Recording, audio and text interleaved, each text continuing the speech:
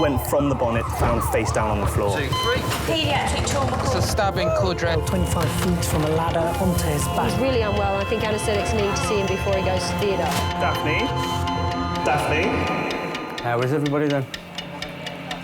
Chilling? King's A&E, how can I help? King's College Hospital, London. I got stabbed. I know, it's annoying. My head. One of the busiest A&E departments in the world. I want top to toe, head, chest, abdomen. A place where love, life, and loss Don't bloody die. I love you too much for you to die. unfold every single day. All the patients you're about to see were treated in just one 24-hour period. A&E is always like a traffic jam. Can we get a trolley? You've got to realise that there's awful things that can happen to you. I'm so sorry. Life is unpredictable, so it's important that your nearest and dearest know that you love them. You have to tell them that you love them. You must get better and come back to me. I don't want to lose you. Because there may come a time when you're not around to tell them.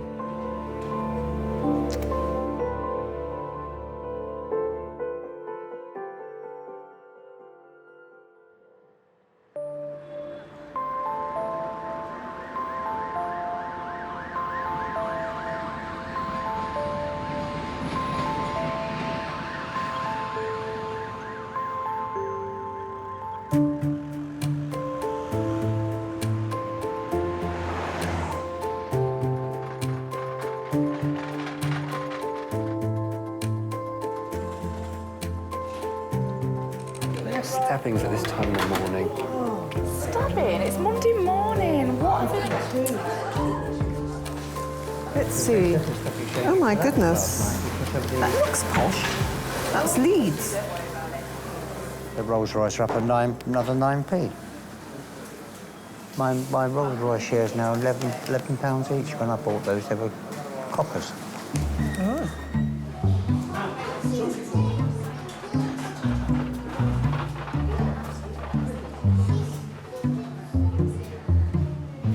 Fitness instructor Jeremy has had an accident on his bicycle and injured his wrist. Monkey, it's me. Don't worry. Just to let you know, I got hit by a car. It's not a joke. I'm in the hospital, but it's just the wrist. Apparently, I've got the wrist broken. Oh, I'm in pain. But I just wanted to talk to you, and obviously you're not picking up your phone.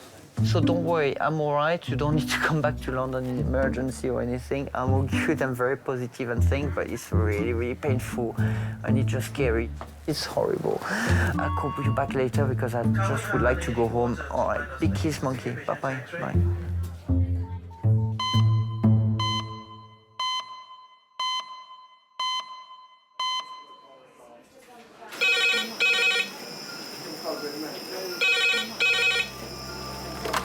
Hello, King's College, only recess. Yeah, go ahead. Okay. Okay, thank you. Bye. Paediatric trauma call in 8 minutes. That's paediatric trauma call, 8 minutes. Right, does everyone know their roles? If they don't, can they please read the sheets?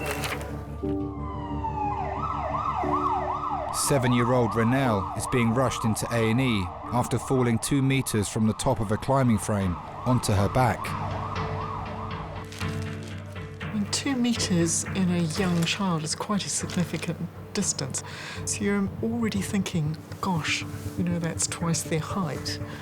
So you're thinking what things could be damaged. Did they fall on their head? Have they damaged their neck and their spine? You're always worried about what might happen to the nerves, the spinal column, and whether there's going to be paralysis. If you're the airway doctor, you do that. If you're the ED breathing doctor, you do that.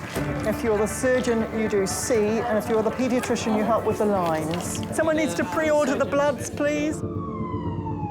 Pediatric trauma is not that common, and so you probably are a little bit more anxious because maybe you don't see quite as much paediatric trauma as maybe adults.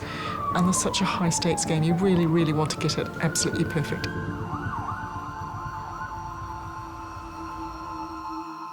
Is the trauma fellow there?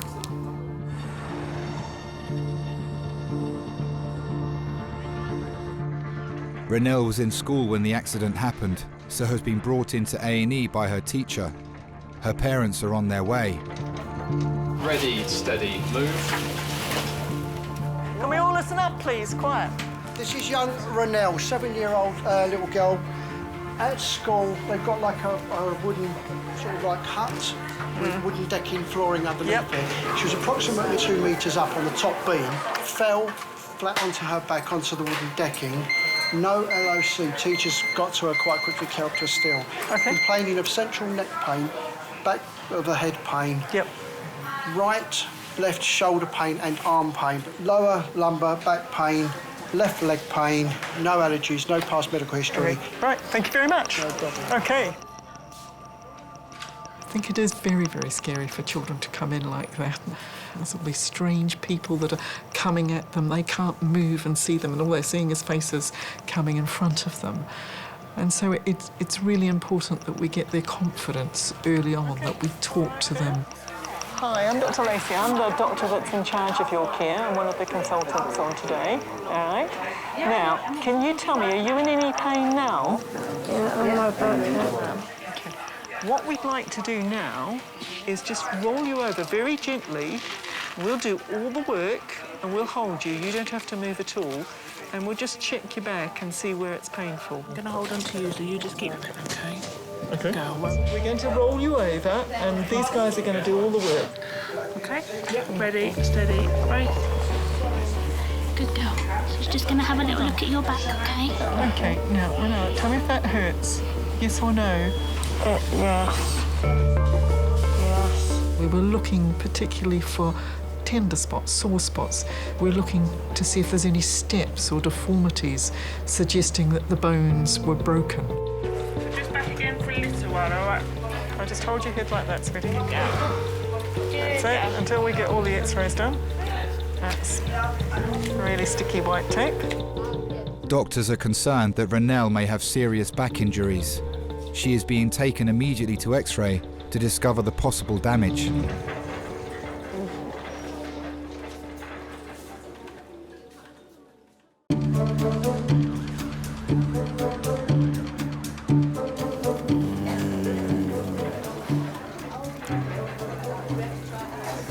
I like hospital food. Glad someone does. Wow.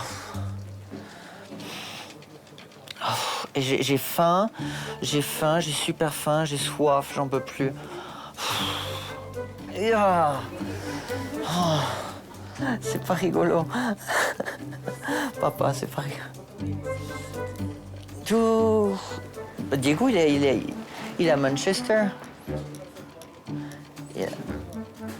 Mais non, il est parti ce matin et j'arrive pas à l'avoir. Il est chiant à pas répondre à son téléphone. Waouh, waouh, waouh. Oh. Bisous. Bisous, bye-bye. Bye. Oh dear, they've got an Angela Merkel face mask. They've got an Angela Merkel face mask. She's a funny shape there, isn't she? She's a bit like a head prefect, really. Telephone number. A rather overweight head prefect, but...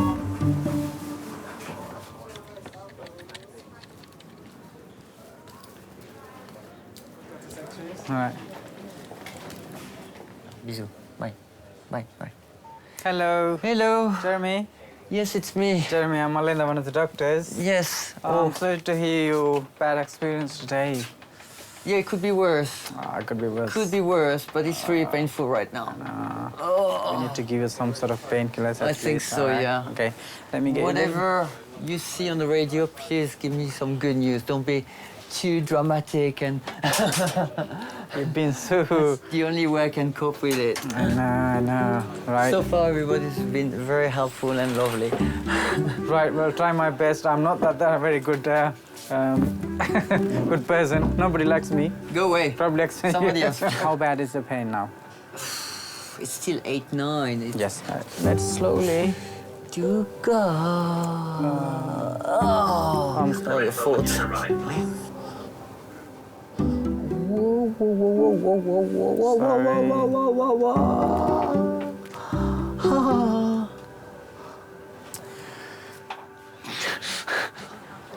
Chairman. Yes, now, Melinda. Unfortunately, I can't give you good news. Okay. It seems like you got fragments rather than one fracture, okay?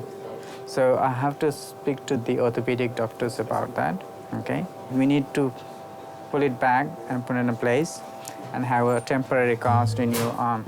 Tomorrow, the fracture clinic doctors will see you and then they have to give you a proper cast for about 6 to 8 weeks. Thank you very much. We need to do some blood tests. Right. Great. Right. I'll be with you soon, right? I like when you smile. I keep smiling. Oh. Jeremy has been given painkillers while waiting to be assessed by the orthopedic team.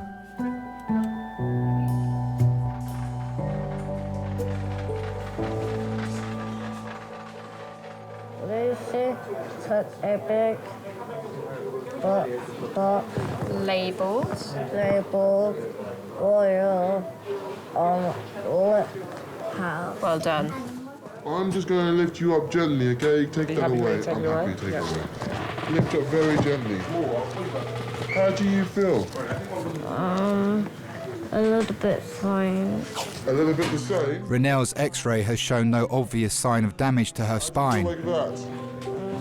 Her parents have arrived and are going with her to a ward where she'll be reassessed. Do you want to put, this is her stuff, isn't it? You pop it on the end of the bed. Yeah, thank you. Are you coming for? Yeah.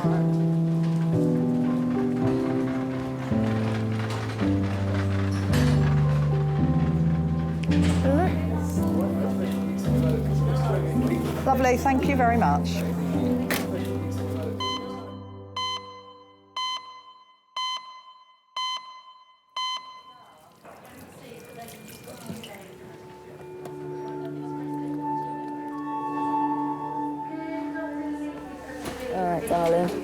All right, darling. Babe. Bobby is being monitored by resus staff while waiting to be seen by a doctor. He was brought into A&E with his partner Jackie following a seizure. Babe, I'm here. Babe. Oh, is someone coming out? Oh, hang on. Oh, yeah. Bobby, come on. Oh, he's never done like this before. Right, Bobby. He's never been like this before, Jen, not this bad.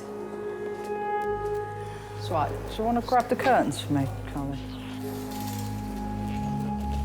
Bobby, listen. We're going to do our job. Right, Randy. All right, the doctor's going to be in to see you in a minute, OK? And you need to just relax. I know, but we can't give you any painkillers yet because the doctor will be coming to... painkillers. Well, you need some painkillers first, Bobby. Some of the people that we come across have got pretty traumatic life stories. Sometimes you do look at patients and wonder what's gone on before. I don't always find out a lot of my patients' past stories. Some of it's a bit too harrowing.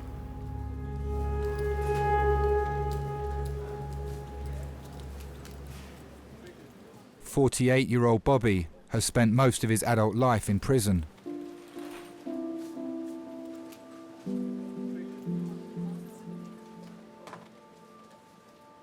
I was only 6 years of age and my sister was 9, and we both got sent out to nick the dinner and we got arrested. So for a parent to send you out, for even at the age of 6 and 9, that's not... And that's the first time I was arrested. And it just went sort of boss-sided from there. We put into care at a young age.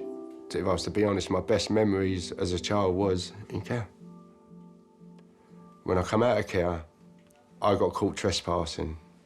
And the police threatened me that if you do that again, you'll go back into care I thought, touch, I'm going to do it again. But only I didn't. I went to a proof school. And that was a downhill spiral from proof school to detention centre to Ballstall to YP, then to prison. I didn't care. I didn't care about life. I didn't care about what tomorrow brings. Because when we come out of care, we were like street rats. We'd break into factories, nick cars, break into houses. It's like a career, I suppose, isn't it? In your line of work, you sort of climb the ladder to get higher and higher. Criminals do the same. And their lies, if they don't tell you, they don't. They do. I've got to be a man, haven't I? You are a man. One of the best men I've known in my life. It's all right, darling. I know I love you. I don't know. I know you love me, darling, and I love you too, with all my heart. I knew Jackie as a kid. We used to knock about the flats together. I was young, stupid, naive. I was running with the wrong crowd. Babe. So I was someone Jackie could never take home. And I thought, well, I'm not going to be lucky enough to get her. Why chase something you can't get? Babe. Come and lay back, babe. Lay back. I ended up going to prison for a very, very, very long time. And It's all right. had we got together in the beginning, it'd have been a completely different story. Completely different story.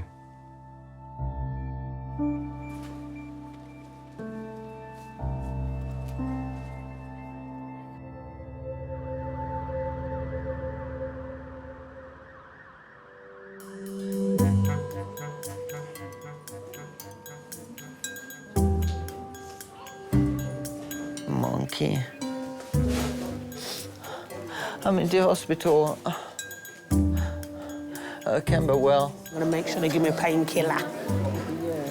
Because their painkiller here is stronger. You know that boy over there? He could even have the neurovirus. Yeah, you don't even know when he's coming and spreading. But ill enough as it is. Is that one? He vomit in the bowl and leave it. Yeah, and he left it in there. You can imagine what his yard looked like. Nasty. No. Don't worry, there's nothing you can do. I'm at King's College Hospital. There's nothing you can do. The bad news is that I had the result from the X-ray. I might have to do surgery. No, I'm on the chair right now, but I'm hungry. I'm really hungry, and I'm really thirsty. Why am I always hungry?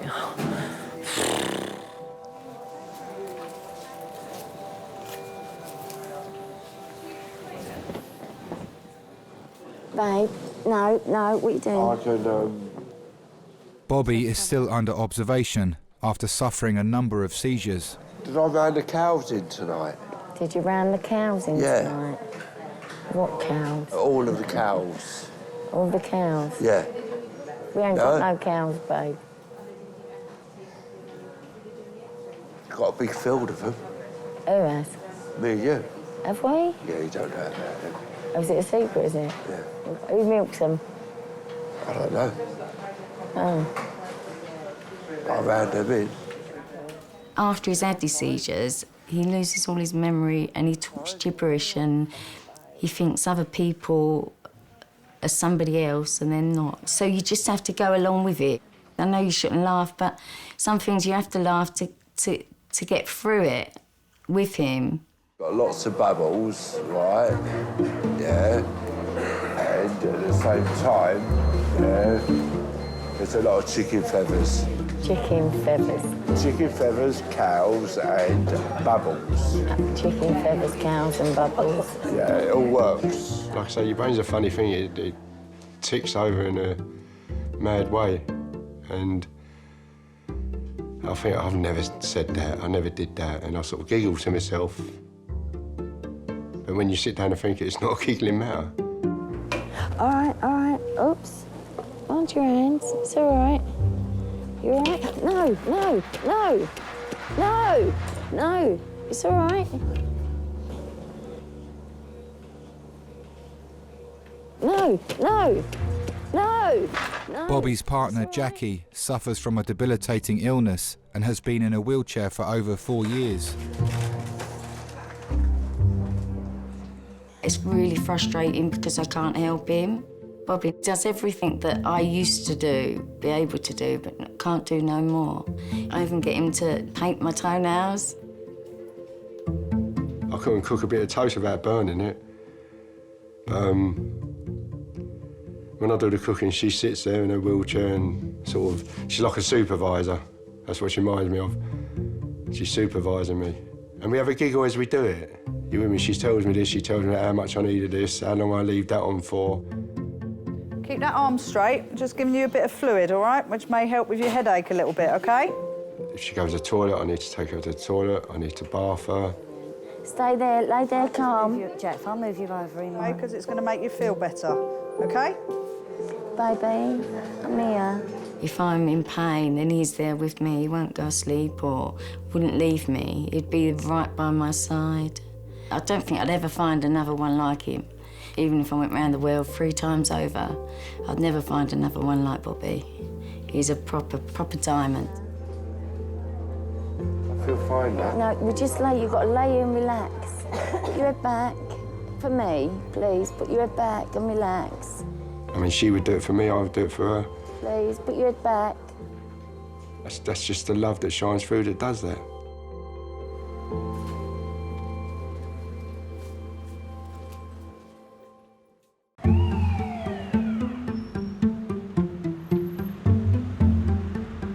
She's going to have to go to X-ray anyway. OK, that's safe. Both need to the doctor. You just tell them where it hurts you. Just point to where it hurts. That's all they want to know. Where does it hurt? Bang it. Come on.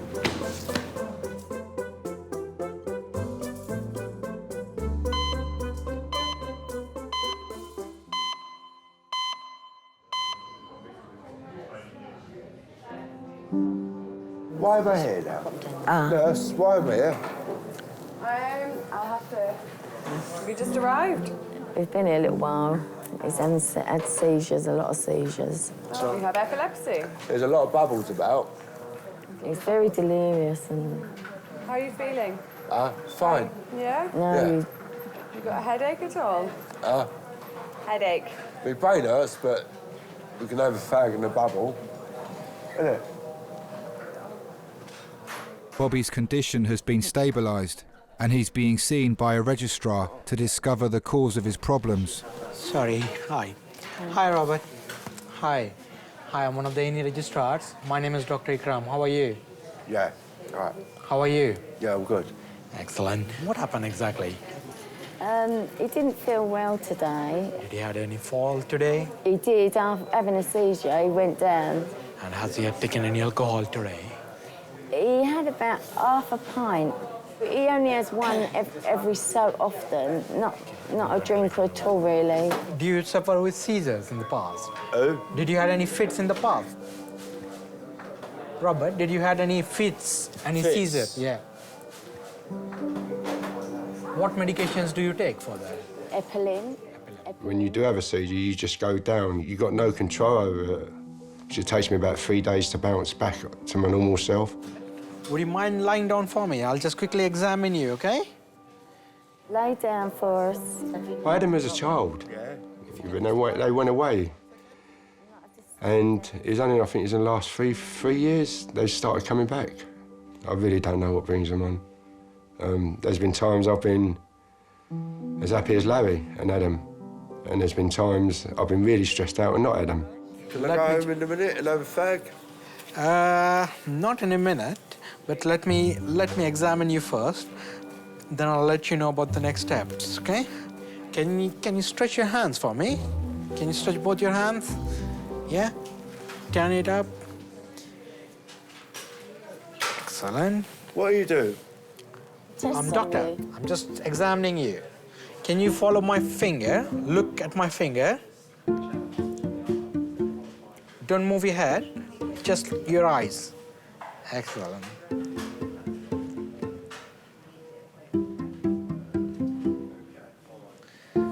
You're playing games, aren't you? I'm not, I'm checking your eyes. That's the reason I was doing that. I might have to do a small scan of your head to make sure that everything is fine, okay? Can I go for a fag? Only after that. After the scan, I promise I'll allow you. And before? But after the scan, that's like I'm talking tell, about. mate, I'm gagging for a fag. After the scan.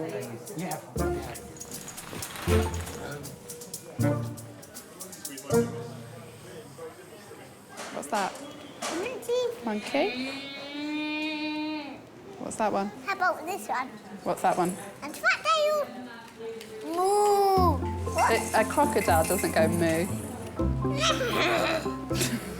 What was that? A tiger. It's a lion. It's a lion. That doesn't moo either. Let's go. Read it, I done. Read it, I done.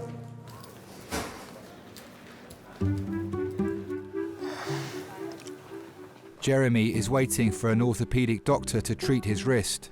A friend's coming to see him. Hello. I found you. Ah. So what did they say? No. We need to wait because I need to see a second doctor. He's gonna tell me exactly what's gonna happen. Yeah. Thanks for coming. You didn't have to come. No, but you know, he said that you were not well at all. What, Diego is over dramatic. Yeah, I know, but... No, it could have been worse. It Now, could I'm be still worse, here that's because right. can you see I'm Yeah, I know. bruised here as well. My leg here. Nothing else got broken. My shoulder here. I got really poof. It's scary, isn't it? It's scary.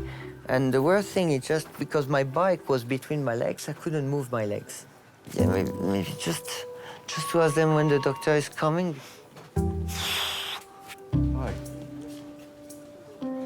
Ah. It's coming to see you. Oh, thank you. Oh, hello. Who are you? I'm one of the bone doctor, orthopedic. Oh. We will give you some gas, which will make you laugh rather than cry. Well, I laugh all the time. That's a good thing. That's fine. Feeling better now? Well, No. it's hurting, yeah, but it's not like it was like half an hour ago when I was jumping.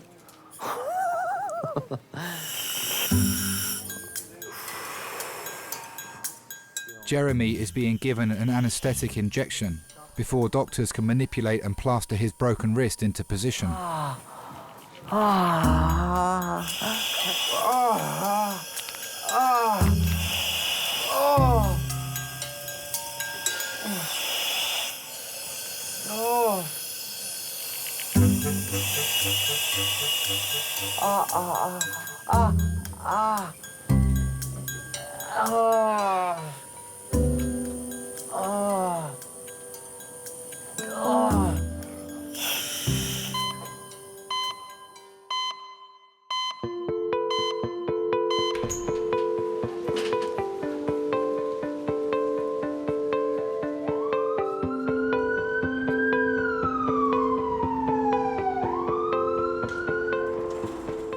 "70-year-old Ronald has been rushed into A&E suffering from acute breathing difficulties and possible kidney failure.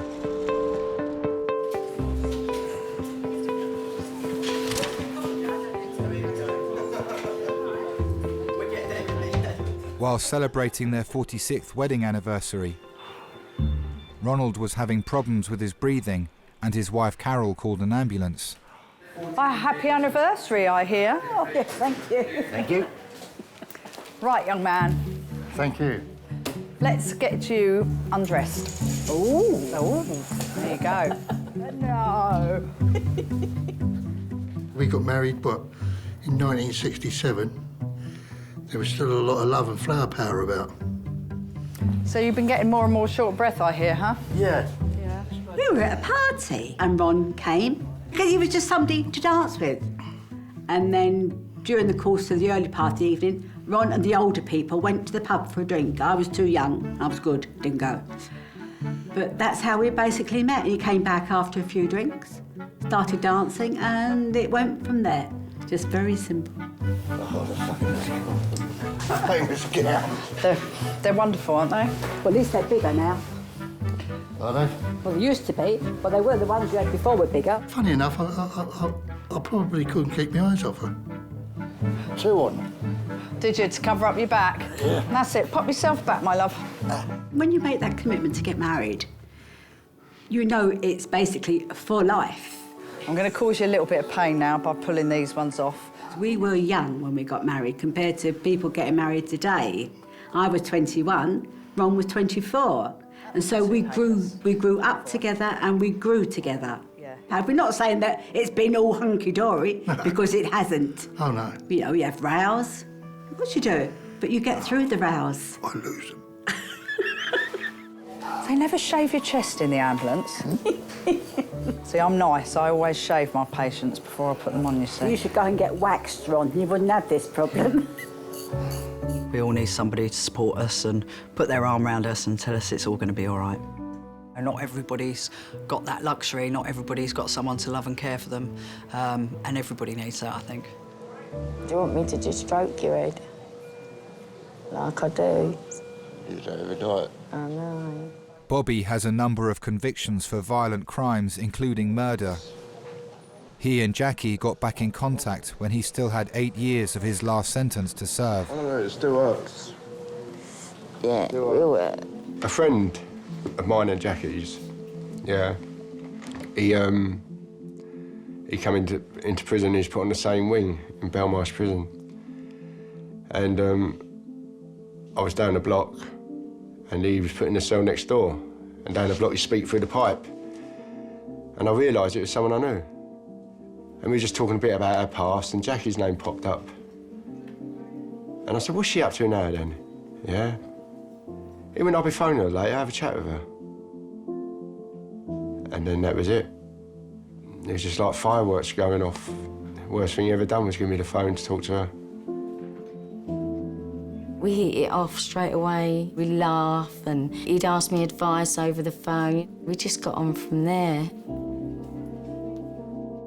Even when I was in prison, I used to call her my star, because every time I looked out my cell window, there was that big star, and I used to call that my Jackie star. He used to send me poems, write me poems, and I know it sounds a bit silly, but no, that was lovely. Big pink ones. That was it, because I wasn't getting in no more trouble. I had something to aim at, live for, focus at. Then after about 5, 6 years, I thought, I'm never getting out. She's only human. But eventually, the time come, and when the prison gates opened, she was there.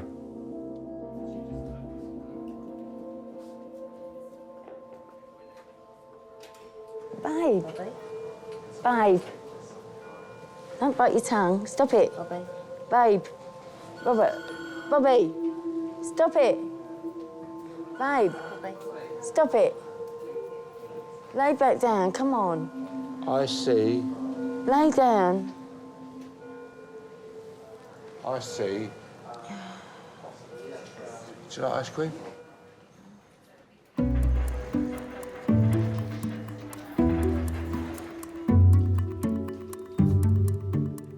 The doctors have sent Jeremy home, but he will need to come back for surgery.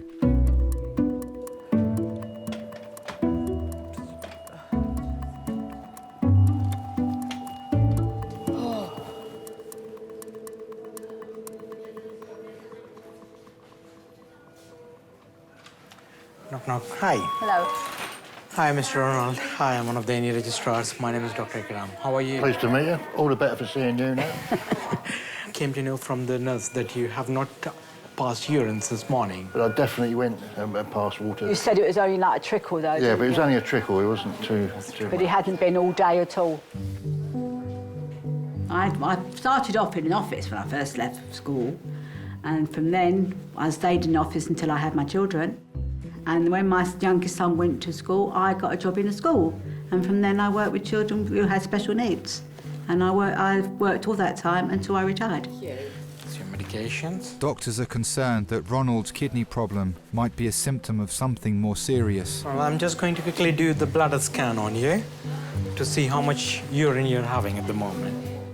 As soon as I retired, unfortunately, Ron's health deteriorated. And so we had not been able to do anything that we wanted to do. Just normal, everyday things. Yeah. Getting up and going out through the front door and going for a walk. Oh, yeah. Or even to get on the bus and go over to the museum. We planned all this for our retirement. Yeah. Do all this, and we've had not been able to do anything. Questions at the moment, am I staying in hospital overnight? With the oxygen level, what I'm seeing, and with the shortness of breath, it will not be nice for me to send you with this. I want you to go home, but in a much better way rather than going back in this way. Yeah. Right, lovely, thank you.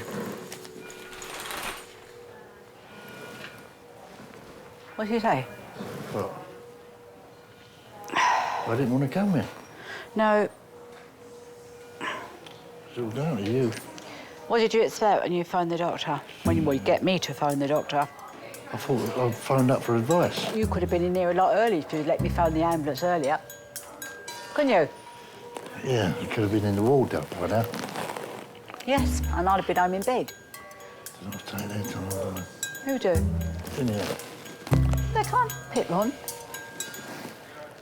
You're not the only patient.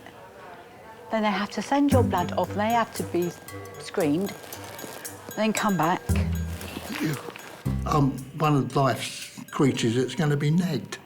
It's as simple as that. Bloody nuisance, isn't it?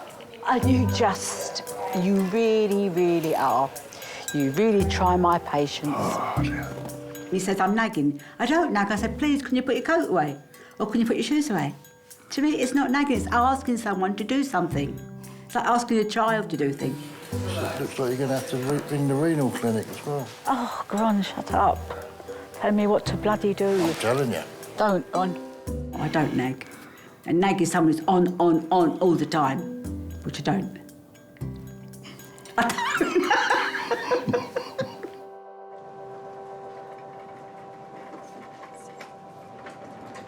Thank you.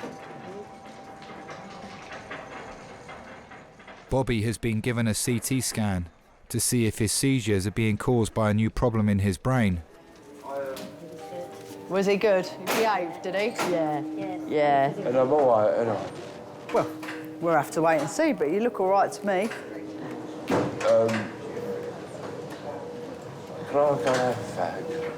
Can we just wait to make sure that you're... You know that scan that they've just done over your head? Give it a minute and let's just make sure everything's all right with that, all right? Yeah. Yeah? And then I don't mind you going out for a fag. There you go. Is she good?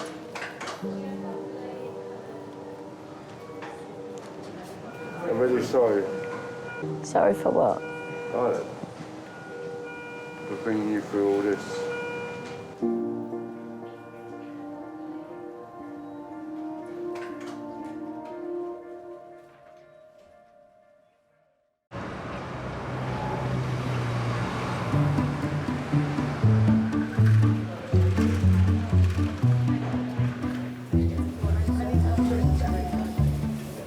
So you're gonna cook when you get in, or you got dinner left from yesterday?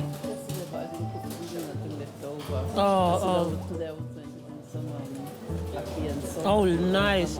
Food and dumpling and... Okay. No rice and peas. I didn't do the rice and peas. I love rice and peas. I think that might be us, Harry.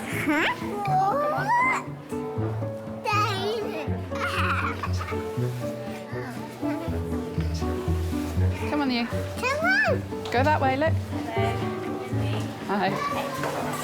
Hi. 1, 2,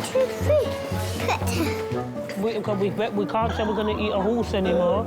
Oh, no. No, because if we say eat a horse, they'll look at you like you're mad.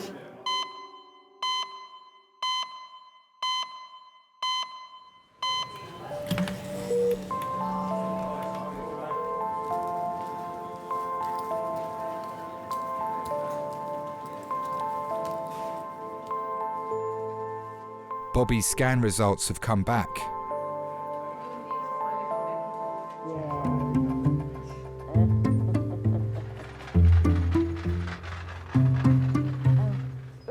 He'd never really had a proper mum and dad, what I call a proper mum and dad, like I did, sort of thing.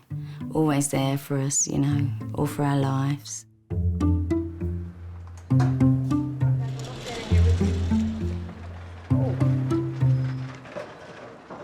My mother was a very spiteful woman. Always remember going past Brixton Prison and Wandsworth Prison.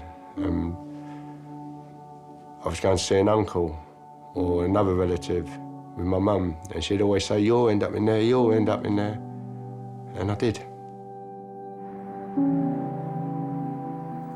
I found prison okay.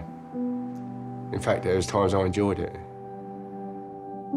I've had some of my best Christmases ever in prison.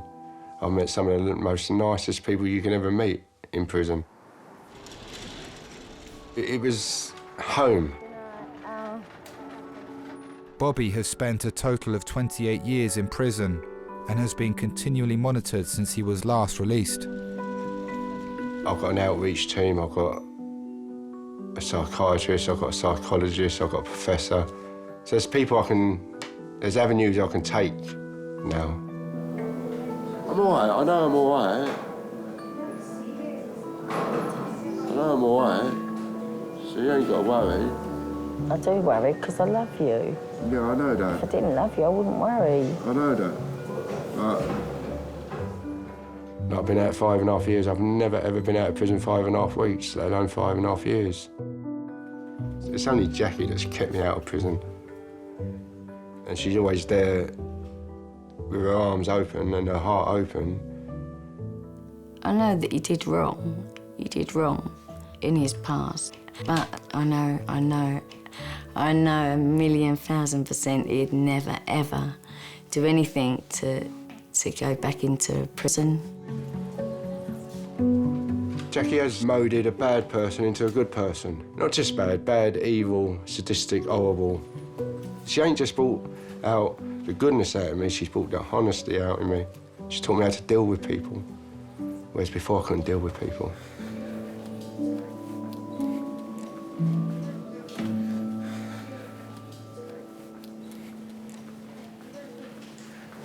Owen? All your reports are fine. There's nothing to worry. X-ray also seems to be fine. I'm going to refer you to the neurology as an outpatient one for a review, okay? Bye. Thanks very much. Yes, you are excellent. You still have the slight amount of bruise, but I don't think so there's any fracture. If you was a woman, would you fancy me? I'm not a woman. So first of all, that's ruled out, okay? Thank you, Doctor. Excellent. You know where you are. You wind up, you are. What we're going to do with you, eh? I always believe people can never, ever change. I've changed. So, people can change.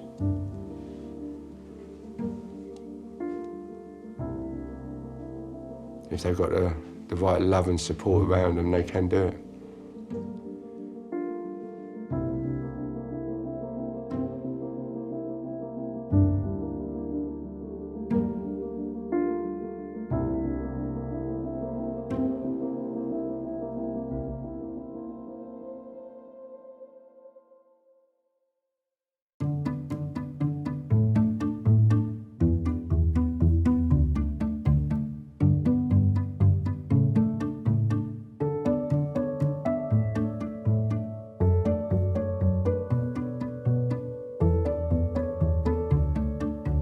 I'm sort of old school. You try to get by. You try your damnedest that you're not going to get other people involved with it. That's just the older generation for you.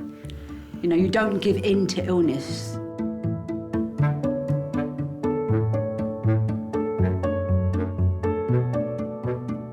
To say there's things that I dislike about her, I find it very hard because I love her to bits.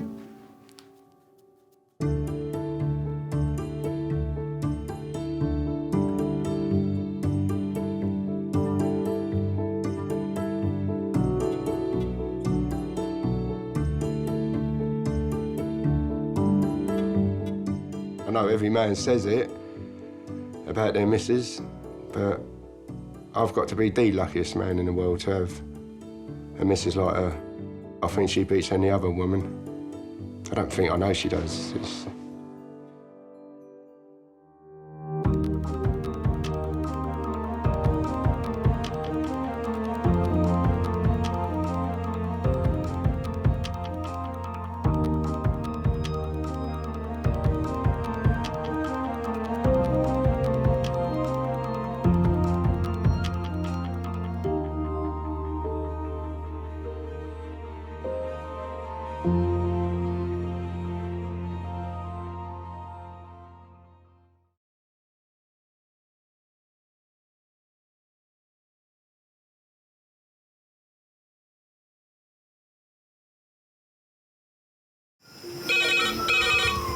Went from the bonnet, found face down on the floor. 2, 3.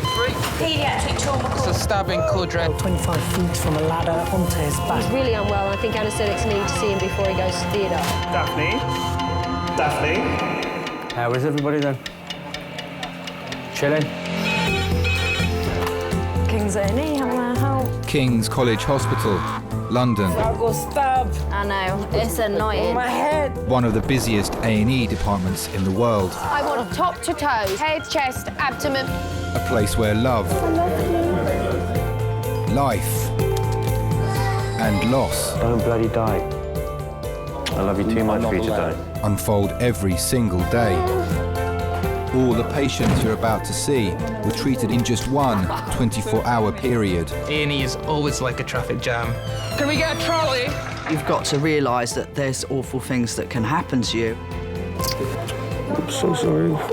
Life is unpredictable, so it's important that your nearest and dearest know that you love them. You have to tell them that you love them. You must get better and come back to me. I don't want to lose you. Because there may come a time when you're not around to tell them.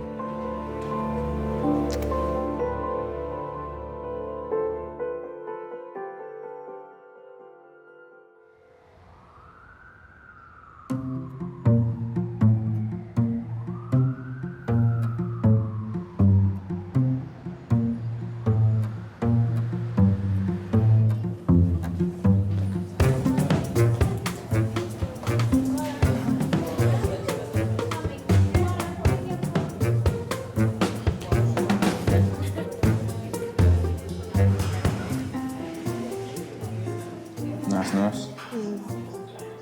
Doctor. Doctor. Out of your league. How? Yeah. You don't know. Council place, and they've probably got a great big posh house somewhere and a Ferrari. Cancel face. That's what you live in. They probably live in a great big house and Ferrari I've got a outside. cancel face. Yeah. You push, Mama. The bear needs the Rosie to look after him. Watch out, Pumpkin.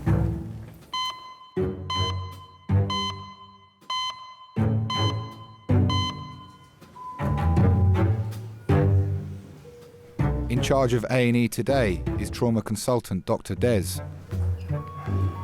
All of my career has been leading towards becoming a trauma consultant. This is what I've been working at for my whole adult life, is to be dealing with trauma. This is where I want to be. And you can't very well ask for something and then complain when you get it. A&E King staff there speaking. Yeah. Des? Yeah. There's a cardiac arrest on its way with a query subarach hemorrhage. They're asking if they want us to go straight to CT. No. No, just bring them straight in to here then. Resus. Adult red phone, 10 minutes. That's adult red phone, 10 minutes. When a patient has a cardiac arrest outside of hospital, their chances of surviving it are extraordinarily slim. 56-year-old Malcolm has been rushed to King's from his home in Kent after suffering a cardiac arrest.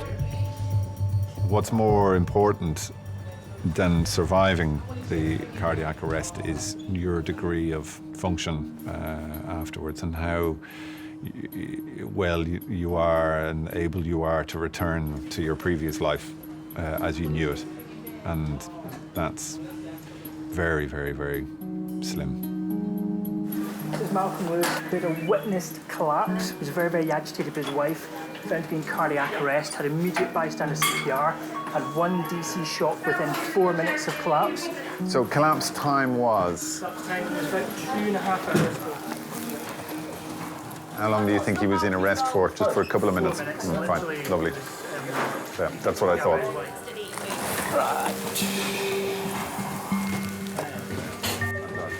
It's 2.5 hours since Malcolm's cardiac arrest. His heart stopped for 2 minutes. If we can get a 12-lead ECG, please, when you've got your monitoring on. Papa, will you be able to get an ABG for us? I got Callum doing that. Malcolm is now on life support. Airway's all good. Yep. Yeah. So we'll get our monitoring on. Midazolam initially on induction, but I've asked them for a full list of all their drugs protocol that we've given, so we'll know better from there.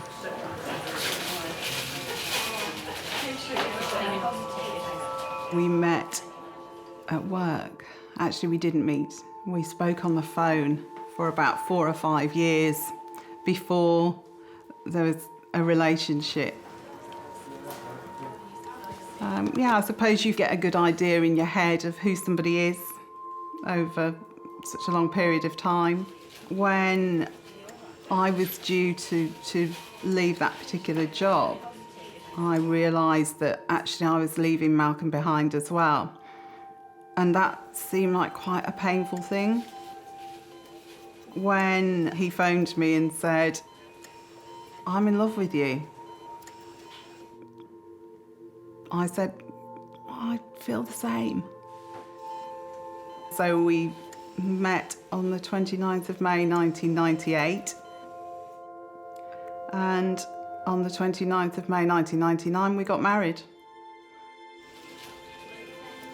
So he's probably an inferior MI. I'd still like to get him CT straight away while we get cardiology to come and see about whether they're going to take him up to the cath lab. Malcolm was found by his wife, Heather. She rang the emergency services. Very hard to relate how fateful that day seems. That I should have been at work, and due to an accident on the motorway, I turned around, and then due to traffic on another motorway, I turned round and came home and was there at the moment that he actually had a heart attack. Okay, folks, how are we doing? They are ready in CT for this man. Life is unpredictable because the people who come to see me every day didn't intend to come and see me.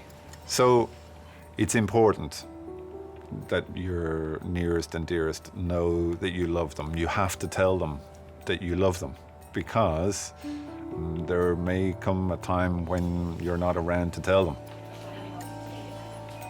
He was going blue. He wasn't breathing properly. And I needed to do something. So I was breathing for him. I was doing chest compressions. I wasn't sure what I was doing was right. Okay, great. Going to CT. Thank you, sir. Okay. Malcolm is going to CT for an immediate scan to discover whether the cause of his cardiac arrest is a bleed on the brain. I don't think I was prepared to entertain the idea that he would die.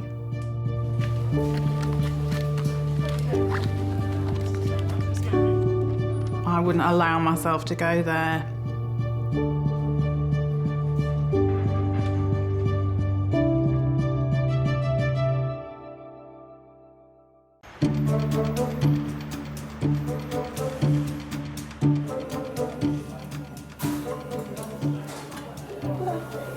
Sit down. As soon as I sit down, call me. That's all right then, but sit down. Like when you light a fag up, the bus comes. Huh? When you light a fag up, the bus comes. What? bag. The bus comes, doesn't it? Bus comes? When you stay at the bus stop, you light a cigarette up, the bus comes, doesn't it? Oh, yeah.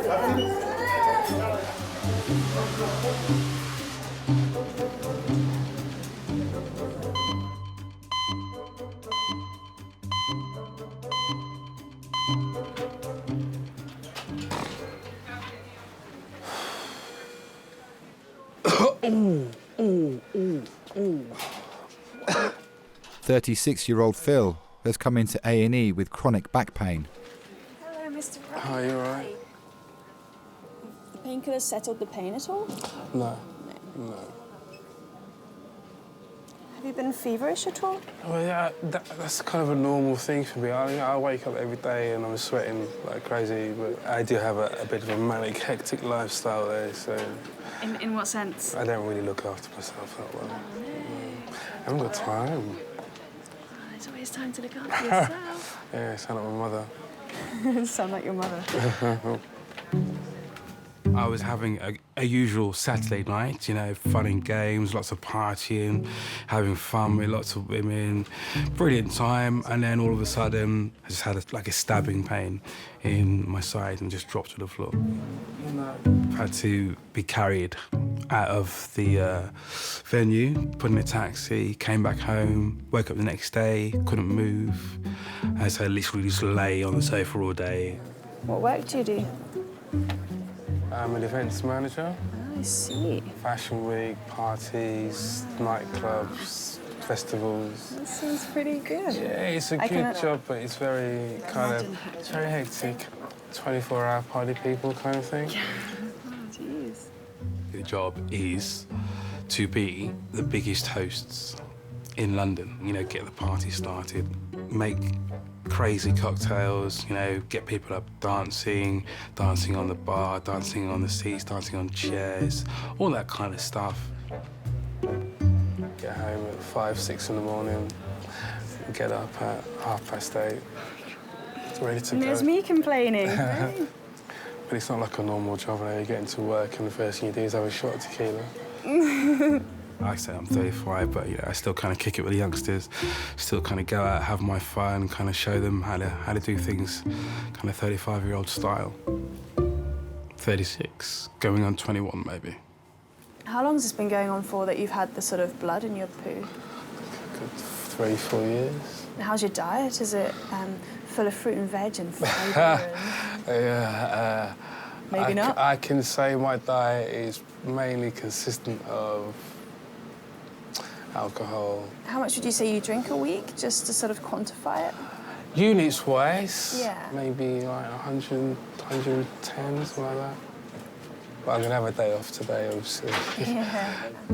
You got to live life as you would, as if, you know, it could all be over tomorrow. I drink a lot of milk, Yeah, okay.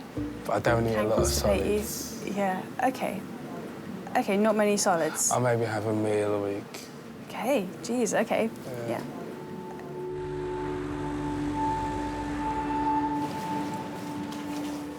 Malcolm is having an emergency CT scan to discover the cause of his cardiac arrest. Doctors are concerned that he might have a bleed in his brain. His wife Heather is still travelling the 50 miles from their home in Kent. Malcolm retired about 3 years ago. Got up at 4 o'clock every day to go to work for many years. Driving into London, he was going to really relax and enjoy his retirement. He learned to play the guitar. He started doing clock repair. We were very, very keen to get a dog when Malcolm retired. The dog was an important part of our life. I suppose he is our child substitute. He's my child substitute, having lost the ability to have children. Malcolm walked him every day, every morning, and usually we walked him together every evening.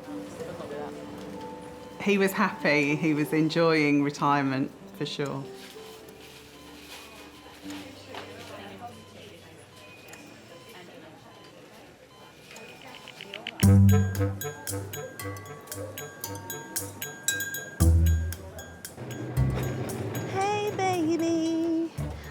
think I'm gonna marry you. Is it the look in your eye? Who cares, baby? I think I'm gonna marry you. You're shy? Oh, shut it. There's a pig, mate. Flying. I am a bit like Tinkerbell. Flitter here, flitter there. You know, spread a little magic. Do you remember Pigs in Space? A little bit of fairy dust. Do you remember Monkey Magic? Pig's hair. You can keep that. You might as well, because you're going to need it again. If I can make someone smile, then that makes me happy. You okay? No, not really.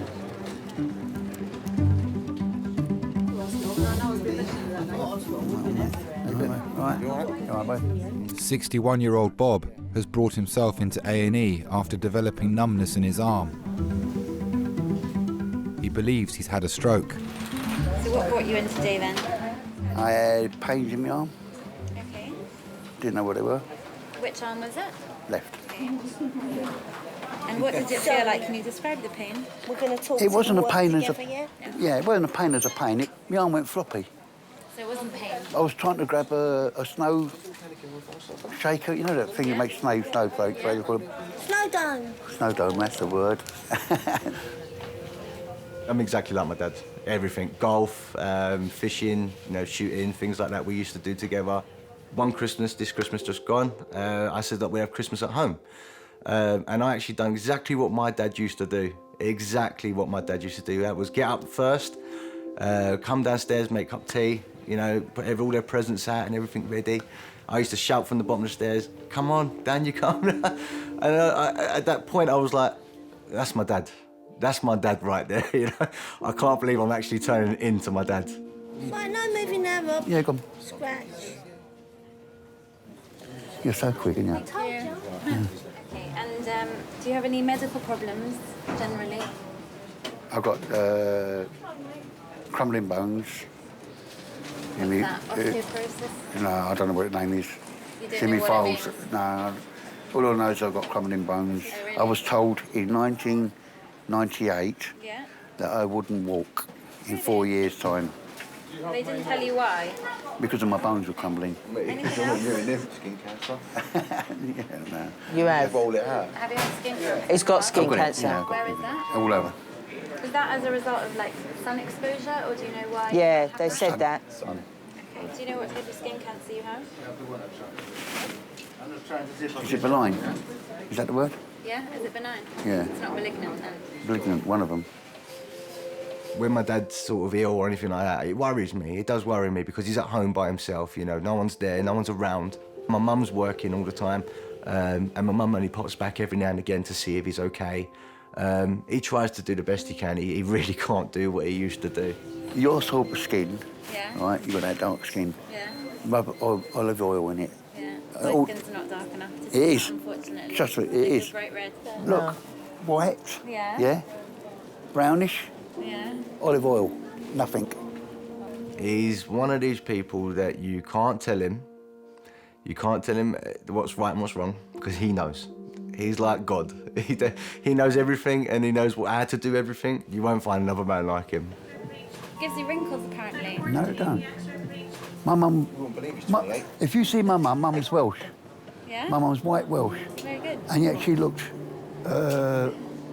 Mediterranean, didn't she? Really? Really? She looked really Mediterranean because she used olive oil. Yeah. That's what she ever used. Yes, it's... It's gonna fall off. It's gonna fall off. I don't want him to fall off. Oh no, oh no. George.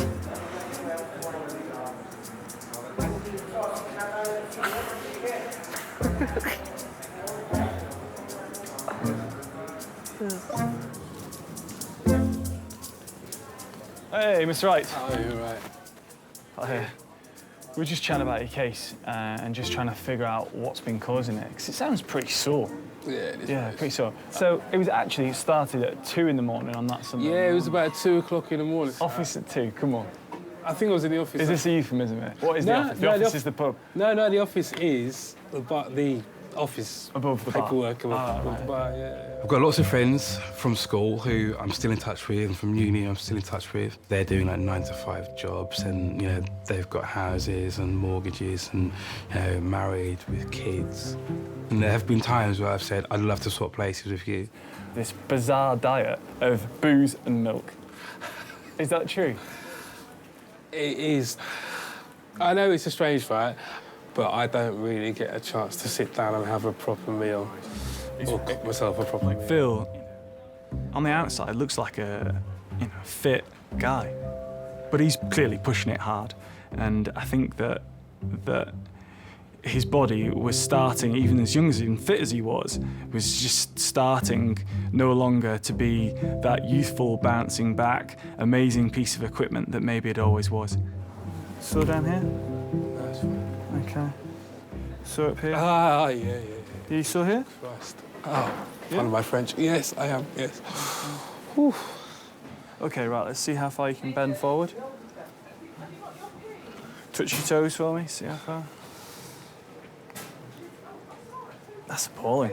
It's like that's the granny version. I know, yeah. Okay. Yeah. Everyone has done things which were foolish or they regret, and yeah, I'm 100% one of those people. All right, straighten up. Okay, and then just be a teapot to the side. Slide your arm down that leg, like I'm a little teapot. See, that's it. That's appalling. And I think those experiences probably make us as A&E doctors better doctors to say, yeah, I've done that too. It's ridiculous. Probably my style, rather than saying don't do it, just being like, look, you're pushing the envelope here, and I understand why it's fun and why you might be doing it, but you're close. You're close to the edge. Your blood tests are starting to show signs of long-term booze. You're certainly drinking to a level where your body's feeling it. Yeah. That's all I've got to say.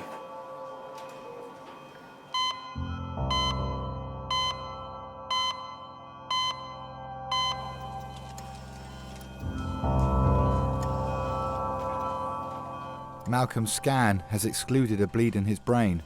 It seems his cardiac arrest was caused by a heart attack.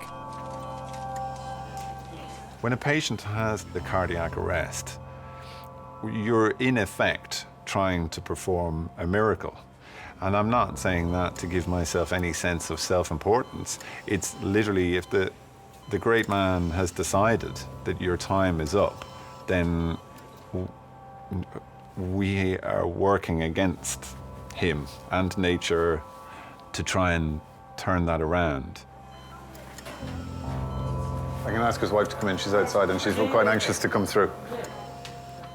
I do remember getting to King's and the ambulance crews were standing outside, and I remember saying to them, did he survive? And they said, yeah, he's holding his own. So,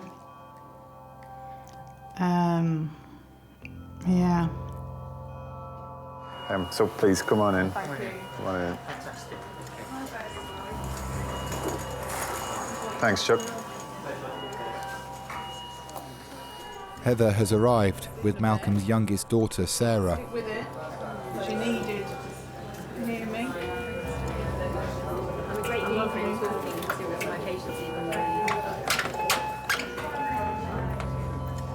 When relatives come in to see patients, they want that person back. They want their spouse back. They want their son back. They want their mother back.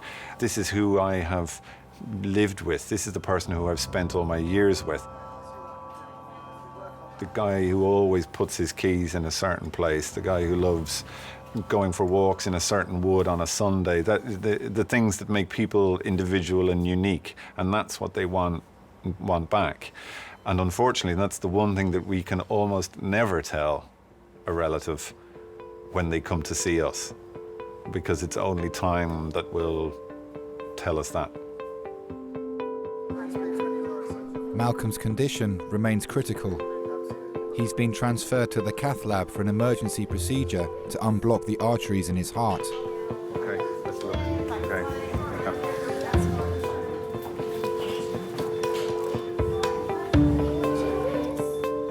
was going to lose somebody else from my life. I think it would be very difficult to imagine a worse moment.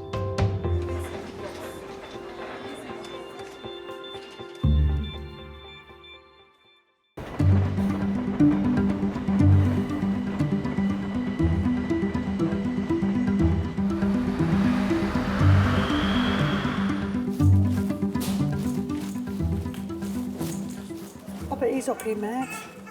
I bet he's up being mad.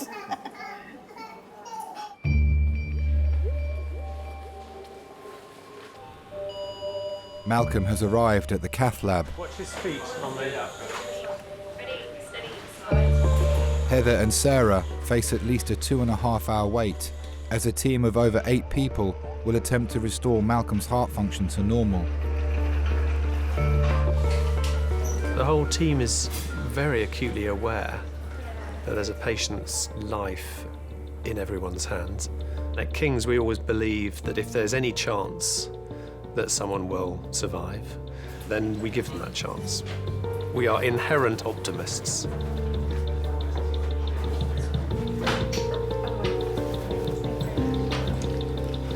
Okay, change over a wire to the right guide. The cardiologists are passing a fine catheter through an artery in Malcolm's groin, all the way to his heart.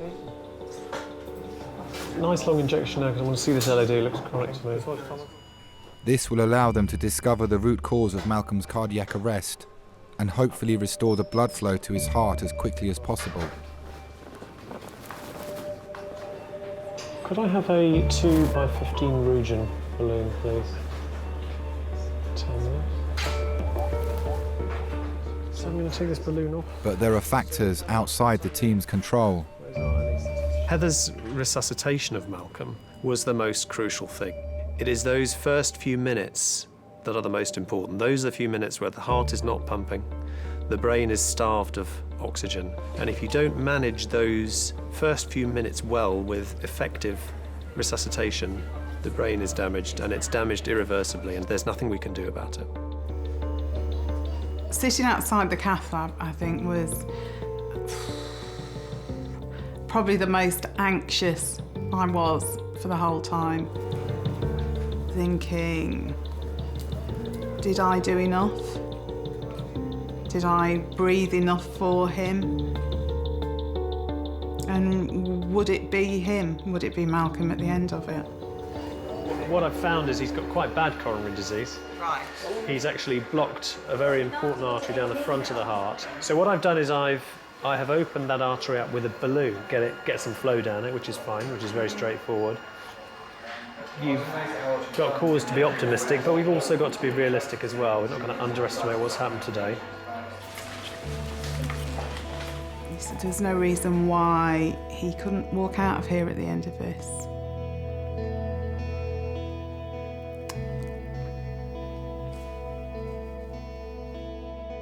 After 3 hours in the cath lab, Malcolm's heart condition has been stabilised. But until he wakes up, no one will know the extent of any brain damage he may have sustained. Nobody wants to say goodbye. Everyone wants us to do absolutely everything that we can to stop it from happening. But we have to bear in mind that the person who survives, they may not be the same. They may never wake up, or if they do, they may be very, very impaired, and sometimes just subtly impaired, but it's enough to change their relationship.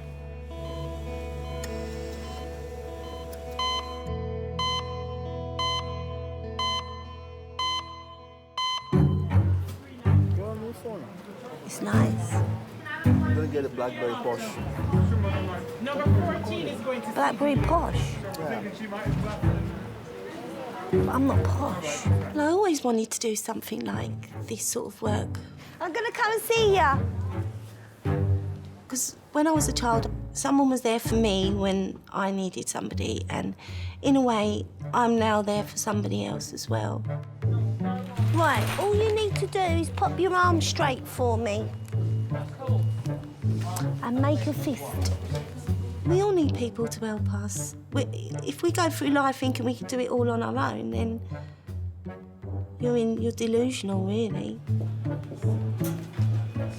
We'll just pull your gown up. Phil is undergoing further examination for his mystery back pain. Have you had an ECG before? Not that I can remember, no. The only people who knew I was in hospital, obviously my two flatmates. And your mum didn't know?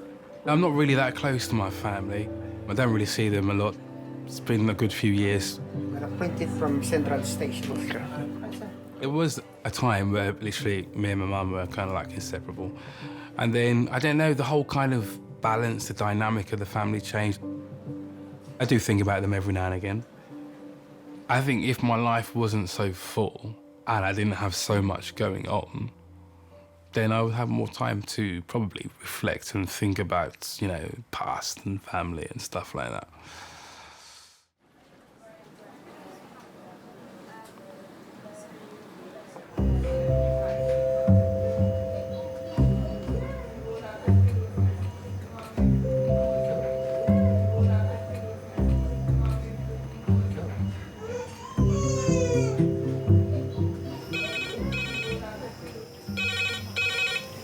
King's ED? Yeah. Yeah. Lovely, thanks.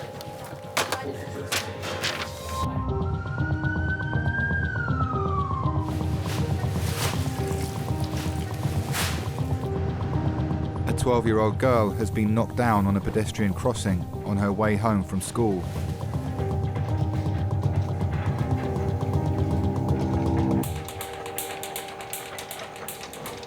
That's Camila.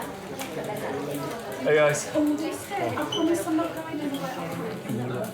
There we go, darling. This is Camila, 12-year-old girl. She's got a massive right lump bruise onto the right side of her forehead. We're querying loss of consciousness because she cannot remember anything. Yeah. C-spine pain when she moved her neck. Okay? Right, let's crack on, guys. All right. Yes,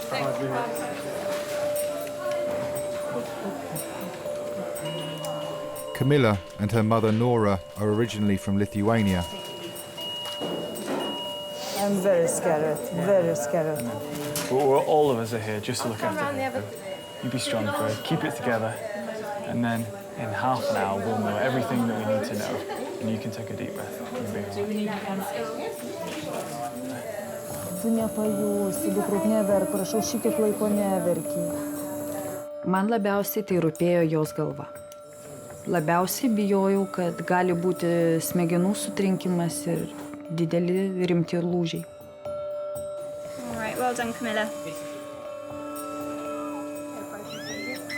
All right, sweetie. Te to papasakoti, taip jausmus tuos perduoti tiesiog neįmanoma, nes tai yra tavo vaikas.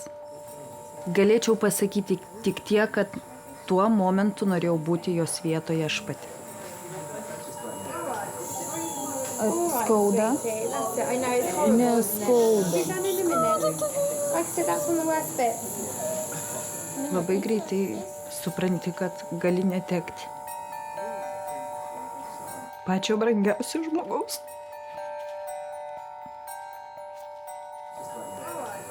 Neverk, neverk.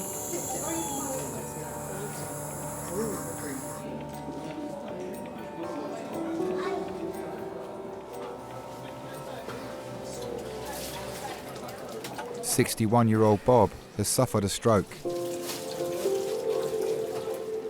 He's being kept in overnight for observation. We're going to miss you with golf tonight. We might actually have a good score. Yeah. Without you. Can't do the things you used to do.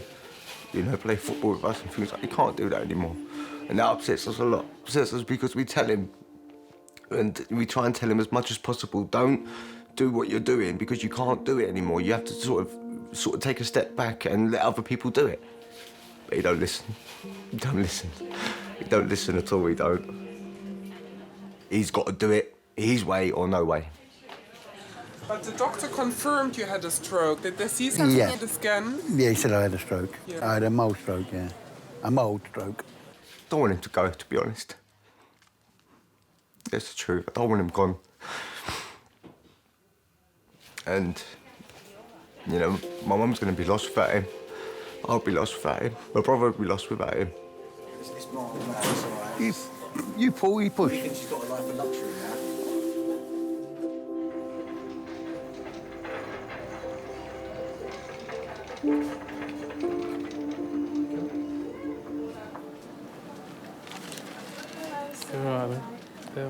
Hi, Chief. How you feeling? Yeah, not too bad. A new man? Since our painkillers? Yeah. Okay. How you feeling, seriously, though? Have they helped at all? Or? Yeah, it's not too bad, actually. Like, lying in this position now, it's fine. Good news is that all the X-rays are completely normal, right? Okay, cool. I can't see any sort of badness around the spine that's making us any sort of problems. Now, most of these things get better on their own. Yeah. Okay. And that's why I think now we've excluded, we've tried to exclude anything super serious going on. We can relax a little bit and say, right, let's just see how this goes. What about going back to work? Yeah, well, yeah, like, I don't know. Go back to work tomorrow? Well, yeah. All right, if you can do it. If I've got the painkillers, and the painkillers... Be careful on the source with the painkillers because they will massively decrease your tolerance to it. And if by accident, you slipped over and fell on some booze and it went in, right, be careful, be really, really careful because it will decrease your tolerance and it will just come on you like a stack of tons and then you'll end up, like, mullered. Does that make sense? Yeah, it does make loads of sense to me. Yeah, sweet. I think we've pulled you apart to enough of a degree today. To be fairly confident. Just no partying for me tonight, then. Yeah, this is it. Stay in. Home with that milk of yours. You want a shot? Yeah, I'm just having some juice. We'll bring you some cheesecake. Apple juice, yeah. All right, quality. You're going to come and take all this palaver off you and make you look like a normal person and then be free. Wicked. Nice one. Thank you very much, guys. It's all right. Nice to meet you. Oh, yeah.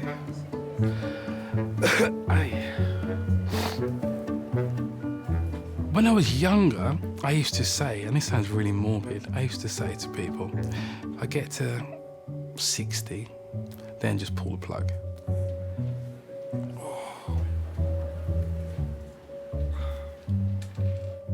But now, at my age, I'm thinking, okay, maybe give me a little bit longer.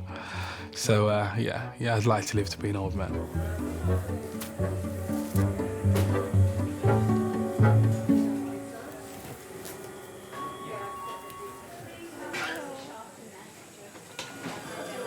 Should we take this off? So what we're doing now is we're going for that scan. Then when we come back, we'll do the X-ray, which is what we were going to do before. Doctors are worried that Camila has injured her head and neck after being hit by a car. She is going for a CT scan to discover the extent of the damage. Tuo metu, kai Lietuvą užklupo krizė, palietė labai daug žmonių, tame tarpe ir mano šeimą. What we're going to do, we're not going to put the blocks back in, but we need you to keep your head really still, okay? So we don't want you to shake your head or nod, just nice and still. Pusę metų aš gyvenau viena, be savo dukters. O paskui gyvenimas taip, darbas, namai, darbas. Okay, so just close your eyes for a moment. Just going to use a red light, just I don't want to get it in your eyes. Okay, that's great. Kai leidėsi į metro su eskalatorium, tu atsistoji dešiniai pusiai, o kiti kairė pusė bėga. Ar tai lipa žemyn, ar lipa aukštyn. Ir galvoju, jau kai aš čia gyvensiu, aš niekada nebėgsiu. Po mėnesio teko savo žodžius atsiimti. Dabar bėgu ir aš.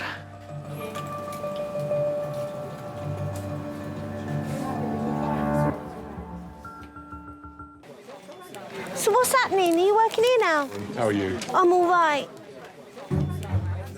I always stay true to myself and my conscience, and if things don't go right, I know, you'll get through it. You'll get over it. I'll be there in a minute. Okay, thank you. As long as everything's ordered first, all the bloods. Everything's ordered? Yeah. Okay. I'll make sure it's done. Because I've got over so much already that anything else is just like water off a duck's back, isn't it?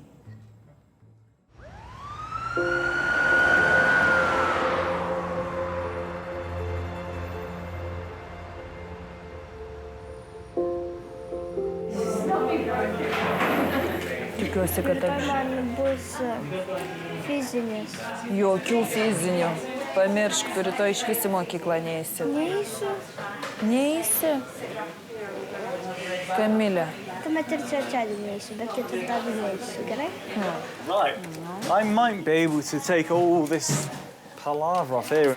Although it is exciting just watching the ceiling, I'm sure you'd like to have it all taken off you. Okay, stay nice and still. It's gonna feel nice. Ooh, nice. And I'm gonna slowly slide this up. Oh, you are good. Okay, you ready? I'm gonna sit you up. Your neck is okay. All good news. So, the scan that we did of your head, because you had your bump, it was completely normal, okay? You've got a lovely big fat brain sat in there thinking away, and there's nothing wrong with it, okay? Good, okay. Okay, should we get some help on the way? Yeah. Right, I'm out of here, I'm out of here. I got run over when I was 5. I was pretty bad. I had a broken pelvis, broken ribs, and they, they sort of said to my mum it was 50-50 whether I'd make it through. But I did.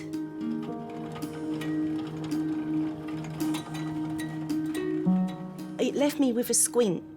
The impact, I had to have operations on my eyes.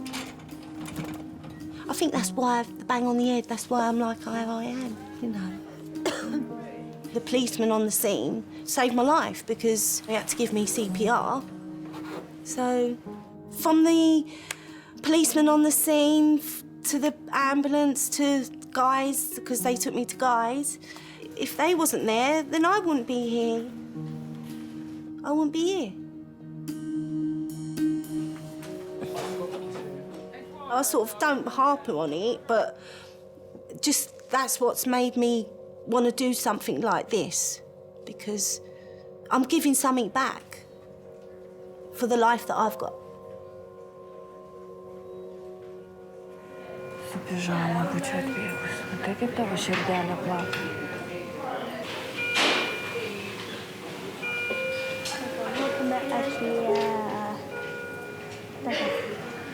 Oi, kaip krenta.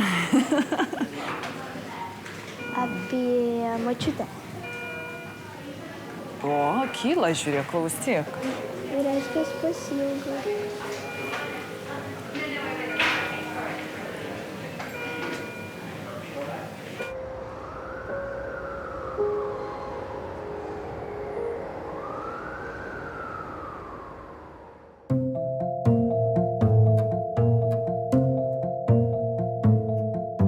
The whole family, we're all rough and ready, we fight with each other, we're always banting with each other, but if one needs help or someone needs help, we're always there, no matter what.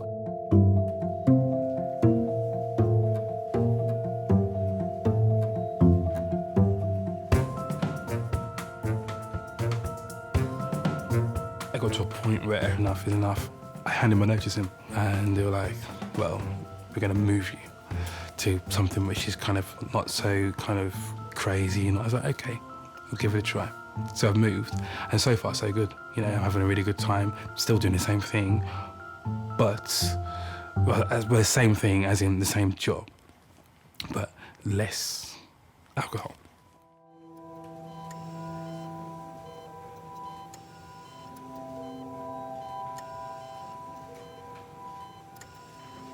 He'd been slowly woken up. There was a group of nurses standing round his bed, and as they moved away, he was sitting on one side, leaning, just looking at me and said, "You're late." Do you slap him? Do you hug him? What do you do? You're just glad that he was alive and that he was okay. And it was him. We go down the seaside. Go down the water, shall we? Yeah.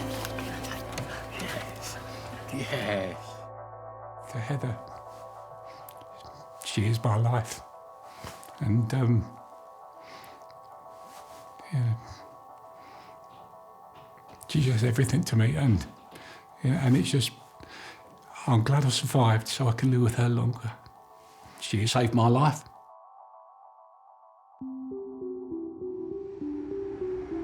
There are certain things that happen in your life that make you look a little bit more closely about who you are and what you're doing. You can call it a wake-up call or life event or whatever you want. So we should take into consideration our work, life, family, everything, every now and again, and just think, are we really doing the right thing? Are we really happy?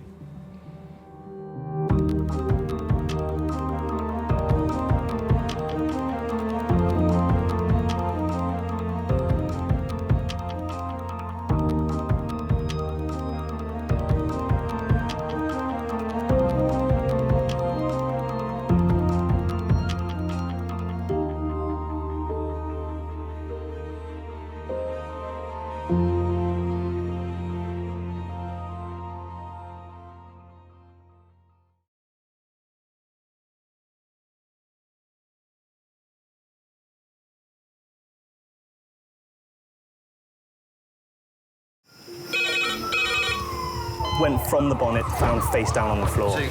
Pediatric trauma. It's a stabbing quadrant. 25 feet from a ladder onto his back. He's really unwell. I think anaesthetics need to see him before he goes to theatre. Daphne? Daphne? How is everybody then? Chilling? King's A&E, how may I help? King's College Hospital, London. I got stabbed. I know, it's annoying. My head. One of the busiest A&E departments in the world. I want top to toes, head, chest, abdomen. A place where love, life, and loss. Don't bloody die.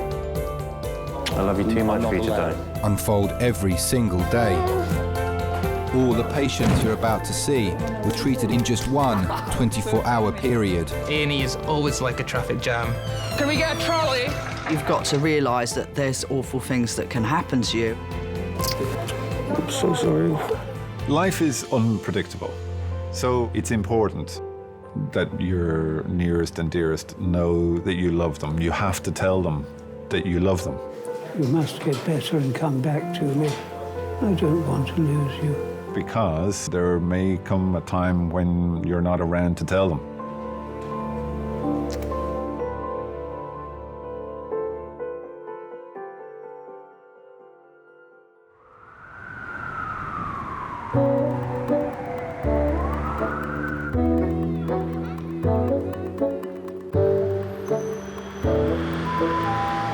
Yeah, we need coffee. Who wants coffee? Coffee. On a break within the first 10 minutes. Just normal milk. Do you want skim milk? What are you saying? Just... Nope, I know the lady. She's told me that the guy probably doesn't think I'm that ugly, and now you're saying, do you want skimmed milk? Leanne is the sister in charge of resus today. She'll be on duty for the next 12 hours. Do you know that you're not paid for that, don't you? The job's really difficult and really stressful. You've got to have a bit of banter and you've got to have a laugh and joke, because otherwise you won't be able to do the job. Right, should we turn some lights on? You need to know what's going on, and that's really difficult.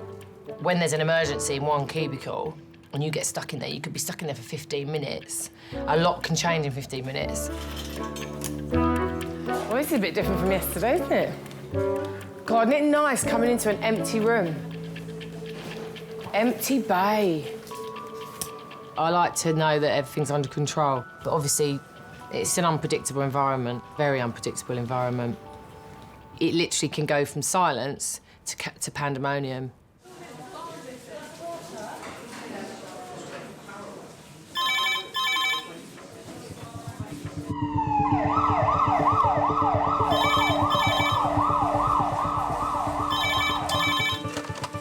King's ED. Okay. Yeah. Yeah. A 78-year-old man is being rushed to King's having suffered a cardiac arrest while exercising. 78-year-old male, post-cardiac arrest. The staff shocked him with their portable defibrillator. Where? In the gym. Cardiac arrest is when the heart stops completely. I mean, the chances of surviving a cardiac arrest in hospital aren't great. So if you have an out-of-hospital cardiac arrest, most people die. Adult red phone, 7 minutes. Adult red phone, 7 minutes.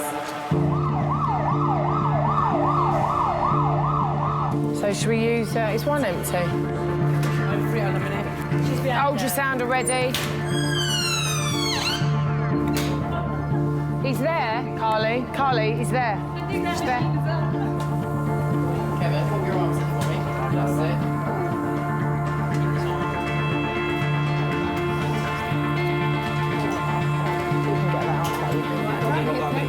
So, ready, steady, go.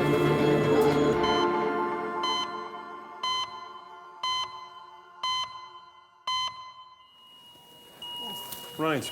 Right, okay then, everyone. Right, this is Kevin. Kevin is a 78-year-old male. Kevin was at the gym when he's had a witness cardiac arrest, where we believe on the weights or something like that.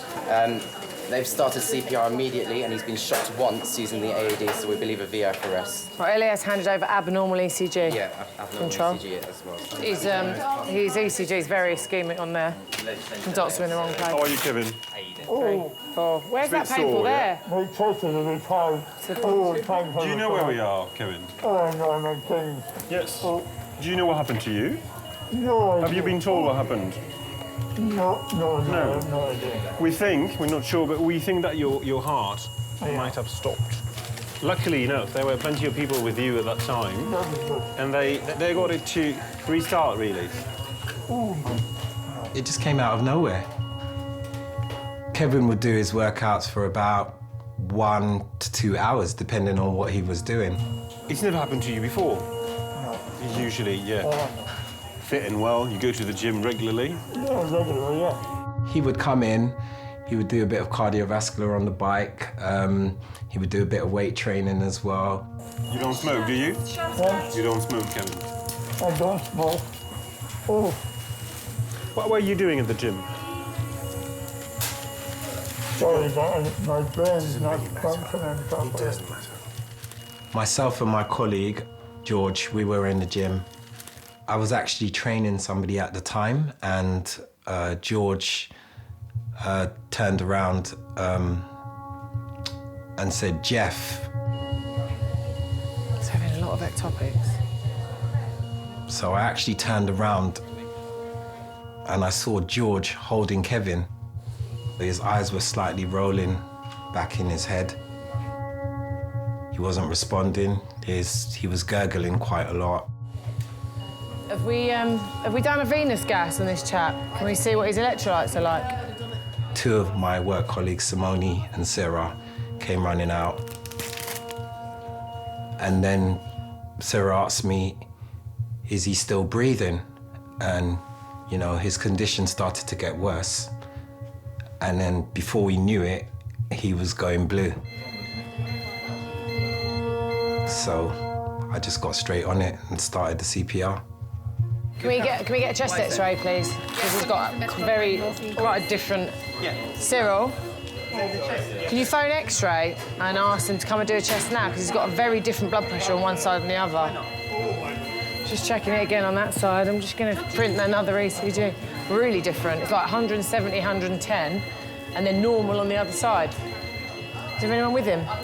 No rallies? Yeah. His wife.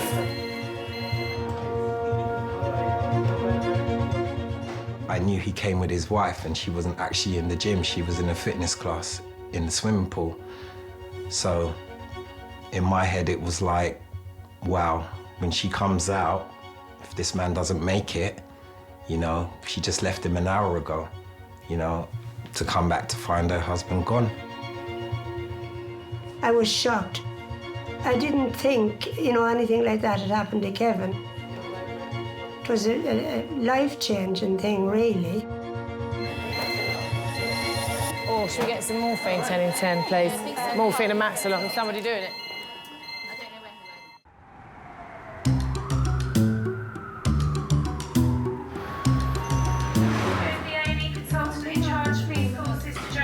I can't hear a word what they're saying. Can you understand what they're saying? No, I can't, but they probably know the voice. I'm a bit bored, you know. How long have you been here? Oh, probably about an hour. Do you feel sick? Stop taking photos of yourself. I haven't taken any yet. I want...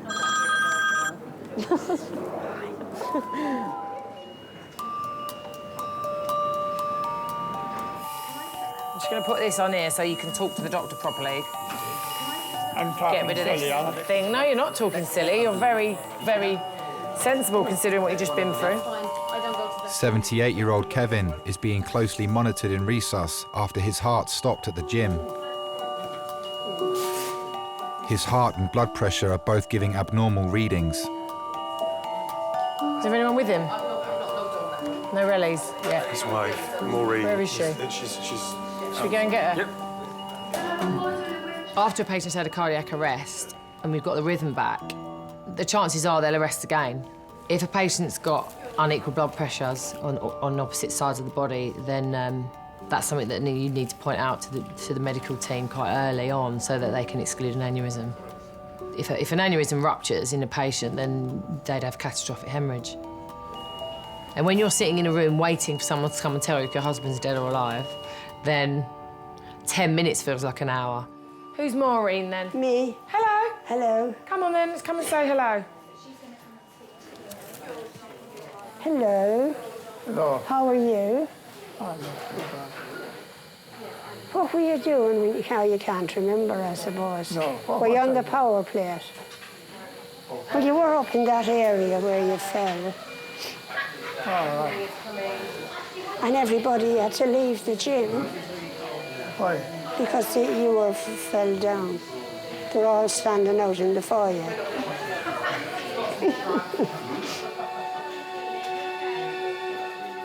I've known him all my life, really. It was sort of love at first sight. My first date was just a crossroads dance. He didn't have a bicycle, but I did. So he rode my bicycle and carried me on the carrier at the back. Then when he got to my house, I said, no, I need my bike for the morning, he can't have that. So he just rode a donkey home. Yeah, you got all your... Don't squeeze it too... Oh, you're got lots of squeeze in your hand left. I love you.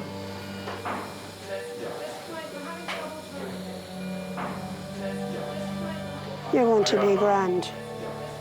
Like I said, he was tall and handsome and had travelled a bit and was quite interesting. Let's say he knew how to treat a girl. Right now, where do you want me to be out of your way, love? I'll let you out, Mrs.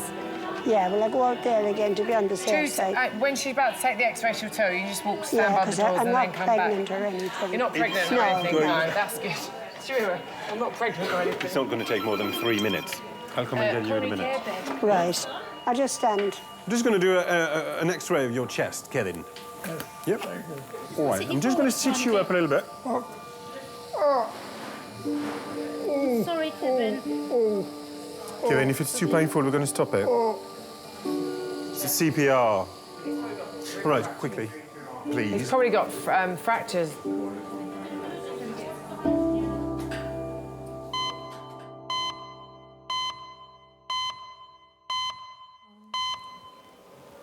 I'm taking photos of things that look like faces. Yeah. That looks like a face with a big red tongue.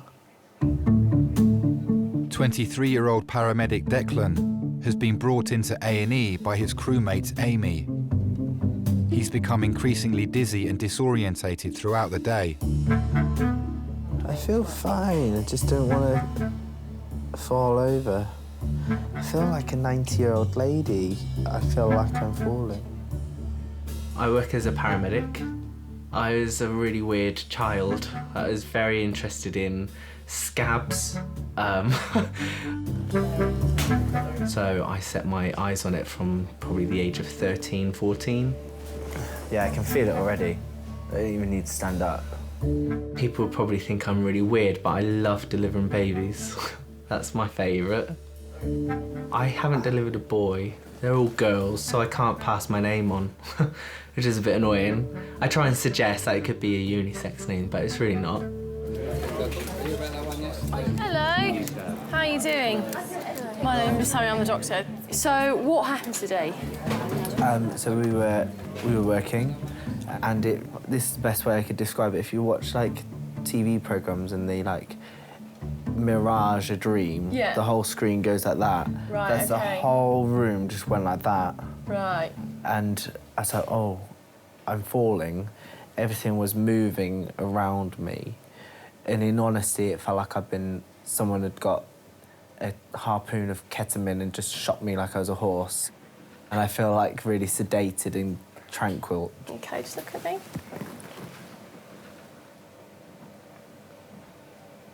Yeah, left one's still definitely bigger, but they're reacting the same, so that's good. Okay, just look at my finger. I think working in A&E's made me a lot tougher, for sure. I'm shocked every day, and every time that I think that I'll stop being shocked, something else happens, and I'm shocked all over again. There it is. Can you see that? Every day we see patients who shouldn't live, and somehow they do. But then you've got the flip side, and you've got the patients who fall off the curb and just knock their head, and they have a massive hemorrhage and they die. And it's really strange. Sometimes you just can't predict who will live and who will die. The only thing that I'm concerned about is that you've got a couple of signs, a couple of neurological signs. So when I make you say R, your uvula deviates to one side, which is a sign that there might be something in the brain that's not quite right. I think it's still worth, I'm going to give the neurologist a ring now and get you a CT. So what could this be, like the unequal pupils, the nystagmus, the uvula? Well, anything. So blood supply not being adequate, or a little bleed might do it, a little tumour, which we haven't picked up, might do it. But I think it's more likely not to be that. Right. So let me give him a ring now, and we'll go from there.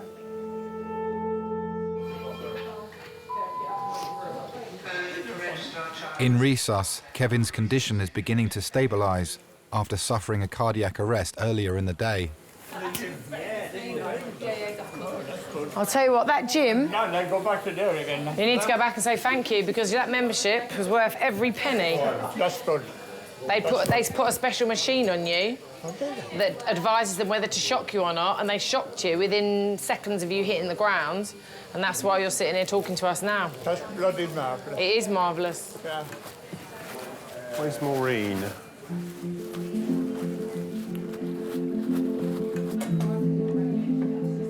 Do you want to come back in, Maureen? Right. I was at the gym as well. I was doing a water workout in the pool. I had to go while you were having your x-ray. I love you very much. I love you too. He's got a good strong grip on me arthritic fingers. I was shocked. They were trying to get Kevin to stand up, and they were saying, dig your feet in, but he was, apparently he died for a minute. I'm sorry for putting you through all of this. Oh, not at all. Don't be sorry at all. I'll make you pay for it later.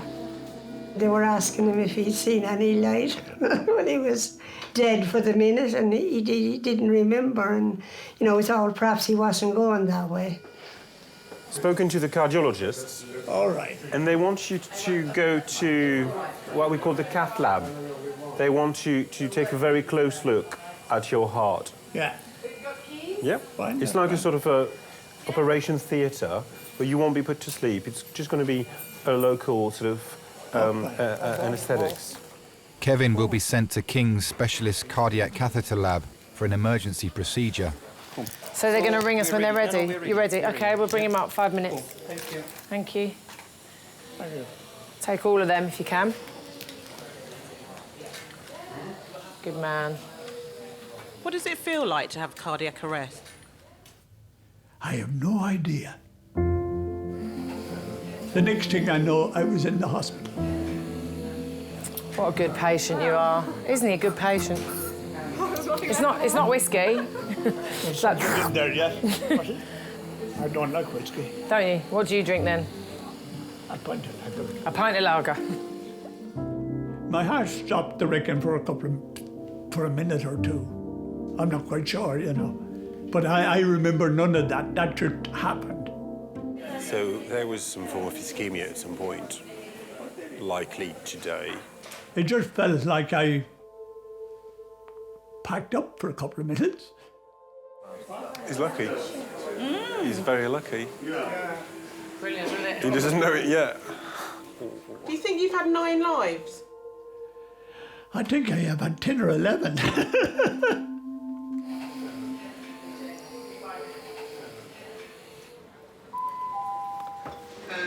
I'm actually a bit more worried than I thought I was. Yeah, it's really. My friend had a brain tumour when he was young and had almost identical symptoms. Really? I think he's too young, but I hope it's nothing. You bleed? Yeah. Hello. Hi, it's Sammy, one of the doctors in A&E. Sorry to bother you. I've got a chap here who needs a CT head. 23-year-old paramedic. Today he was driving the ambulance, came over very, very dizzy. He's come in walking with a broad-based gait. He's got nystagmus. One of his pupils is bigger than the other. Great, thank you very much. All right, bye. Let's go. Let's go. You guys all right? Yeah. Declan is being sent for an emergency CT scan of his brain. He's suffering from dizziness and has failed a basic test of his neurological functions. It's designed to be a bit snug so you don't move a lot. Am I moving? Yes, you're moving. God, that was really weird. Sorry. You're all right.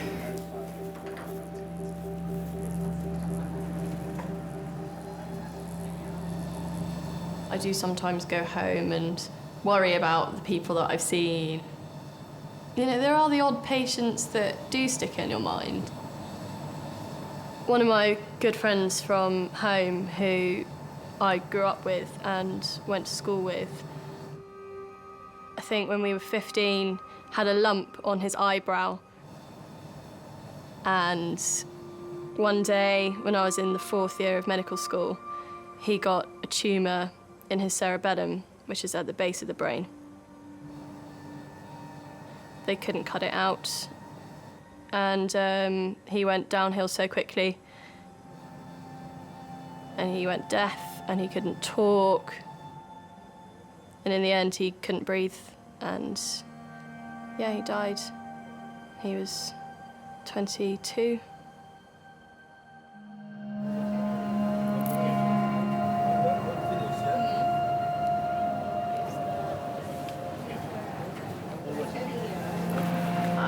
Right, okay, we need to give the neuroradiographer a ring. Worried about my patient. Don't like the sound of it. Riding.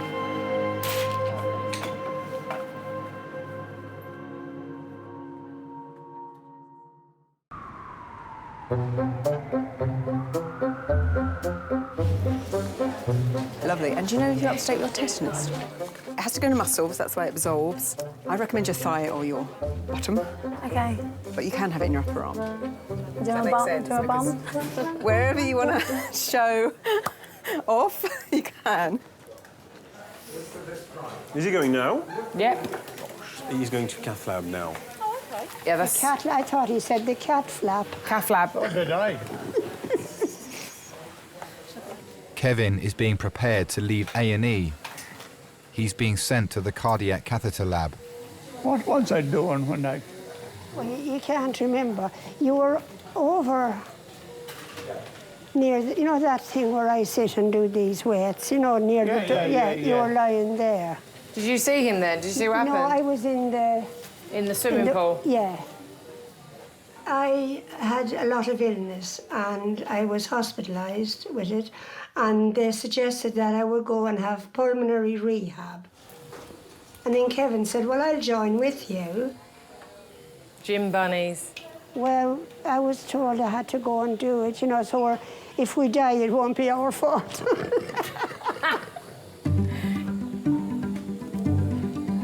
So can you tell me about your routine at the gym? Well, generally, I like to go to the gym about 5 times a week. He went on the bike for quite a while. He went on the cross trainers. I used to use and obviously the lifts, the weights. Did some weights, but not the big, heavy-duty ones. the thing for the arm cycle. I got it now, the arm cycle. And then they had a... He used to love to balance on that ball. Everybody there is really lovely, and the more you go there, the more people you get to know. You get very competitive. There might be a man on the rowing machine, and he might be at number 8, and then I'd go next one, and I'd go at number 10. I got to know a lot of people, but then I talk a lot. Are you all right, love? Yeah, I'm fine. Probably be sending me home in an hour or two. No, they'll probably keep you in maybe tonight. Well, I hope to do. Don't want you to have another seizure at home. You have to be in safe hands. Is there anyone older than you there? It's hard to say. Because, you know, I look at myself and I think I'm young. All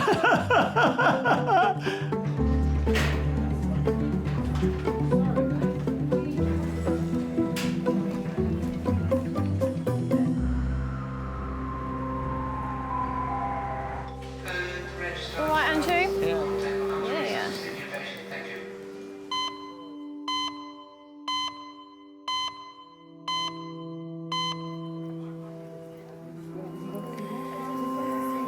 In Majors, Dr. Sammy is reviewing Declan's CT scan results.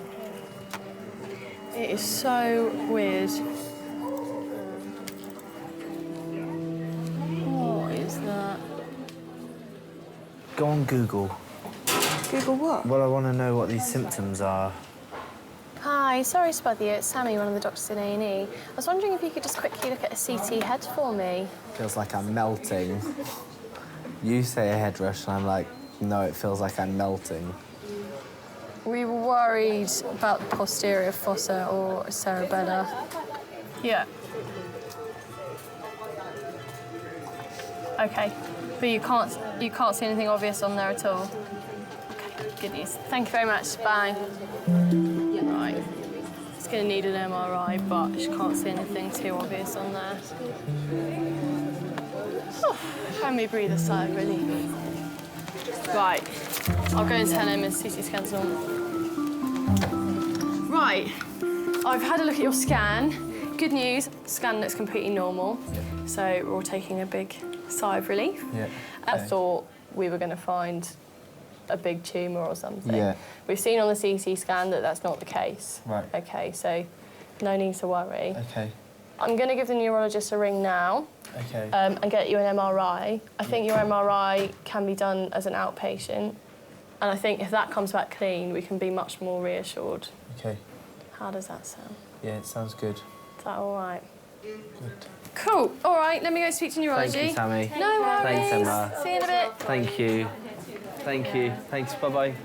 Although Declan's CT scan has come back clear, Dr. Sammy has referred him for an MRI and further tests to determine the cause of his disorientation.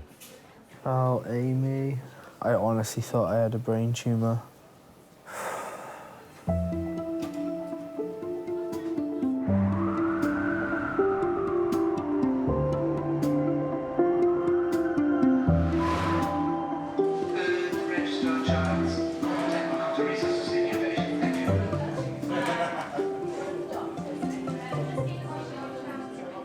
Minutes and that's it. Some of us are here till midnight. so... Some of us were at 7:45. What time did you get up this morning? About 8:30. Right, OK. I got up at 6, so... Oh. Did a 10K run before I come to work. Is it? No. Very calm in here, isn't it? It's really eerie. It's not quite right. We've had a lovely day, though, haven't we, really? Whatever happens now, it's fine. Oh, go away. King's ED. OK. Lovely, thank you. Bye. An 83-year-old woman is being rushed to King's after falling at home. She suffers from osteoporosis and is complaining of numbness to her leg. Osteoporosis is a degenerative condition where the bones become fragile and more prone to fractures. You get someone elderly who can come in who's been absolutely fit as a fiddle, complete self-care and living on their own, you know, looking after themselves for their whole life, and then one fall can end that and can just take their independence away. Hello, I'm Monsi. I'm one of the nurses that works here. All right, you're just going to hear lots of voices at the moment and lots of people speaking, so don't be scared, all right? Right, this is Monica, she's 83. She fell forwards. She was able to crawl through to bed, thinking that the pain would just go away. It didn't, and it's got worse. She's complaining of spinal pain, and then she has some funny sensation in the left leg as well. Hello, Monica. I'm Louis. I'm one of the doctors. You have pain? Do you know where you are? Oh. GCS is 15 pupils, 3 equal, reacting bilaterally. Which side is the neurology? On this side. On the left side? Yeah. And we really don't know why she fell. Monica? Yes. Do you have any other medical problems? I have osteoporosis. Mm-hmm. I had surgery. I had a cancer operation done. Okay. A half a years ago. Yeah. Okay. And I was there yesterday. A CT scan. You had a CT scan yesterday? Eh? You had a CT scan yesterday? In St Thomas's Hospital, yes. And what scan did you have? Was it of your neck or your back? Eh? Which bit did they scan? St Thomas's. Yeah, no. Did they scan your neck or your tummy? What? Which bit of you did they scan? Your neck, your chest or your tummy? They did the CT on the abdomen and the neck. And the neck, OK. OK. My childhood growing up was wonderful. Marvellous. We used to go to the beach, go around all the big hotels and collect the salvage, all the empty boxes. A gang of us used to do it, and I used to go scrumping. I used to go pinching apples. Can you tell me about your mum? Oh, she was one in a million. She was always there, no matter what time of the day or night, she was always there for you. But we lost her many, many moons ago. I think she's got a C6 fracture looking at it, to be honest. You know, has that been pushed back? Is there a bit of a step? Or is that from before? Monica's initial X-ray indicates that she suffered a broken neck. Doctors will carry out a CT scan to provide more detailed analysis of the injury. I wanted to be a nurse when I grew up, as my mum was one, but I never got round to doing my training. I left school when I was about 15 and a half, and I got my first job in Bonmarché, Brixton. £1.2 and 6 a week. And they used to have 5 shillings a week pocket money. My mum always used to say, "You owe me £1 million and you'll never pay me back." And that was the truest word she ever said. And how did you cope with that loss? Oh, I managed all right, because I had a very good husband. I had a very good husband.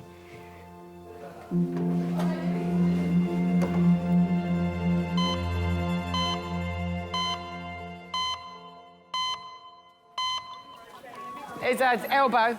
It is, yes. So? Skateboarding. Ow, my children do that. Ouch, that does look very dislocated. 27-year-old student Max has dislocated his elbow while skateboarding. Doctors will sedate him so they can reposition his arm. A little cocktail. So you know there's kind of a truth serum. So we're going to ask you lots of questions. We've got your relatives out here with questions ready.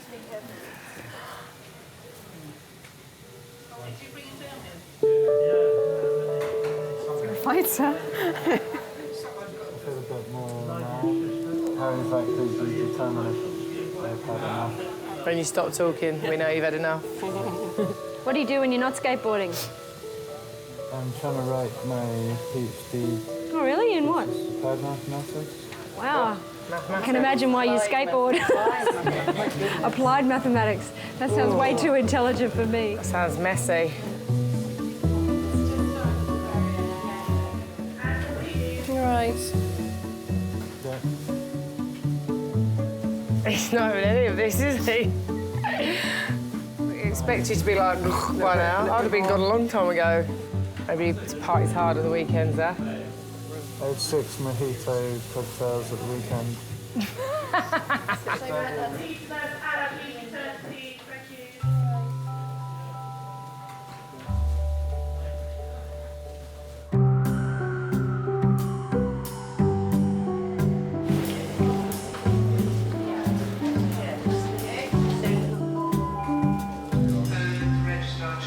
In resus, Monica is waiting for a CT scan. This will give doctors a more detailed image of any fractures to her neck. Oh. You okay? You okay? I'm very worried when the ambulance brought me in. The young lady that was with them, she took my teeth out. Yeah, I've got your teeth. Oh, thank God for that. I've got your teeth, don't worry. Thank you very much. That's okay. Then what's going to happen now?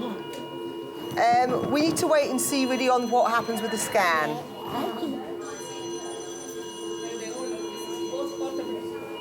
And I just need to pop this mask back on your face for a little while, okay? Okay, thank you very much. Sorry. Okay, I need to sort out this acyclovir. This lady's CT are ready for her. Yeah, we need one more. I had a very good husband. John, very easygoing, very, very placid man. He used to sit there, listen to his music with his earphones on. Country and Western, Dolly Parton. Ready, steady, slide. We used to go to parties and things like that.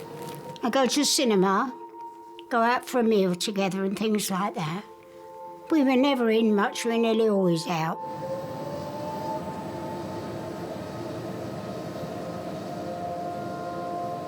Except I lost my husband in 1992 through saving a dog in Brixton, in the road.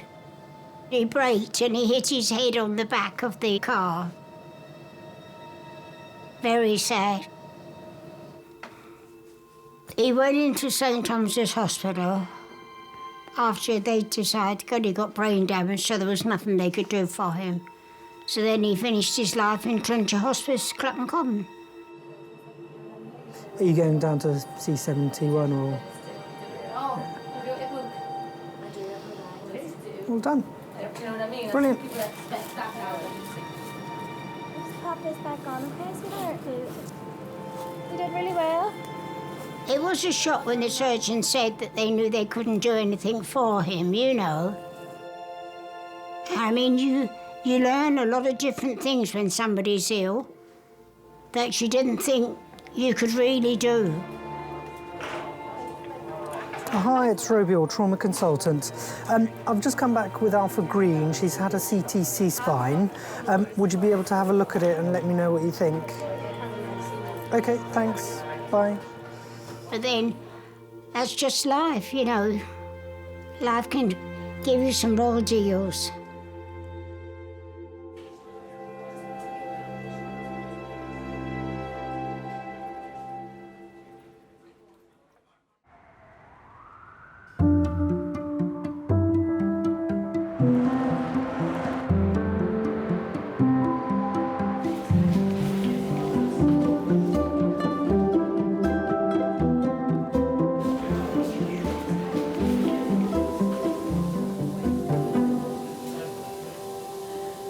Doctors have sedated Max. They can now safely reposition his elbow. That's it. Keep going.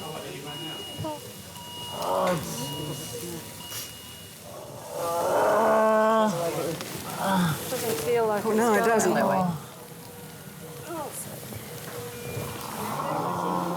Yeah, just hit blood pressure. Just get a blood pressure.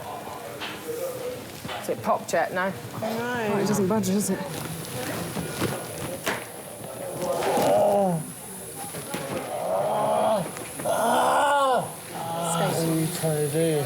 Sorry, Max.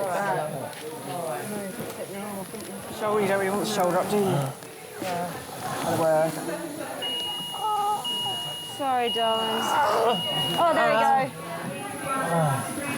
Well, the radial head definitely went in. Radial head's definitely in. Yeah, it feels all right back there. Okay, sorry, Max. Let's just put a back slab on it. And... Why is there a little red? Max, just hold your arm still. Yeah. Right, can we just disconnect the black one? Yeah, does it feel better? Yeah. It wasn't as easy as I advertised to everybody, I'll have you know. That's what you get for saying it, though, I know, isn't it? oh, they're really easy, they just go front. Not quite. Right. You just wouldn't go to sleep, mate. You just weren't having it. Just like, come on. God, you made a mess, Max. Honestly. Sorry, mate. Oh, we love getting plastered, don't we, girls? 6 mojitos every weekend.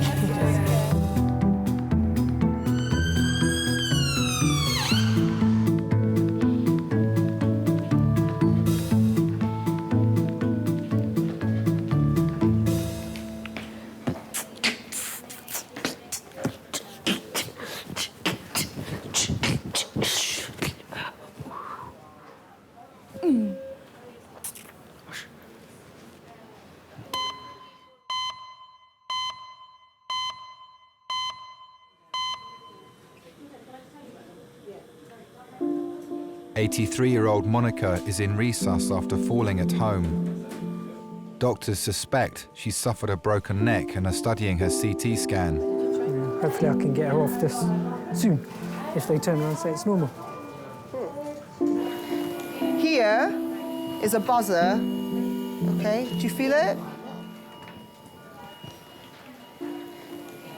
Like that. Do you have any regrets? I didn't plan to have a big family, no, I just wanted 2 children, but it wasn't to be. That's one thing I've regretted, that I never had children. My husband was dead set against adoption, because he always used to say, they're not your own flesh and blood, they're somebody else's flesh and blood, but doesn't mean to say that you can't teach them the rights and the wrongs of life. But there you are, that's life. You can't do much about it, can you?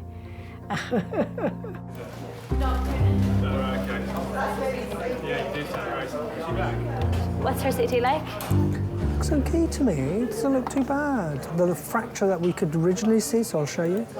Turn it round. So can you see that kind of black line there? Yeah. So we thought that was a fracture. Okay. On CT, I can't see it. So I feel like a bit of a fool. She's had some operation in the past. She must have had some, she's got osteoporosis, so it must have collapsed. And she's had that operation. But yeah, no, I can't see it.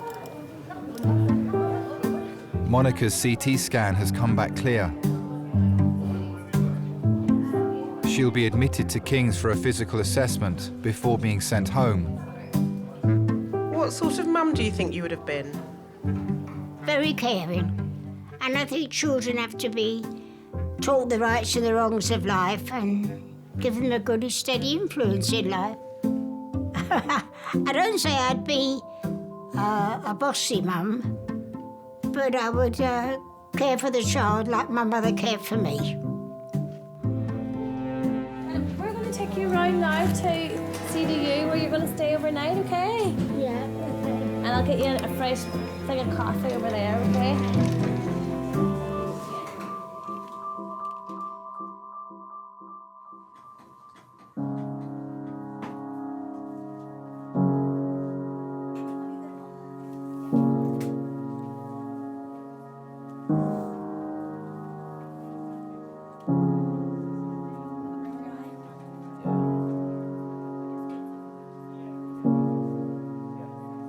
When you think your own health can turn that all around and you might not be able to work as a paramedic again, it's a bit strange. It kind of makes you think, it makes you realise what other people are going through when you go to them.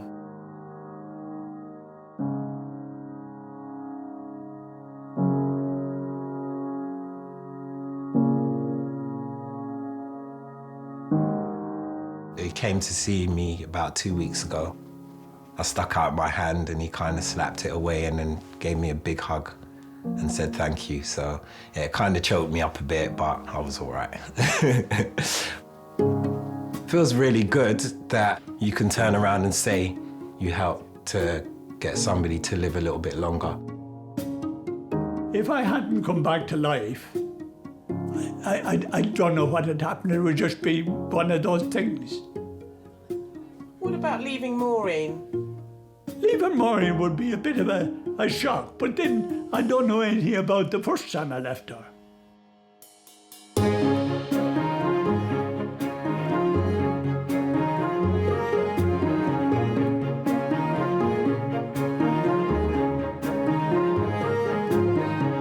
Do you think that life has the ability to surprise you? Can I tell you what? Can you tell me what? Can I tell you what? Life has the ability to surprise you. Yeah. In many ways.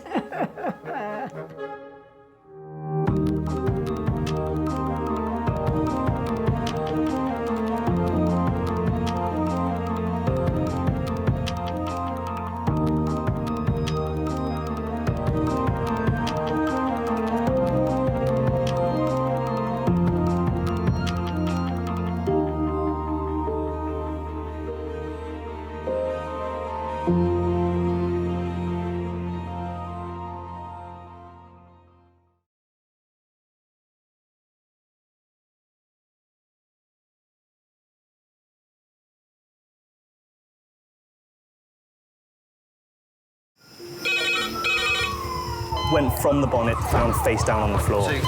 Pediatric trauma. It's a stabbing quadrant. 25 feet from a ladder onto his back. He's really unwell. I think anaesthetics need to see him before he goes to theatre. Daphne? How is everybody then? Chilling? King's A&E, how can I help? King's College Hospital, London. I got stabbed. I know, it's annoying. My head. One of the busiest A&E departments in the world. I want top to toe, head, chest, abdomen. A place where love, life, and loss Don't bloody die. I love you too much for you to die. unfold every single day.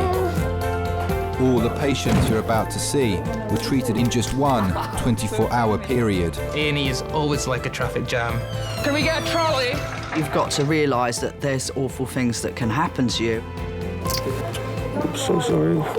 Life is unpredictable, so it's important that your nearest and dearest know that you love them. You have to tell them that you love them. You must get better and come back to me. I don't want to lose you. Because there may come a time when you're not around to tell them.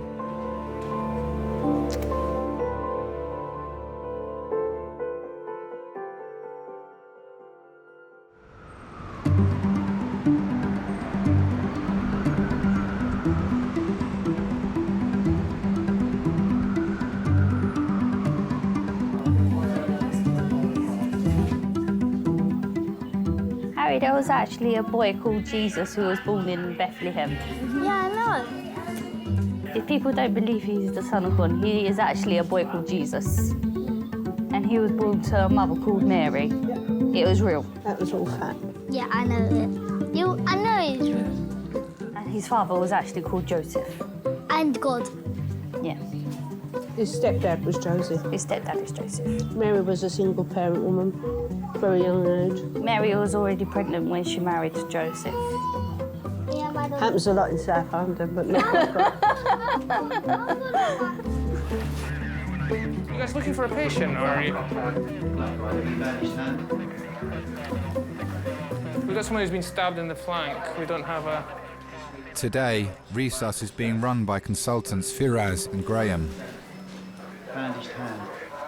If it's just a wound to the hand, he's probably around in minors. Is he? Right. What is it? Is he shot to the hand, or is he? No, he's got a gun in his bandage, apparently. Cover 40 with a trolley to cubicle 11 in majors, please. 40 with a trolley. Police believe a man has come into King's with a concealed weapon. Just like, I'll come with you. Graham?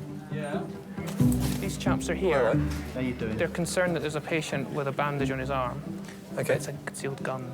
Okay. So just thought I'd give you the heads up. I'm going to go with them to minors to have a look, see if there's Okay. someone who might meet that description. Okay, do these guys know? It's always a concern, I think, if someone's racing around the department with a firearm. Apparently, they think that there's a guy here who's got a bandage around his arm, but it's not a bandage, it's a gun. Oh, it's kind of exciting as much as it is scary, hearing that kind of thing. So make sure... We'll go back. This one. That's not a big scary man, is it? The gun? No, this is the lady with... I don't really know what I would have done if we sort of came up to... I don't know why we did that. Oh, you know, OK. Oh, hi, you've got a gun in your hand. Nice, thanks. Carry on. What are you doing? The gun turned out to be a false alarm. All right, yeah, I just wanted to make sure no one had a gun. We've had bizarre things here. I remember years ago there was a man who kind of just wandered in off the street with this massive python kind of hanging off him. And there was nothing particularly wrong with this man. He didn't even need to see a doctor. So what he was doing in our department, I don't understand to this day. I guess that's part of King's. You expect the unexpected.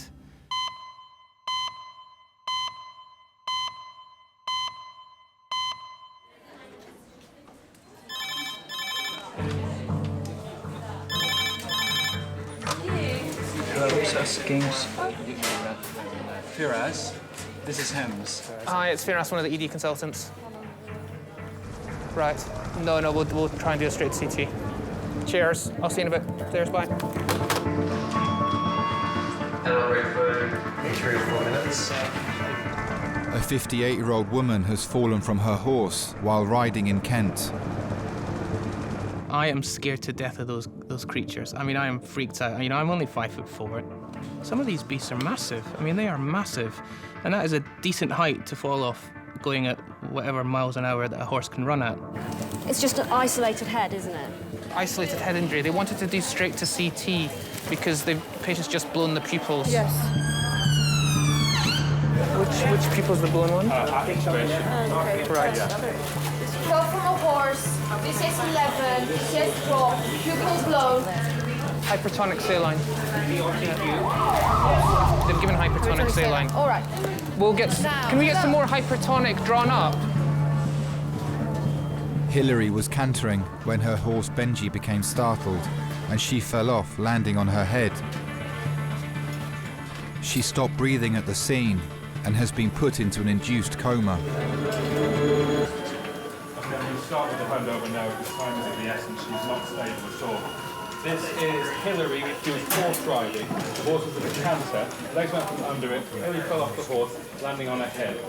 She had immediate loss of consciousness and was noted to be having sonorous breathing.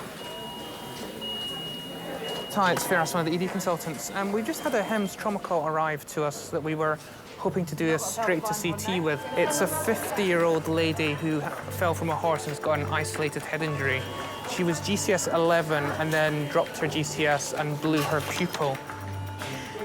A blown pupil is critical. And what that suggests is that there's increased pressure to the brain because of either bleeding or swelling to the brain. And that made it more likely that she sustained a brain injury. And not only a brain injury, but a life-threatening brain injury. It's just a head and a C-spine, please. It's Golden Jubilee, yeah? Lovely, thank you, cheers. CT ready. Fantastic. Can I have a Porter to resus for a CT transfer, please? Porter to resus for a CT transfer. Yes, can someone grab the hypertonic saline? All right, let's go.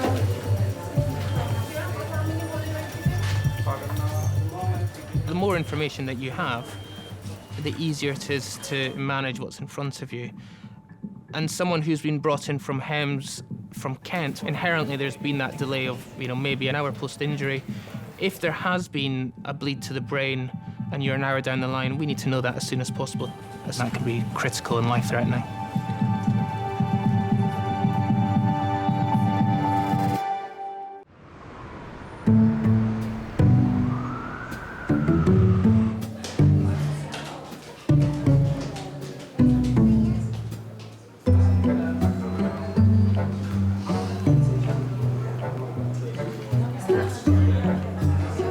smoke, give it up.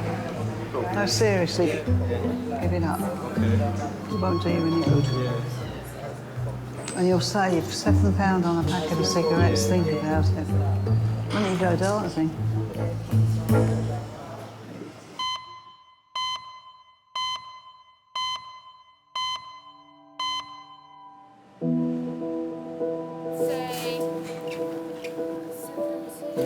So we're just bracing, aren't we? Yeah, bracing. Brace. Mother of 4 Hilary fell from her horse, landing on her head, and is being kept in an induced coma until neurosurgeons can assess the impact on her brain. Just watch it that end. Just don't let it pull the tube. Yeah, that's it. Yeah. Well, I had known that she had been out riding. At about 2 o'clock in the afternoon, I sort of clocked off of work and had quite a few missed calls and text messages saying that Mum had had quite a bad accident. At that point, we had no idea what kind of accident or how serious, whether she was alive or dead. We had no idea. And so, of course, your sort of heart stops and a little bit of panic sets in. They said, get up here. Hilary works for an international airline and has lived all over the world with her family. When I first spoke to the hospital and they told me that it was a very critical situation, most of my thoughts went to practical matters. What was going to happen with the cars, where was her horse.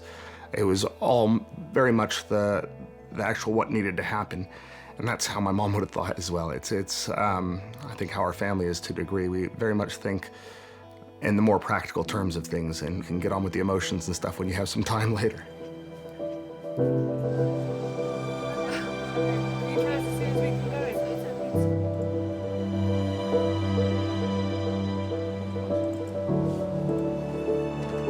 The scan has revealed a white spot inside Hilary's brain.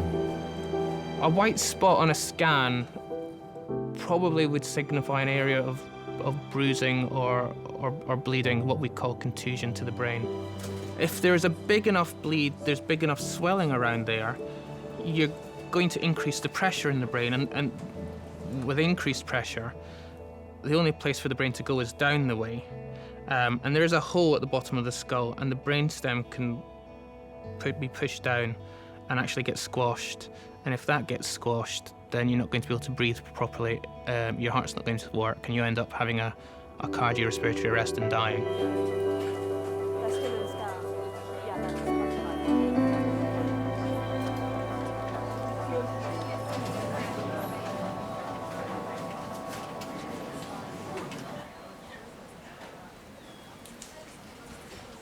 Oh my gosh. Oh my. Musician Kondo has come into King's with chronic stomach pains. Oh. He hasn't had a bowel movement for 10 days.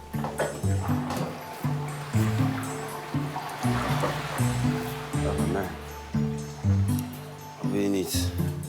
I need something to take this out, you know. I've never been scared to push toilet out before, my brother. I tried to open my bowels, it stings. I've tried prune juice, laxatives, suppositories. It seems like there's a block there, something, it seems narrow. This morning I tried to push and I put my hand there, it feels like there's like a small golf ball. That's the size of the toilet. And it won't come out, you know? How long haven't you been? Since Wednesday, tried again on Friday, couldn't. Friday, Saturday, again, tried Saturday night, couldn't. Sunday, and then today. So it just don't want to come out. And I'm a person that push, you know, I push, and I said, no, I don't want to rip down there again, because there was already a rip last week Sunday, and that's the pain I'm feeling. But inside, now is the inside pain now, which is like a pain, you know, and I don't know what to do. Okay. Even something, you know, what I actually need is something that's gonna, even if it's to be put inside me to grind it, so it can actually literally comes out as porridge or something, because I can't push it out, boss, I'll tell you the truth, I can't push it out. 8-year-old Harry is also suffering from stomach cramps. Is he passing poo every day? No. No, not He every had day, a but poo last last night he had poo. So, was your poo hard yesterday, Harry? It's a little bit slobbery. But was it like diarrhea? How it was? It was a little bit gooey and a little bit dry. It was dry. Kondo now needs a rectal examination to discover the cause of his discomfort. Okay, all right, I'm gonna have to feel inside. Okay. See what it feels like. Oh my gosh. Just turn over the other side. Okay. Face the wall. Tuck your knees up. Put your knees up into your chest. Oh my goodness. But just treat me like your brother, you know, please. Yeah, man, serious. Oh, be gentle, my brother. Oh. Oh. Oh. Oh. Ah. Oh, doctor. Ah, there. Pain. Oh. You can't go anymore, please. Oh. Oh. Ah! Ah! Ah, Baba! Ooh, ooh, ooh, ooh. It hurts. Oh, okay. If you give it out of 10, how much? That would not. I'll give a 2. And do you know, like, anything like can increase the pain for him? Like, if he eats something? The thing is that he's full of poo inside. I think he's like chronically constipated. It's been 34 minutes since horse rider Hillary arrived in A&E. A scan has revealed a life-threatening bleed to her brain. She will now be assessed by the neurological team.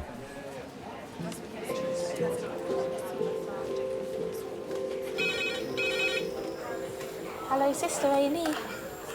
Can I help you? What relation are you? You're her son. My mom was one of the biggest role models for me because she was so strong as a person. One of my relatives said to me, "Oh, she probably won't be riding again." I laughed. There's no way she wouldn't ride again. You can talk to her about anything and she has very good ideas or opinions, and I think that's given us a really good sort of stable upbringing. We're very, very worried about her head, and literally she was with us for a few minutes. We got her straight to have a CT scan because she might need to have an operation. When I was growing up, my mom was the central point of my life because my dad lived in a different country altogether, and my mom and I were, I wouldn't say very close. I wasn't like the little boy of the family, but I always had my mom as the person I wanted to come see when things went wrong.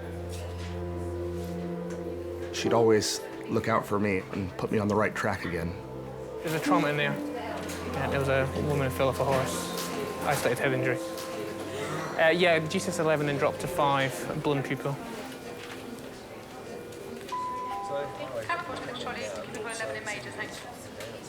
Hello. Hi, sister. How are you? Kondo is being given an enema to help soften his stools. It will soften the poo. Are you eating? Are you drinking well? Are you eating well? Trust me, I'm drinking a lot of fluid. Because you are very young. You shouldn't. This is an elderly problem. Oh no, it's. Maybe you don't drink. Maybe you don't eat well. I've not been eating well for the last few weeks. You don't eat. I haven't eaten well for the last. Okay, look at me. Look at me. Let me take the glasses. I want your face. Yes, sister. When you eat, you need to be eating like fruits Fiber. and fibers. So what the fiber does is it mixes up with the soft one, so enable it to push that. Oh.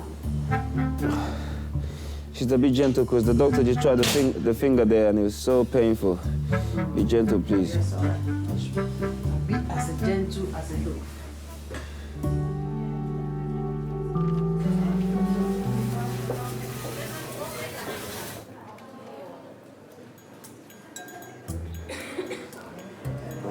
Very uncomfortable. Getting very uncomfortable. It's too long. Too long. I can't even lean forward, you know. That's a bad thing. I can't go like this. Can't go forward. That much pain. Stomach just gets in the way. Oh, I can't sit back anymore. Can't see, but my bottom's hurting. Bottom's hurting. Just try and rest back. Try and rest back.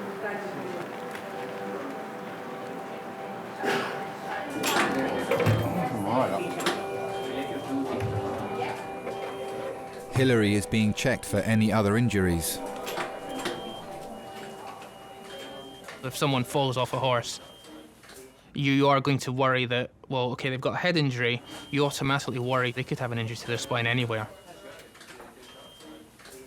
Have they got weakness to their legs? Have they lost sensation? Are they paralyzed?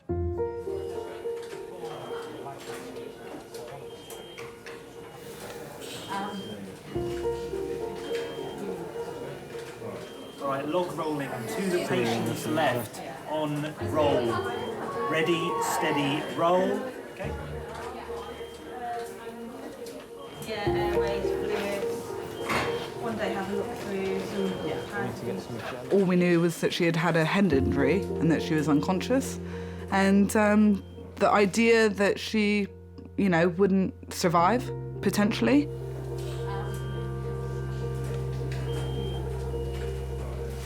We have always had her there, and we've always been able to fall back on my mom in whatever happened in our lives. And to not have that would just leave quite a big hole in my life. On roll, rolling back to the bed. Ready, steady, roll.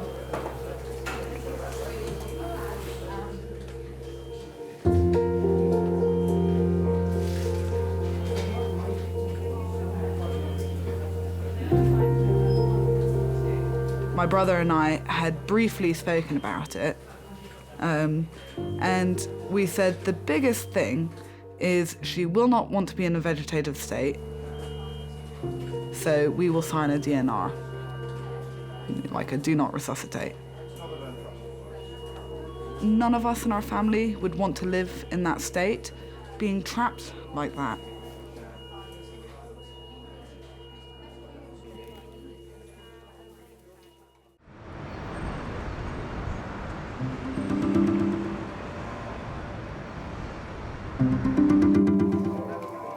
I don't know if I want to get a dolphin tattooed on me. I don't know if I'm going to get a dolphin, but I'm thinking about angel wings.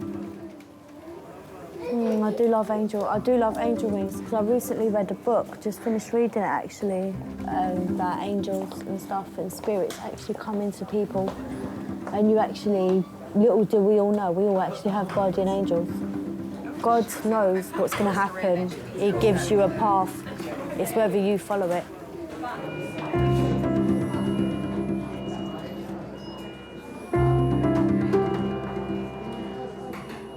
When I first saw my mom, when we entered the hospital, I really thought, because of the way the doctors talked to us, that was it. We were there to say goodbye to her. And she really didn't seem there. I don't know if you know what I mean. You talk to somebody or see somebody, you can see they're sleeping, you still sense or feel that they're there, and she wasn't. I never really thought about my mom passing. I never thought I had to take a long time to get around the idea that she might be dying.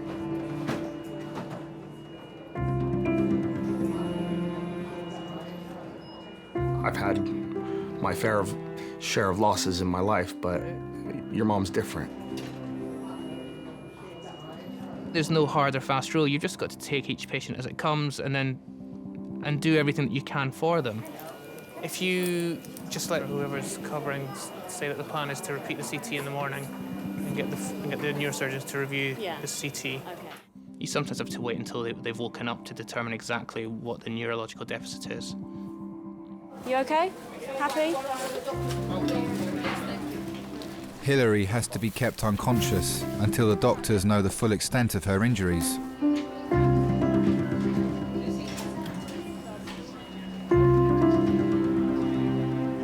She's being taken to a specialist neurological unit where she'll receive intensive care and doctors will slowly wake her up. Look out for danger. That's what I'm saying. And just know that if a dog saves your life, if a dog saves your life, that's due to an angel. that's due to an angel. Basically, we're all here for a purpose, even animals.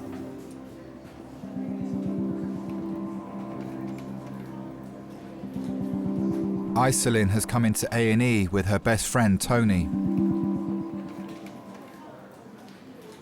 She's worried about an unusually large swelling in her stomach.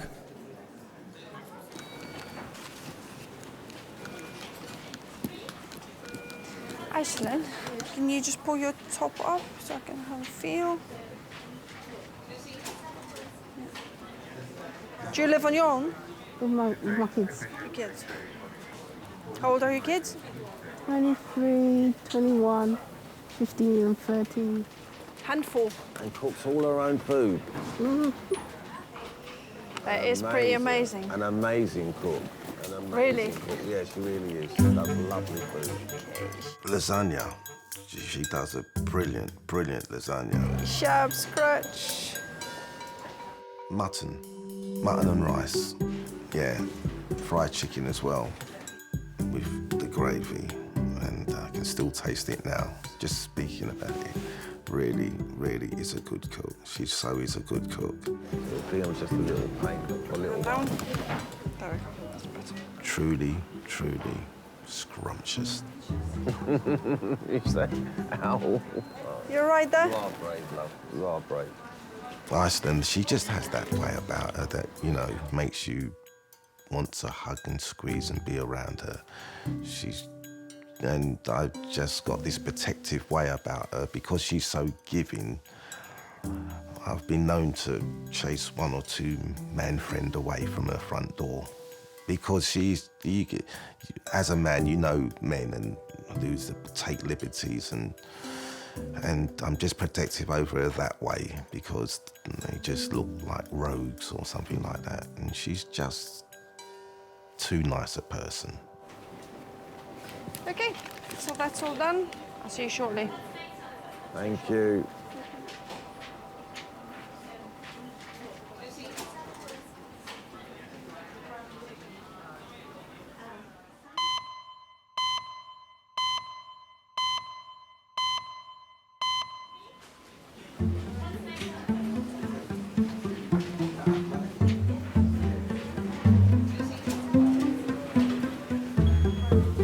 Fourteen-year-old Chloe has just had an X-ray. She came into King's after hurting her neck in a fight after school. It smells like sick.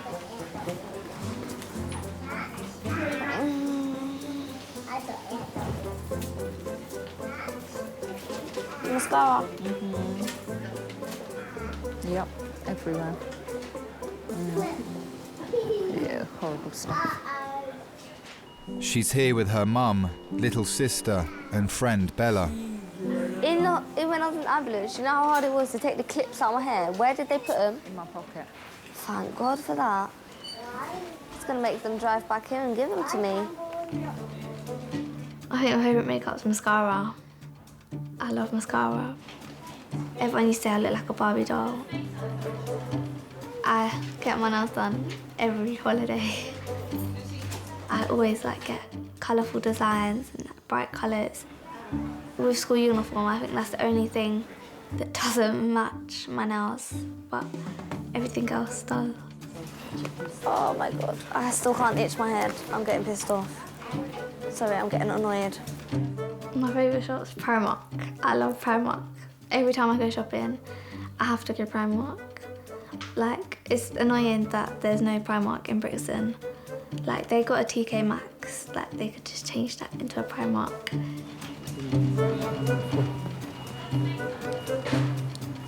Okay, I just want to have another feel of your neck, all right? Okay. Just hold on. Okay, just tell me if you've got pains now here. Yeah. Yeah? Mhm. Yeah? Yeah. Yeah?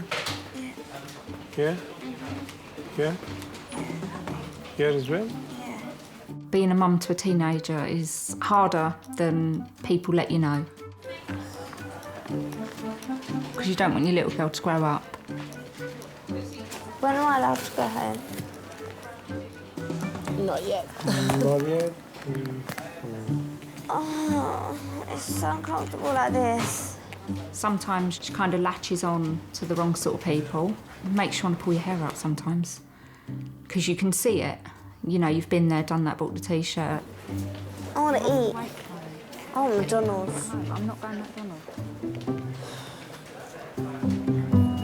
So one is a lady who had 2 falls today, but there's no fractures on that I can see, but I'm still waiting for the formal report. Okay. Has she got lots of bruising? Yeah.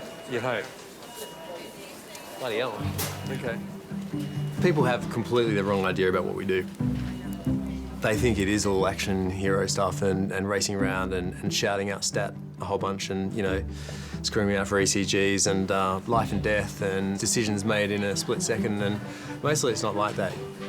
You know, people come in with common things. The challenge after that is making sure that those 1%ers don't slip under your guard, because things often look like they're going to be run-of-the-mill, and just occasionally they won't be. So that's the challenge. There's no chance you could be pregnant?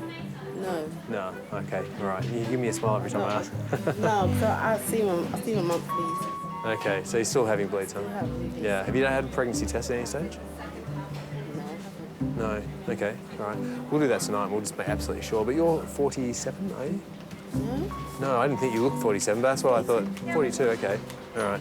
You don't look 47, don't get me wrong. It's those patients that are, you know, not declaring themselves one way or another. They're the really difficult ones, and they're the ones you sweat over, I think. A pregnancy test has ruled this out as the cause of Iselin's swelling.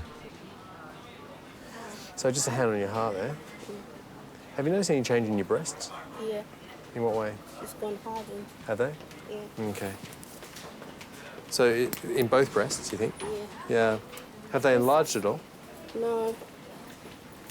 It is detective work sometimes. I think it's about going back to basics and not cutting corners. So I think the moment you kind of think you know it all and you've got a handle on everything is the moment you're going to trip up. Okay. I don't think it's fat, to be honest. We'll get to the bottom of things. All right, no worries. Do you mind? I'll just pull this up and have a little look. So it's not tender anywhere, is it? No. Okay. Yeah. So, you don't have liver disease to your knowledge, have you? You ever injected drugs or anything like that? No. Me and Hanya, we're getting our heads together because this swelling in your tummy, I mean, you know, Scary. well, it looks like it's fluid in the tummy, okay? Fluid? Yeah, fluid in the abdomen there, and you can get fluid in the abdomen for a variety of reasons, yeah? But we're at the very beginning of working out exactly what's causing this. Oh no, I'm scared. Don't get scared tonight. I mean, we've got some work to do to get to the bottom of things. We'll just work through these one by one as best we possibly can. All right. You got them baffled. You've got them baffled. You have, though. You got them baffled. You got me baffled. And you thought you was the only one that was baffled. I'm so intrigued. I just want to know what the bloody, if it's liquid or what. I want to know which one is it, you know, liquid or what. Have you found anything else that... No, but I think you're right. It's definitely fluid. I mean, an isolated kind of like massive effusion like that, you just think, could it be a variant in origin? Yeah, but it's a bit concerning, isn't it? Yeah, anyway. Yeah, cool. No worries. You know, if she's got ascites, distension of her belly, it can be a problem with the liver.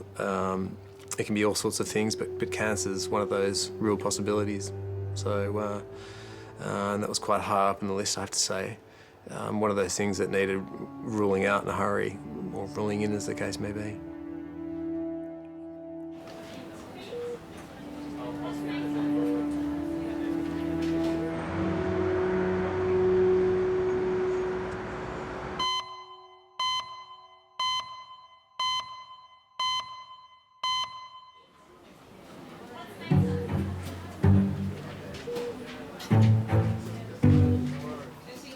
Hi, Connor. We're in hospital at the moment, yeah? Yes, I know. I'll explain what happened in school tomorrow, innit? Because the boy thought it was me. He ran up and dragged my hair and dragged my neck back. My neck went crack, and then he kicked me in the middle of my back.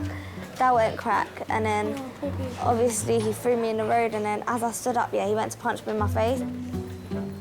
Chloe is awaiting the results of an X-ray to discover whether she's done any long-term damage to her neck. Chloe's 14 now, so she has to sort of learn right from wrong, and she has made some mistakes in the past as far as friends go. I think the hardest thing about being a mum is kind of letting go at certain times. You want to be there, you want to protect them all the time, and obviously as they get older you can't. You know, when you've got a little one and you're playing with them at the park, you can watch them and you can be there, give them a kiss when they've hurt themselves. But obviously when they're older and things happen to them, all you can do is be there. You've basically, as a mum, just got to pick up the pieces. My relationship with my mum, I don't know, it's changed over the years. Like when I was in primary school, like we was like so close. And then I hit secondary school, and I think we grew apart slightly because I was wanting to spend more time with my friends. Mum, you know if you come parents' evening tomorrow? Yeah. Yeah? I don't want you to come. Sometimes I like to wind her up, but other times I don't because she'll wind me up back, but it will be sort of 10 times worse that she winds me up. I feel like getting up and walking out. Chloe, so do I, and leaving you here and come back tomorrow morning. Oh, cheers. I'm talking about me. You can go to sleep. Yeah, but I can't eat food. Nor can I at the moment. I'll just ignore her for like a few minutes, and then afterwards we'll be all friendly and like all of that. So I got my English exams. For writing, I got a 6C. For reading, I got a 6C. For speaking and listening, I got a 5A. Overall, I got a 6C. Is that good, Dad? Yeah. What was your target? I don't know. I think it's a 6C or 5A. Or 6B. Don't know. Why is she taking a picture of you? All she got is the orange bit. She didn't get a picture of you.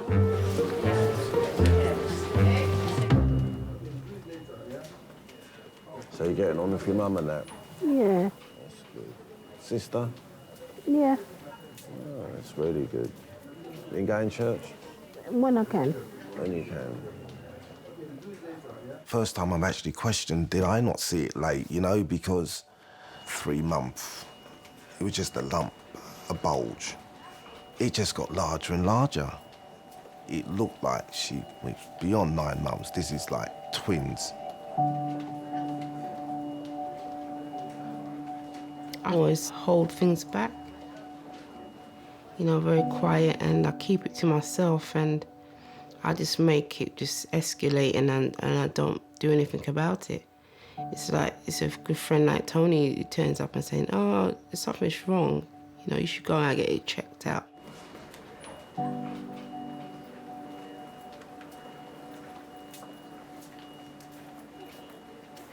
You want to get Mr. Right in your life.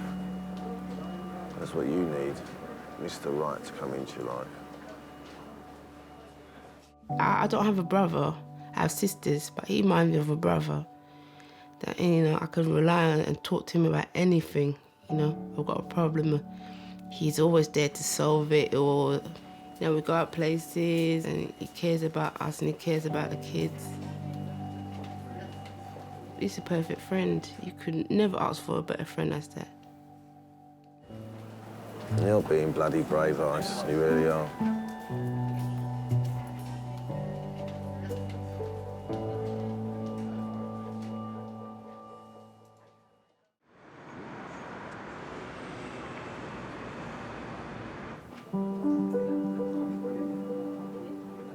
Iselin is being given an ultrasound to confirm fluid as the cause of her swollen stomach. Bit cold and wet, sorry. It's all that black is fluid. Is that a bad thing?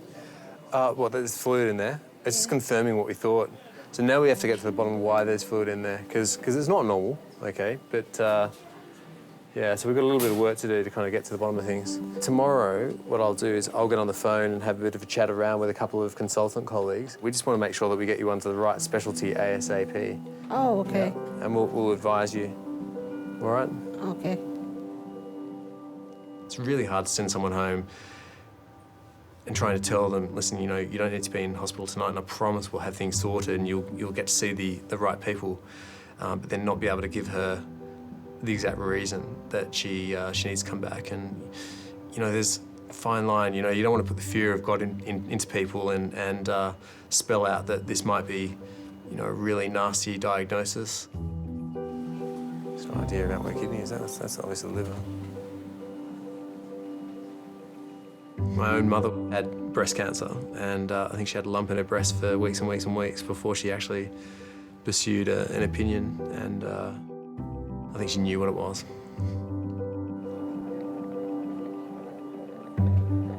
And she's a busy lady, and she was so busy caring for other people, and she was always putting other people before herself, and I think this was just the ultimate example of that. We'll get you into a specialty service before too long, okay? Be really quick, I think you'll find.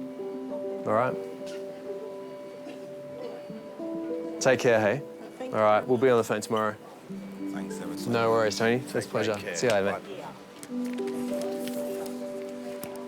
She had an operation and had a mastectomy, but she wasn't interested in chemotherapy and radiotherapy, and she was a GP. So she thought about other ways of treating it. She thought about psychological and spiritual ways around her illness. And yeah, so the outcome wasn't good, but who knows, it might not have been that much better with chemo and radiotherapy.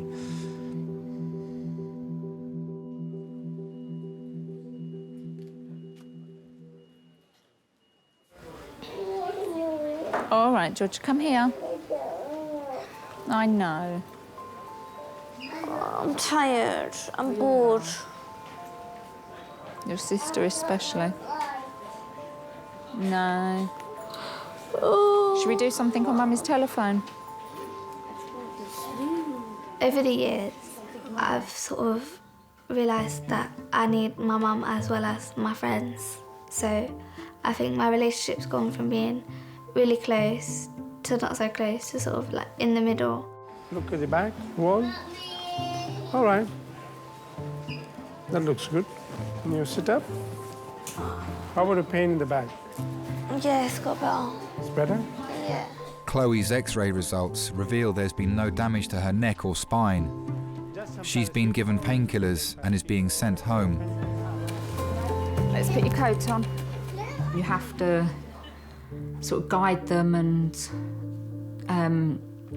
allow them to have their independence, but at the same time, when something's wrong, they always come running back to Mum. It's hard.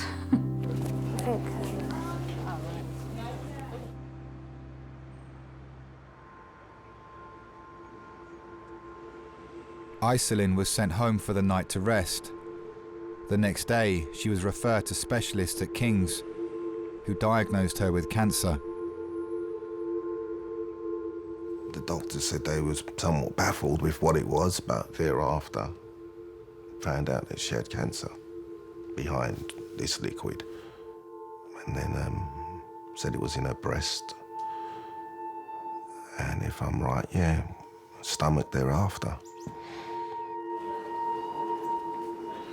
See me, your blood pressure goes up.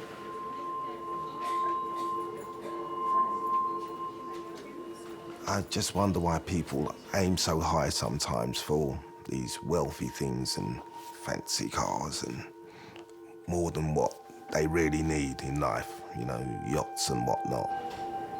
I'm looking at it because you're staying calm. I've seen people crumble with cancer, you know, and she's just, don't know, she's just got this, I don't know where she's got it from, but she's grabbed hold of this positive side and got it with two hands and running with it, you know. 22, bloody hell. We're being really cool. 19, 18, 17, 16, steady 16.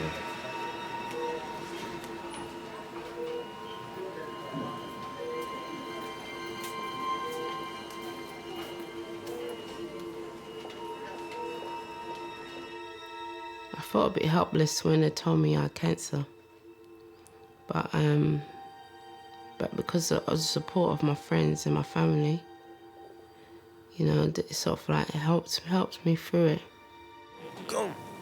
All right, don't forget your stuff's there, yeah? Yeah. Are you all right? Do you want to swing your legs out? Do you want to swing your legs round? That way. All right, I'll go out. I'll hold the curtain, right, love?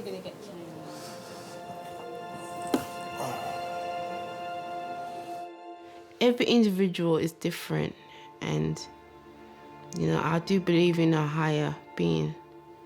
And, like, we're here for a purpose, you know, to be obedient and to care about each other, learn about each other, care about the friends and family. Do I look okay? Yeah. Yeah. Yeah.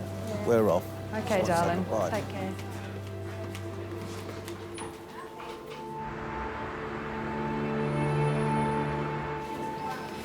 Are you feeling any better? Or just worse now? So I ain't getting much sleep tonight either.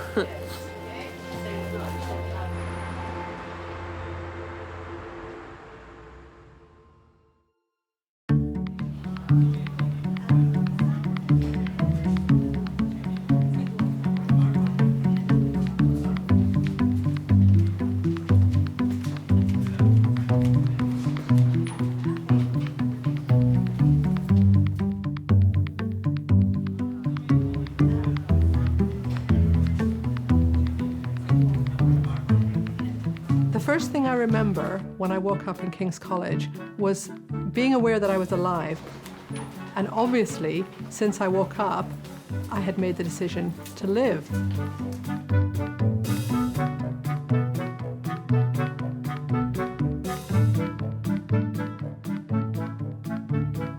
Having been given this second chance, all the positive things, all the things that make me happy, I just realized that sometimes you get a bit complacent about those things, and it can all be so easily and unfairly taken away.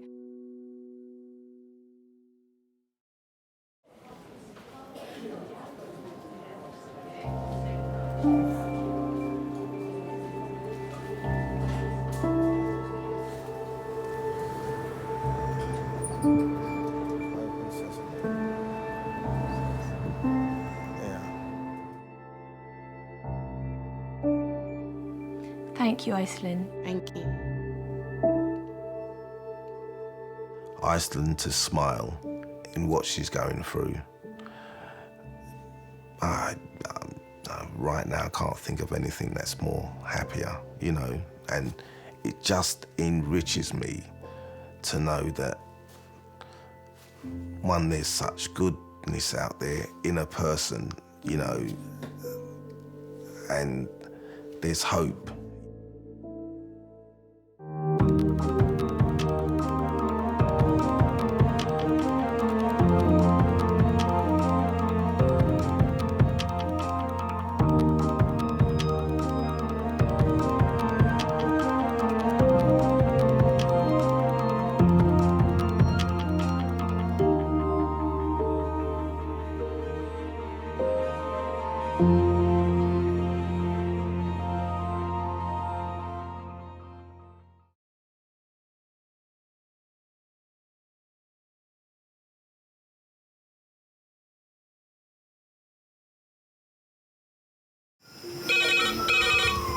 Went from the bonnet, found face down on the floor. 2, 3. Pediatric trauma. It's a stabbing codred. 25 feet from a ladder onto his back. He's really unwell. I think anaesthetics need to see him before he goes to theatre. Daphne? How is everybody then? Chilling? King's A&E, how may I help? King's College Hospital, London. I got stabbed. I know, it's annoying. My head. One of the busiest A&E departments in the world. I want top to toe, head, chest, abdomen. A place where love, life, and loss. Don't bloody die. I love you too much for you to die. Unfold every single day. All the patients you're about to see were treated in just one 24-hour period. A&E is always like a traffic jam. Can we get a trolley? You've got to realise that there's awful things that can happen to you. I'm so sorry. Life is unpredictable, so it's important that your nearest and dearest know that you love them. You have to tell them that you love them. You must get better and come back to me. I don't want to lose you. Because there may come a time when you're not around to tell them.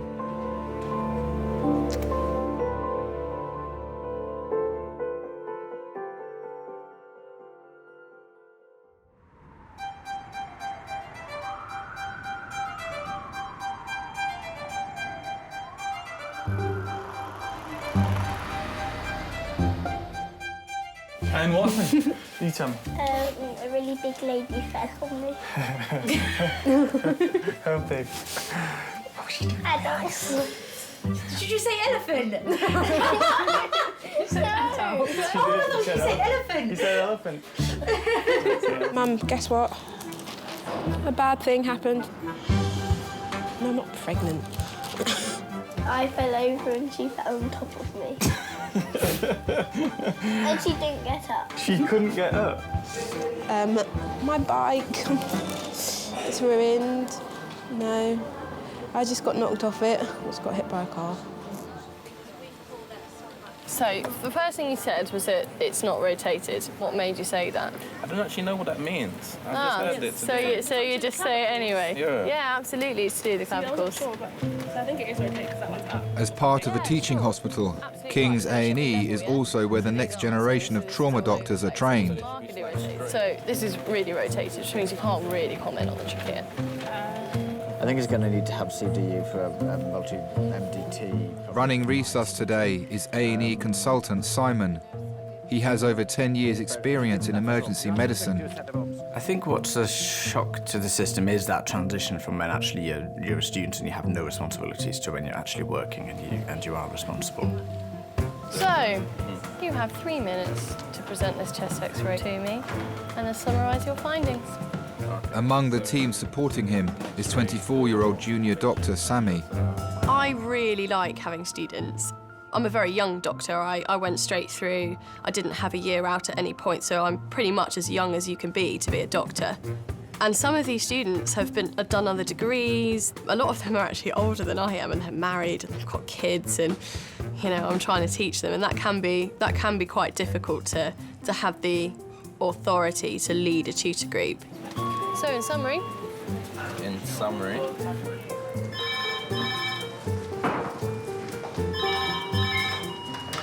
King's Resus. First of all, with the airways, the trachea. Adult red phone, 8 minutes.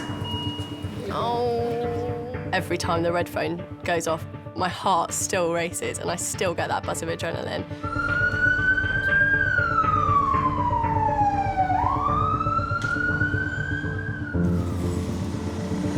Can't park here. You need to move, mate, because I've got a blue call coming in very, very quickly.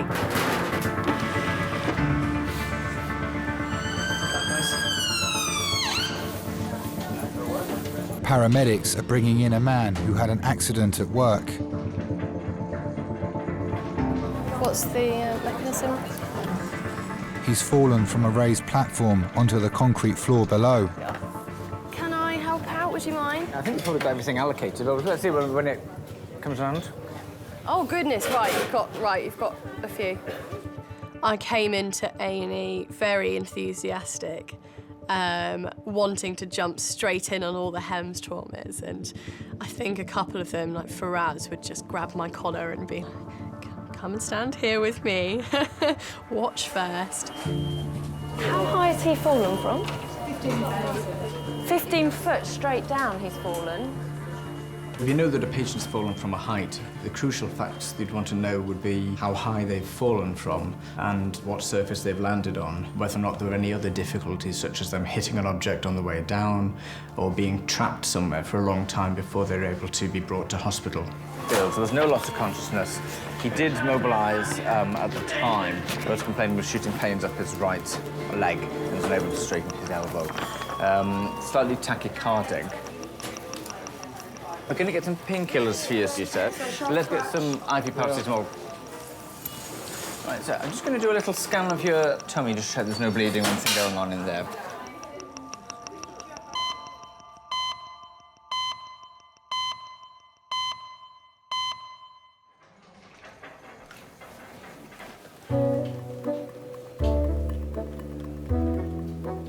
Anything on examination? I thought I was hearing a bit of a wheeze as I was doing, as I was listening to her heart. Are you thinking cardiac wheeze?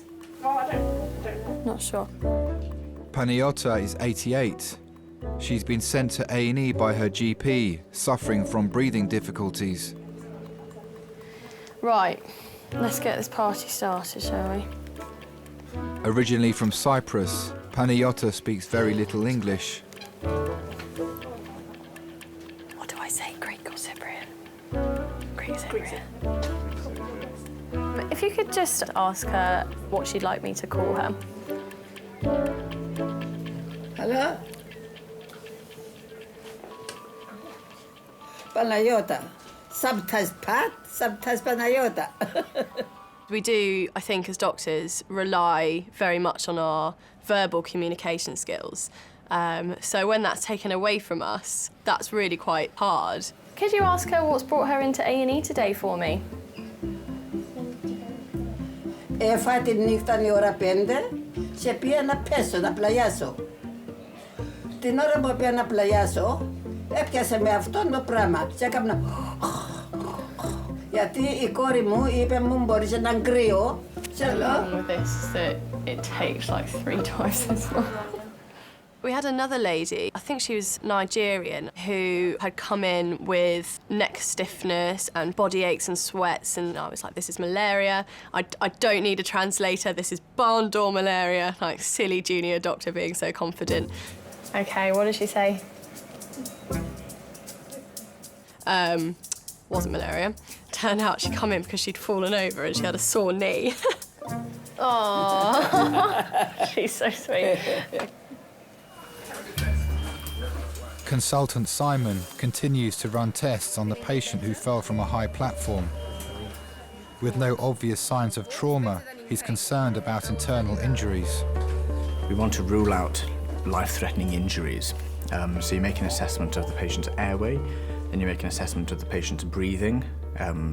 Have they suffered any chest injury?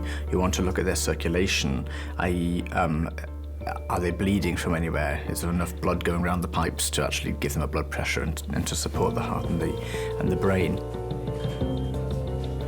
Take a big breath in for me, sir. Just hold it if you can. That's perfect. Well done.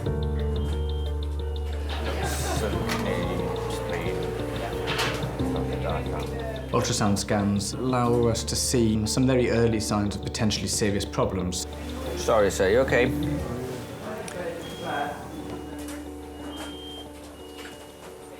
Everything can seem all right initially, but actually several hours down the line, even though the patient looked fine, they've actually had a vessel that's been slowly bleeding, or they've perforated something in their bowel and you've got an infection brewing. Sorry, just going to put a little look under your chest to check there's no bleeding around the heart.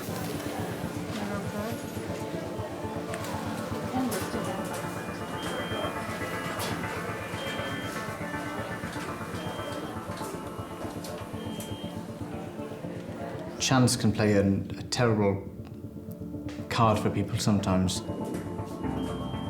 For exactly the same situation, one person can walk away unscathed, the other person can be severely disabled or worse. That split second can make all the difference.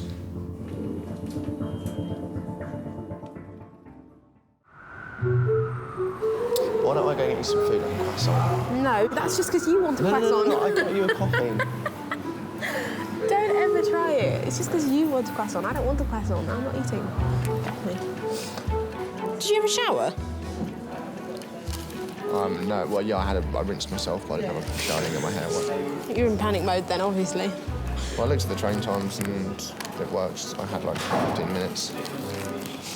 I've been hit by a car, Joel. I'm going to search for the elephant lady. He was nice, wasn't he? That doctor was nice. It was really nice.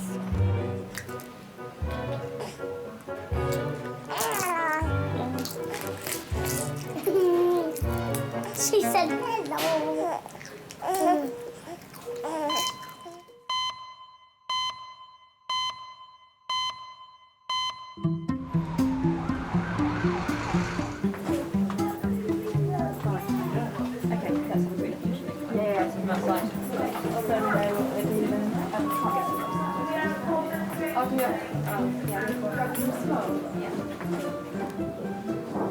You are an idiot. What possessed you to think that was a good idea?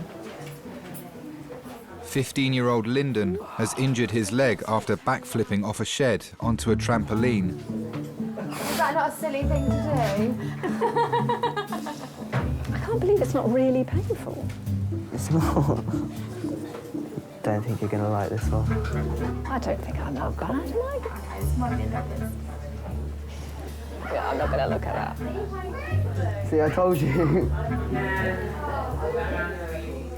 I don't think you can ever be prepared for seeing your child's flesh split open and the bone being visible. Don't look at it. Can I take a picture of that? Oh, Lyndon, honestly. Yeah, all right. So disgusting, Lyndon. Lyndon's friends called an ambulance and travelled with him to King's. I think probably at the moment Lyndon's main thing with risk is probably to weigh up the risk of serious consequences against the payoff of looking cool with his mates. And looking cool with his mates generally wins, I suspect. Lyndon's friends filmed the accident on their phones. We've all heard about it. We've come to have a look.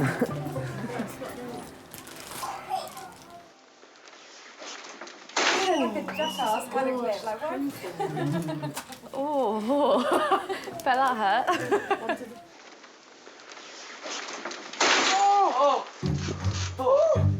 It's quite a crack. That you can tell something's gone wrong. Yeah. His leg was broken. Oh, fuck, bro. The intelligence side of him is very clever. I think he's actually pretty smart at school. But the physical side of him, like doing things, yeah, that can be pretty stupid. Yeah, stupid. Yeah. Oh, Lyndon. Shit, Oh, you're right. dear. Yeah. What's happened here? Let me see that. I'm quite a daring person, and I won't say no to stuff very easily. When you see a shed and a trampoline and you want to backflip off it that way, it's not going to go well with you. It just doesn't even go through your head, really. It's something to do. The bigger the risk, the more the fun. Oh, Lyndon, Sloan, you won't be able to go to cricket on Sunday. Such an idiotic thing to do. You know, why would, in your right mind, would you think somersaulting off a shed onto a trampoline was a good idea? And you say it was Lyndon's idea to go and get on the shed, but I heard that maybe someone dared him. Yeah, I might have dared him, actually. If I hurt myself, the pain will only be temporary, whereas kind of the memory of it will make people laugh for quite a long time. How could you be so stupid?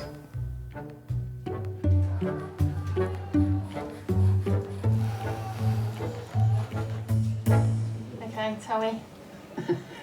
Fine. Could you ask her if she's ever smoked at all and smoked any cigarettes? Hello? Junior Dr. Sammy is still trying to discover the cause of Paniota's breathing difficulties. Oj, kako nam udnali, έτσι πράγμα. Ήμουν μωρό και γέρασα, έτσι πράγμα δεν έβαλα μέσα στο βαμμού, κορί μου. Πήραν τα παιδιά μου και βάλουν μαζί τους, να κόψαν το. Παρετήσα. Ναι. Obviously, Mum's Greek Cypriot. I believe Mum came here, I think, 1959 or 58, something like that. She came from a village called Lefkonigo, which no longer exists. Η κόρη μου, άμα είναι σημερανό, κάμνε μου σόπι, έρχεται, φέρνει μου το, φέρνει μου φαΐ μαϊρεμένο, βοηθάμε η κόρη μου. Mum always wore black.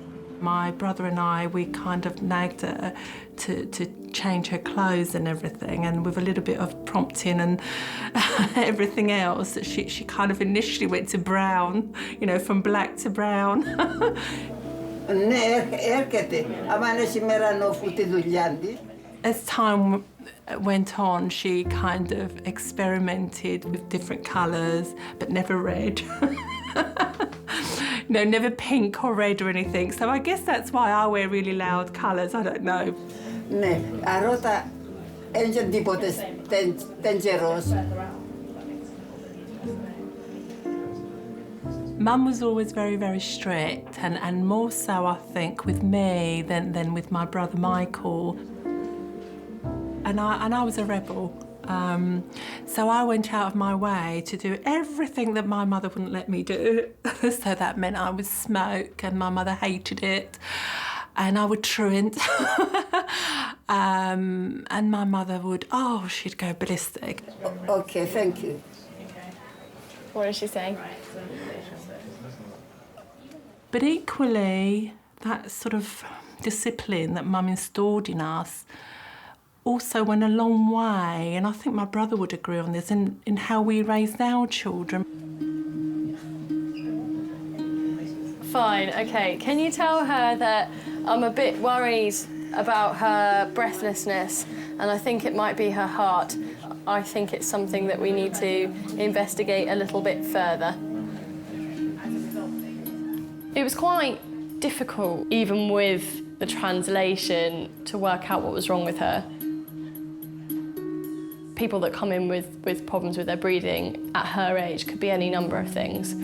Obviously, the things we worry about are the heart and the lungs, like a pneumonia, a chest infection, or a clot in the lung, or anything scary like that. I'm gonna take you for an X-ray of your chest. All right, X-ray. X-ray of the chest. Yes. Yeah? Yes. Okay. You're gonna go now? All right, Ali, thank you. So what do you think? I don't know, I haven't seen her up on her feet. She is breathless when she's talking to me.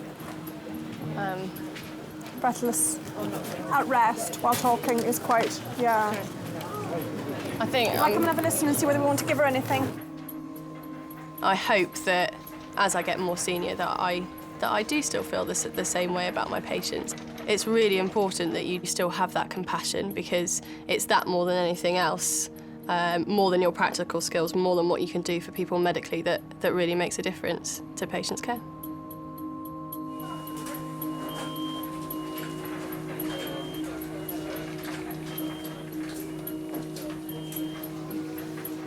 Earlier today, a patient fell 15 feet onto a concrete floor. He's returning from X-ray, and doctors are about to learn the extent of his injuries. That's your elbow there, as you can see.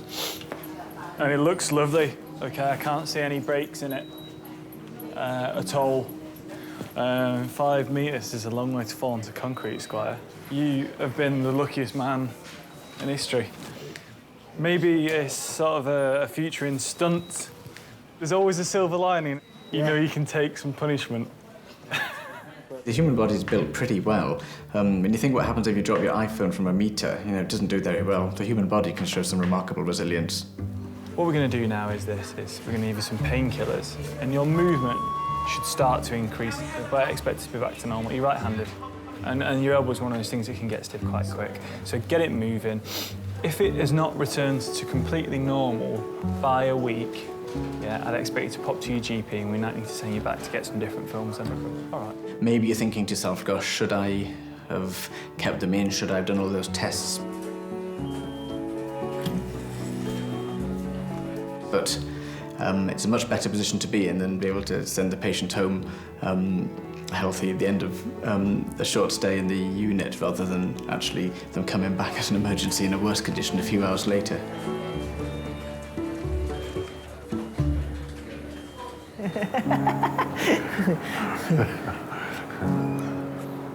It's really figure, isn't it? Face that. No. It's like piss. Sorry. You won't like it. It's cold. Earlier. Yeah, Mum. Am I coming? Yeah, of course you are. You're my wife, aren't you? Don't you want that tea then? No, it's all right. You can't just leave it there. Cheers, fella.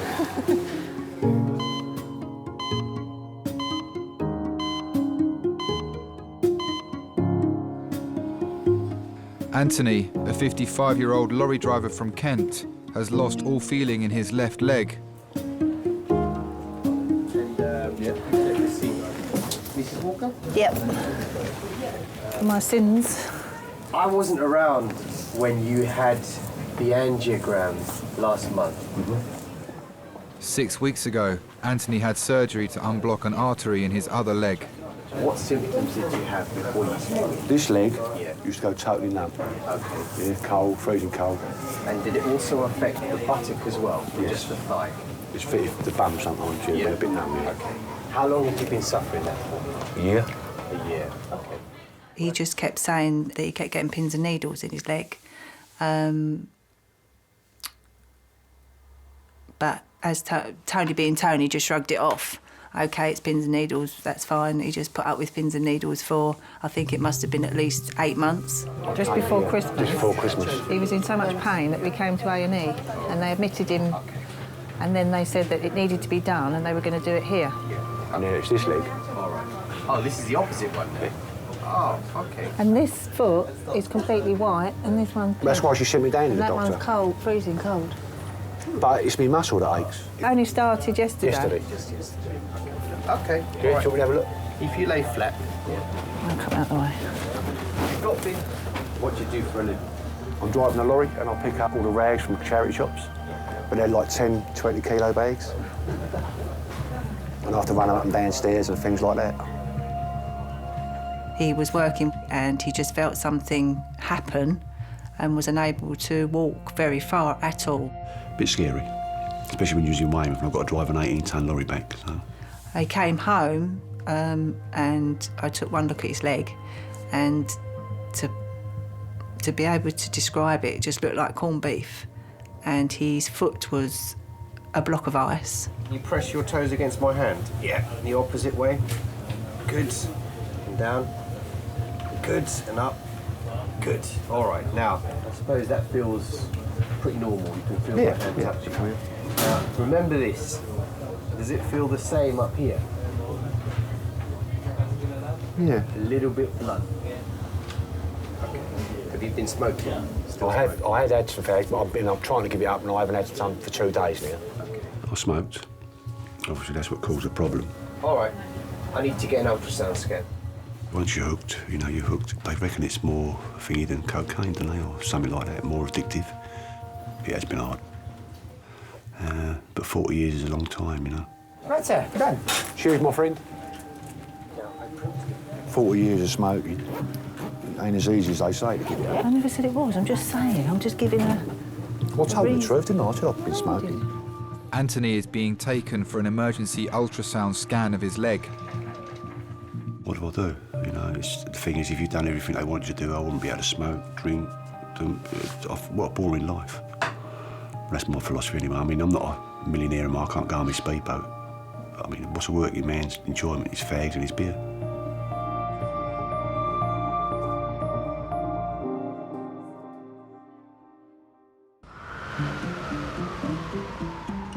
We'll move up a bit. I can feel that draft coming round. Yeah, it was drafty there, wasn't it? Yeah. I bet it's rumbling now. I've had nothing to eat. Yeah, no. Well, I was up at 5 o'clock this morning. Well, I got up at 4:30 and had a cup of tea.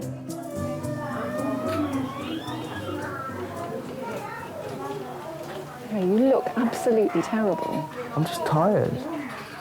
15-year-old Lyndon has come to A&E after having an accident on a friend's trampoline. God, I swear to God, it wasn't that long ago I was here with you with a penny in the stomach. Was that in year 10? Or was it year 9? It's 8. It wasn't that long ago, though, was it? I've had a fair share of experiences in hospitals. A year ago, I swallowed a coin as a dare and had to go to hospital for that as well, to get that out of me. So, yeah, I've had a fair share of hospital experiences. Lyndon, if you want to put your head back and have a snooze, you might as well. Okay.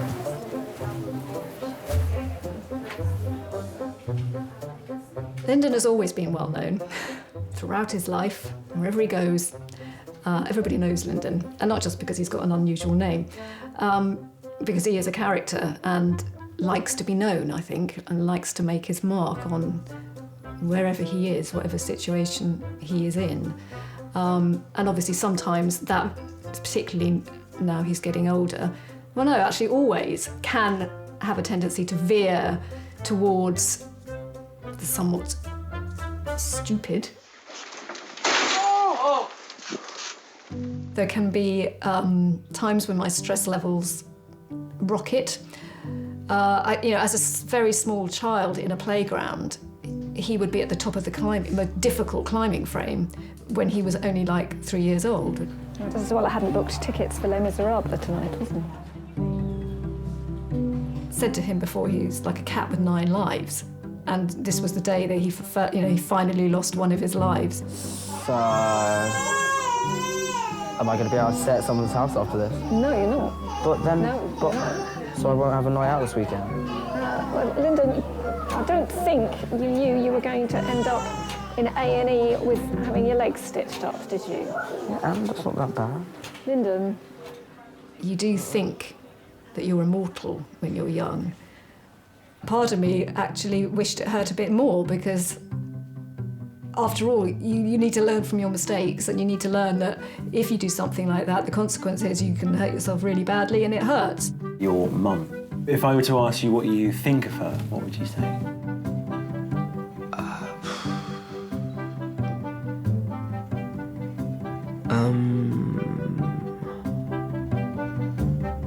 Caring?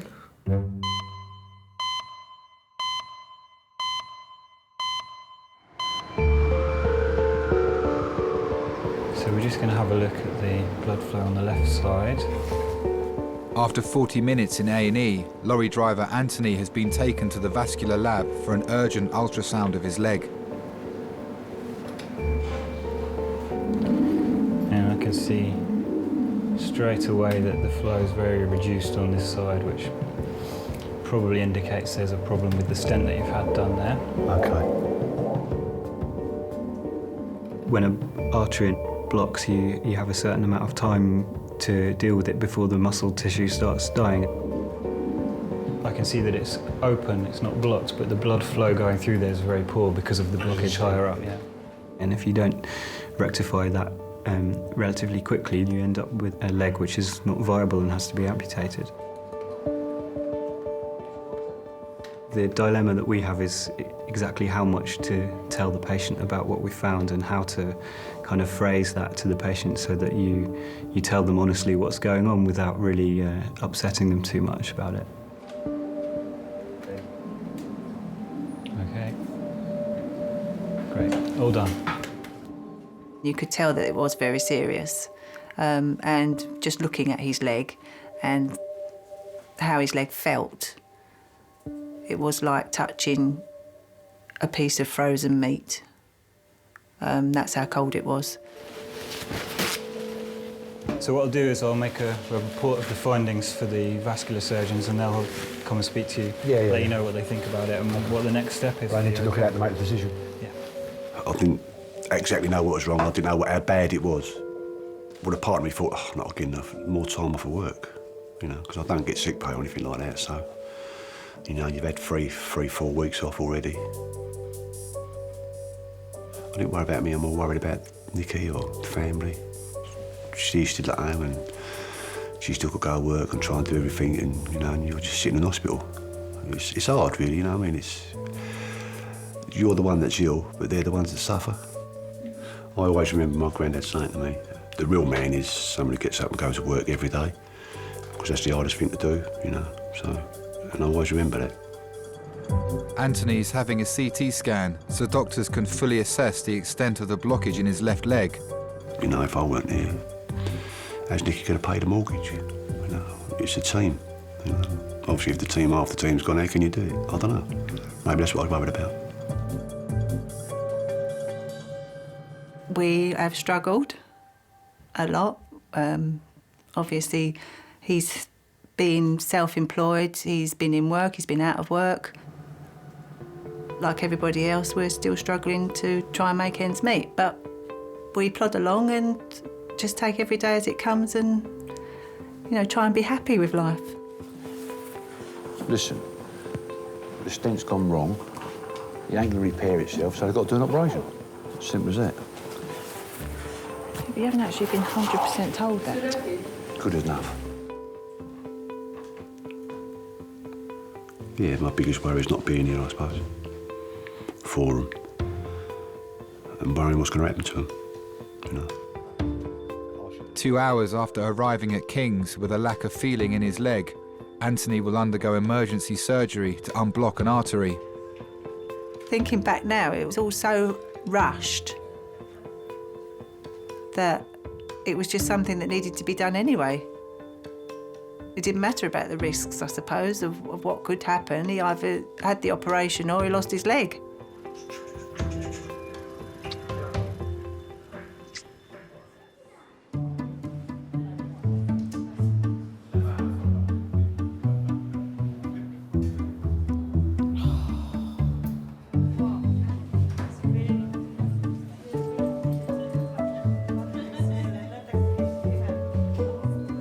What are you thinking? What am I thinking? Someone's bullseyed the windscreen. Head injury. I think the learning never ends. Every day I go to work, hopefully I learn something new. You're always refining your clinical skills. You're always understanding diseases better. You're working with new colleagues and learning new things. That's quite high impact then if they bullseye the windscreen. Yeah. Were they restrained? So it would be a poor day when you walked away not having learned something new.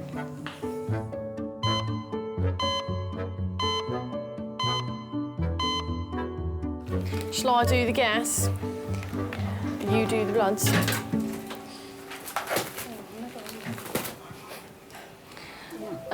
She's going to need an ABG. Junior Dr. Sammy is still trying to discover the cause of Paniotta's breathing difficulties. She continues to run tests with the help of the student doctors. Yeah? One of you two? Who wanted to do it earlier and didn't? You were going to do it. Why don't we... I'm a bit of a mother hen. I tend to adopt strays when I see them wandering around the hospital looking lost. Because it's a really tough environment, A&E, but it's the best place to learn. No. Oh, no. Just aim for under my finger, not for my finger. Oh, sorry. That's all right. All they need is someone to say, come on, get behind the curtain, come and watch this trauma. There you go, good try. You had a flashback. Sorry, Pat. All right, Ali, okay. It just takes practice finding, like, being able to find that flashback and holding that syringe steady. It's not easy. It takes a while. And sometimes they just need that little push, so yeah, I like looking after them. I'm not that great yet because I'm a medical student. So I tried, but it wasn't very good. It's all right, Ali. It's all right. My mum and I never got on because I guess really I held a grudge for Mum forcing me to marry somebody I didn't want to marry. Can you sit up for me? I had an arranged marriage, yeah. Deep breath in. I had a fairy tale wedding, but I didn't want to be there. How many brides can, you know? So anyway, I guess I hated Mum actually for forcing me into that. Ήθελα τα παιδιά μου, τα μωρά μου, να τα βγάλω προκομμένα. Ενίωνα τους σαν με ενίωνε ο πατέρας μου και η μάνα μου. She's really wheezy, isn't she? Okay. It wasn't till I did a course in psychology that I learned things about myself, but also I needed to spend some quality time, as it were, with my mum and really get to know her. If you could just tell this lovely lady that she's going to have to come in with us overnight, I'll just pass you over.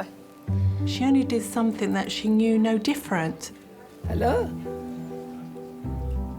And it made me realise that the reason she had this harshness about her was because of her upbringing and the culture that she was brought up in at the time.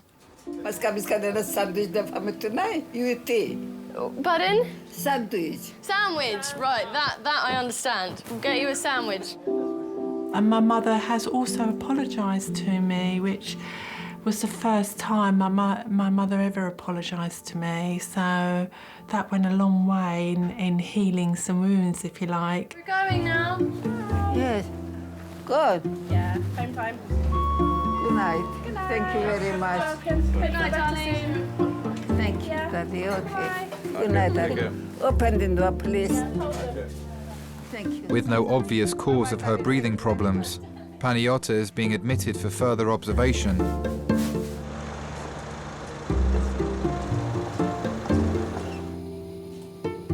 After an operation lasting over 2 hours, Anthony is out of surgery. You smell of hospitals again. Why am I in hospital? That's a horrible smell. Doctors were able to restore the blood flow to his left leg, and he's expected to make a full recovery. What's the most important thing in your life? My family. It goes without saying. You know, my kids, my wife, and that's it. They're the most important. Everything's material. They're not. They're your life. You know, so that's the most important thing for me. You're getting tired now? You're getting tired now? I'm tired all day.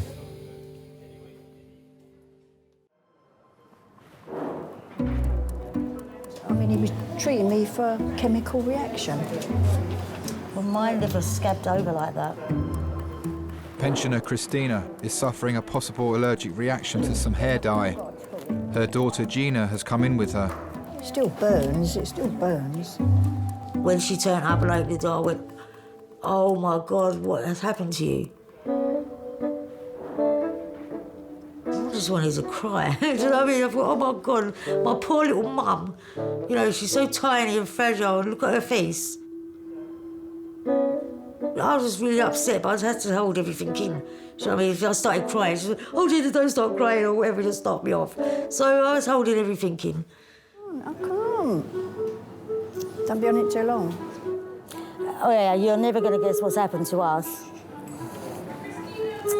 Oh yes, all right, we've got to go. She's been cooking. All right, bye-bye, bye-bye. Are you a doctor? Yeah, Are you? I am. Very tall for a doctor, aren't you?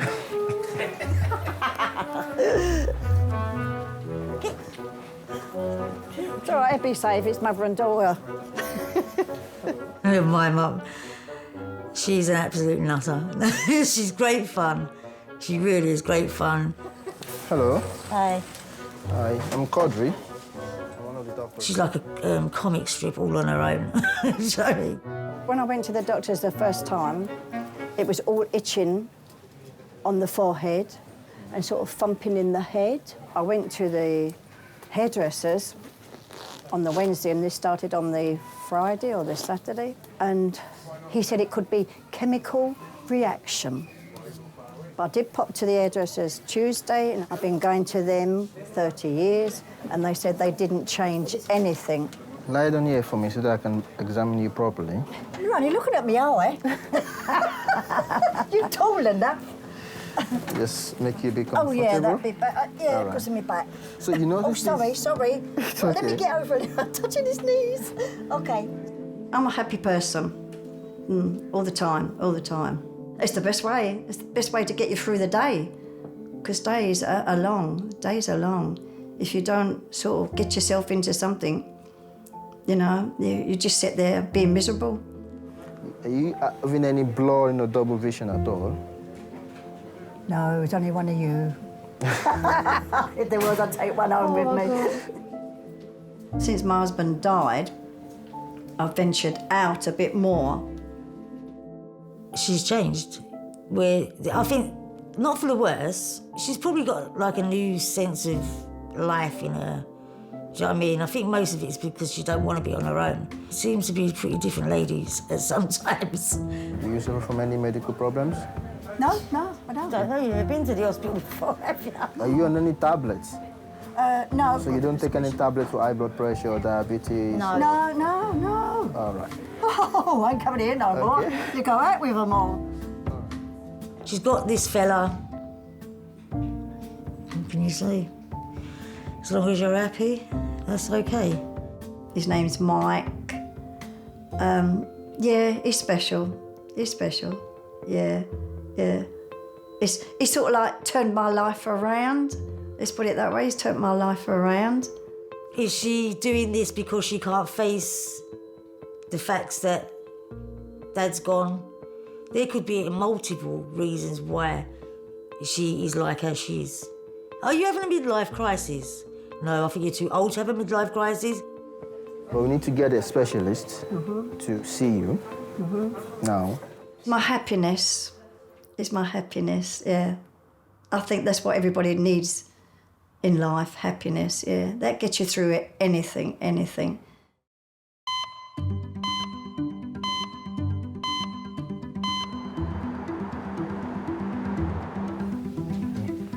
This is going to sting when it goes in. So you have to aspirate on as well, yeah? Having been fully assessed, Lyndon is having his wound stitched.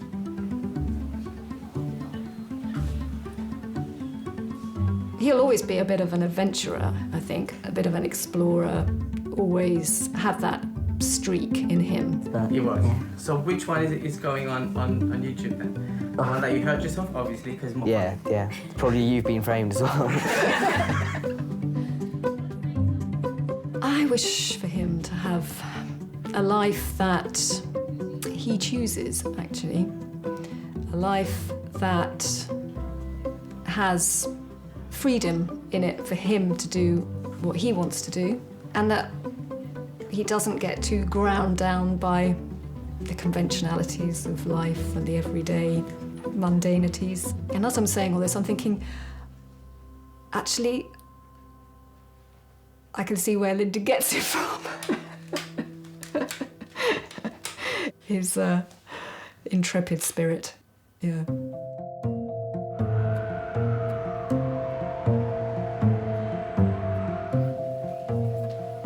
That was so cool. I damn liked watching that. Did you watch? It was amazing. I saw quite a bit of it, yeah.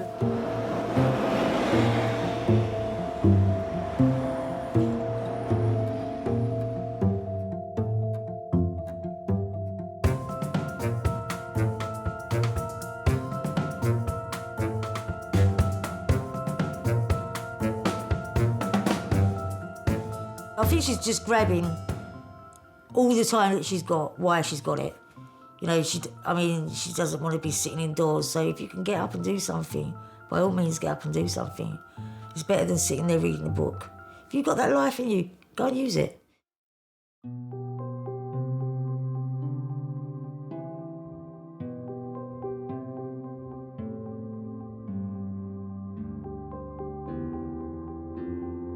And she's changed a lot as well, I've noticed. You know, in her beliefs, in her outlook, her attitude to life has changed immensely. So, yeah, I'm pretty proud of her, really. Αισθάνομαι πολλά ωραία. Προπαντός με την κόρη μου που μου βοηθά, σε αγαπάμε. Να είναι καλό πλάσμα. Θα μου να τους πω.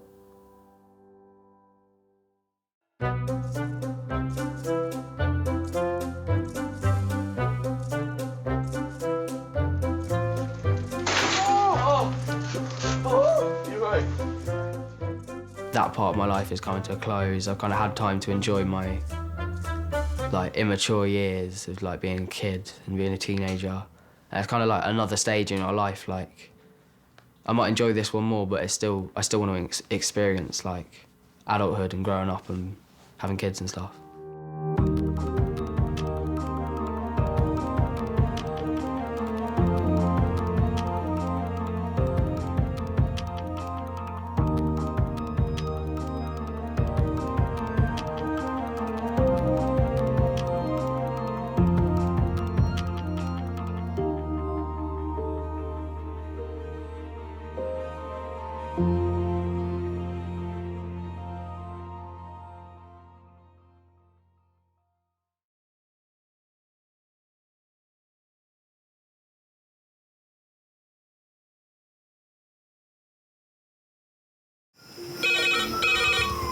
Went from the bonnet, found face down on the floor. 2, 3.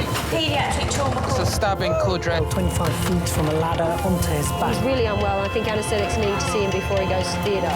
Daphne? How is everybody then? Chilling? King's A&E, how may I help? King's College Hospital. London, I know, it's annoying. My head. one of the busiest A&E departments in the world. I want top to toe, head, chest, abdomen. A place where love, life, and loss Don't bloody die. I love you too much for you to die. unfold every single day. All the patients you're about to see were treated in just one 24-hour period. A&E is always like a traffic jam. Can we get a trolley? You've got to realise that there's awful things that can happen to you. I'm so sorry. Life is unpredictable, so it's important that your nearest and dearest know that you love them. You have to tell them that you love them. You must get better and come back to me. I don't want to lose you. Because there may come a time when you're not around to tell them.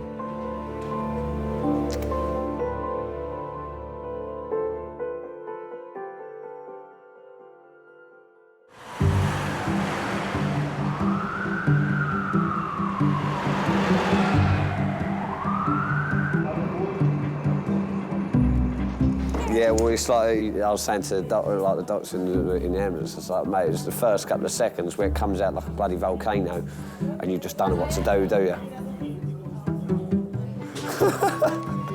Can you report us cubicle 14 and majors for a chest X-ray, please? That's portable. No, cubicle 14 for an X-ray. That was embarrassing. A&E staff wouldn't talk about life as luck or as lottery. I think we're all very superstitious. No. Is that my pen? No. So everything comes in 3s or 7s. So there'll be 3 heart attacks, or if there's not 3, there'll be 7. This is my favourite pen. You know when you find a pen that just writes really lovelily? If you say the Q word, the quiet word, things will kick off almost immediately, and then it'll be all your fault. And in terms of luck, is always the nicest patients who are the unluckiest, always.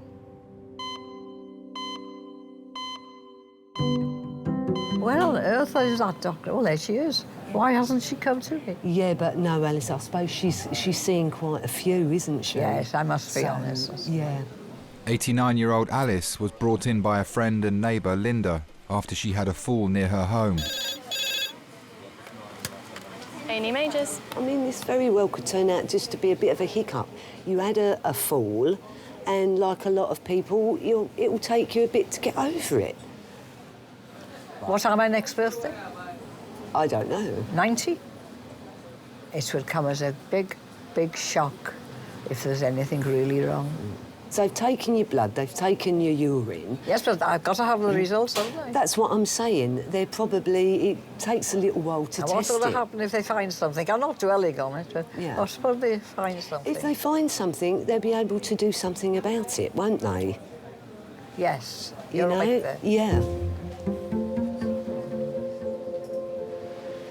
I take each day as it comes. If it's a bad day, just too bad. If it's a brilliant day, great. I'm on the up. I mean, after all, with due respect, I have not got a lot of time, have I? I don't know how long I'm going to live. I mean, I want to live every minute, but I don't know how long I'm going to live, do I?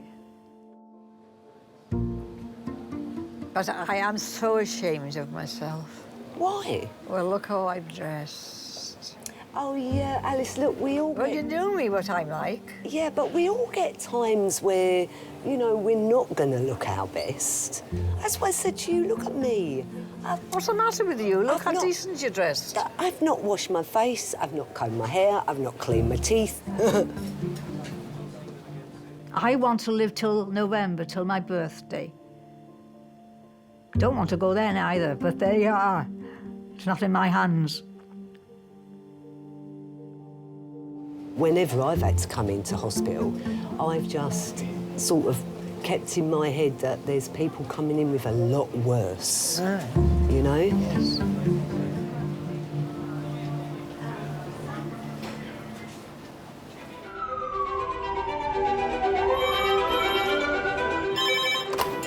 Hello, Lyndon.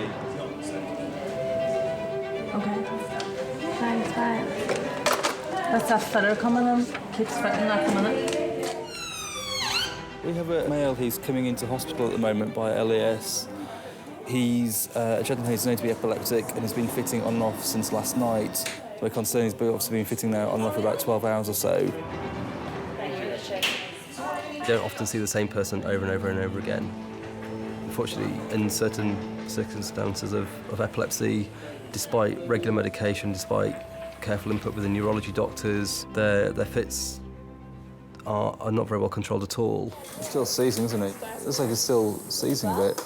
Since being diagnosed with epilepsy 10 years ago, 23-year-old Sean has been brought to King's A&E 3 to 4 times a year with severe or prolonged seizures. Right, this is Sean. He's 23.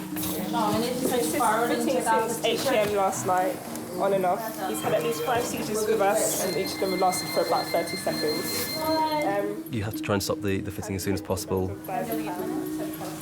because if the fitting goes on and on and on for more than kind of 30 minutes to an hour, there is like a 10% mortality rate. Do you know what medication he takes? No, we don't. No. Who called the ambulance today? His girlfriend. Because you watched him fit all night off? Yeah. So what we need to do is we need to try and get a needle into their arm so then we can actually administer drugs to them. Often we don't know what the cause of the epilepsy is. It can be due to brain tumours, head injuries. There can be lots of different causes of epilepsy, really. I mean, I think some people are lucky, some people are unlucky, really. Some people can actually function normally. They can drive cars. They can have normal jobs and live normal lives. Some people, despite lots of different medication, they just can't quite keep it under control, really. Hi. Hello, Sean. Hello. You're in King's College Hospital, Sean. When were you last in hospital, Sean? Can you remember? A week ago. A week ago. What trigger? Is there a particular trigger that you've noticed? It's just the stress. Is this what, stress? I've just had to pay 5 figures for a wedding. Your wedding? Yeah. Congratulations. My wedding's on the 26th. Of this month? Yeah. Oh, that's amazing. I made myself an honest man. I've got my missus, my wife, I look after. I met Sean, he was playing football and I'd just walking through from shopping.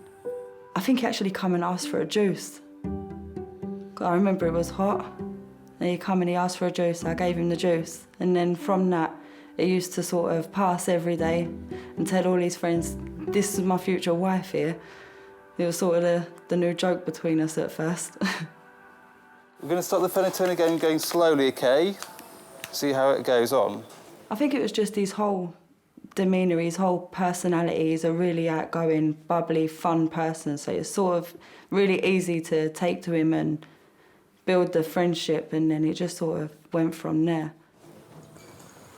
Are you allergic to anything? Yeah, I hate Brussels sprouts with passion. Brussels sprouts, but you hate those, OK. I'm pretty sure we're not going to give you any Brussels sprouts today. But we'll certainly give you a drip. I mean, I didn't tell my girlfriend that I had seizures because I was scared that because I had the seizures, my chances of getting a girlfriend would be slim, depending on if they could handle it. So she kind of found out in the way of me having a seizure in the house and getting scared. I walked past and I was like, you all right, Sean? And I noticed he didn't answer me. And then he started convulsing. So it was sort of a little bit of a shock and frightening at first to see it firsthand before I actually knew about it. Are you a bit more awake? How are you feeling? But from when she seen me have that first seizure, she knew what to do. I told her everything to do. She just, I don't know, called it manned up and did it. She did it and she's always been there for me ever since. I worry about Sean all the time when he goes out, knowing that the seizures can just come on at any time. It's a constant worry not knowing if he's okay all the time.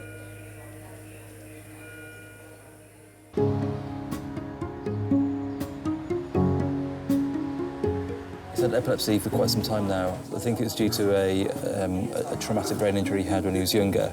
We've just started him on a phenytoin infusion, which is what he's had previously.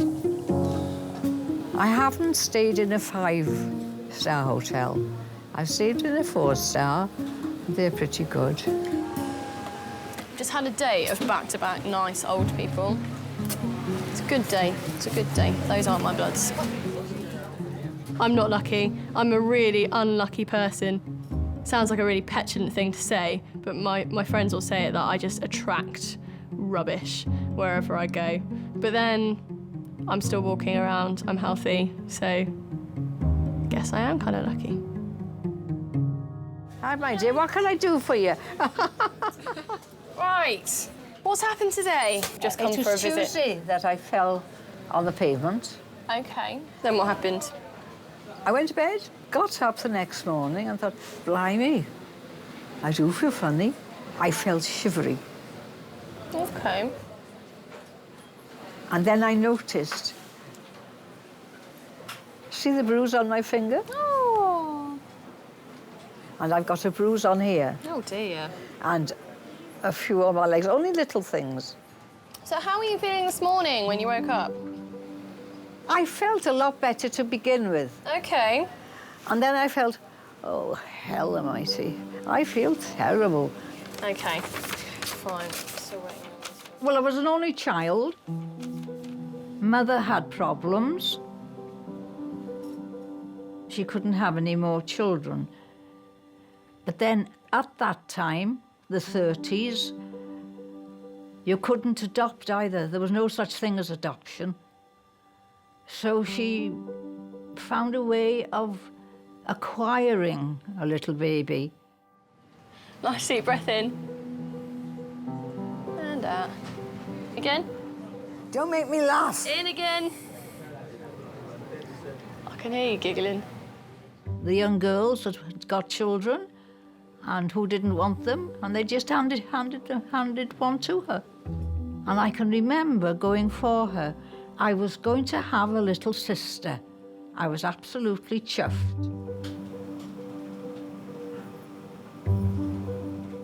Little rosy cheeks like cherubs, you know. I adored her.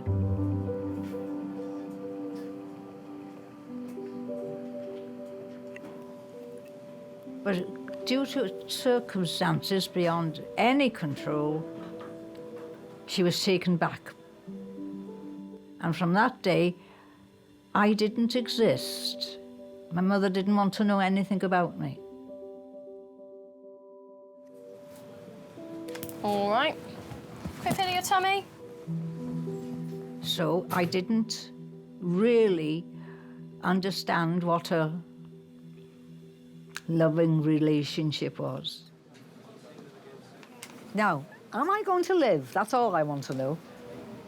Do you think I'll pass off in the next 3 days? Probably not. Thank I you. hope not. Why are you asking? Well, I'm not being morbid, I'm being practical. Now, tell me what you suspect's wrong Well, with I me. need to ask you a few more questions. Yeah, could do it. I've never young. I can do my leg. No, that is quite... I can do this. higher than me. Now, I couldn't do that yesterday because of the bruising, a bit on my elbow.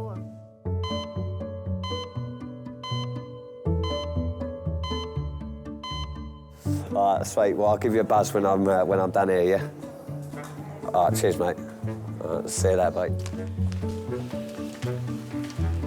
Michael, mate. Oh, thank fuck for that. Hello, Michael. All right, mate. Come on, please. How you doing? I'm fine, how are you? Oh, brilliant, mate. Never better, mate, never better. Okay. Michael, we got... Basically, I was cutting open a tube of cork, like mastic. Okay. Cutting open the end with a Stanley blade, and I've gone...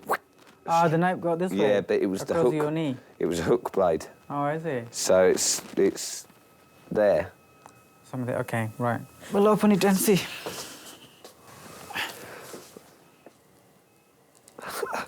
Sorry. Oh. No, I'm sorry. I'm happy to say I expect a little bit worse, but it doesn't look very bad. But unfortunately, we won't be able to do by strips. You may have to do some stitches. Oh, Yeah. really? But I know You it's not like... glue it? No. Is that the anaesthetic, I take That's the it? anaesthetic, yes. Where do you have to jab that? Around the wound, actually. So it's Well, you're going to go in the cut? Sorry. You're a sick man. I'm sorry. But that's the best, actually. So it reduces... So tell me, do you want more pain or less pain? It's going to hurt sticking that in there. But... You can't just drip it in there.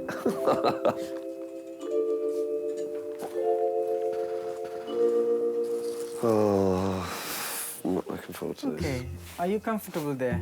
Let me, I'll put some So anaesthetic normally, if the needle has to go in, surely you haven't, it's that Don't deep. touch this one, please. That's that deep, so you haven't even got to stick the needle in, surely.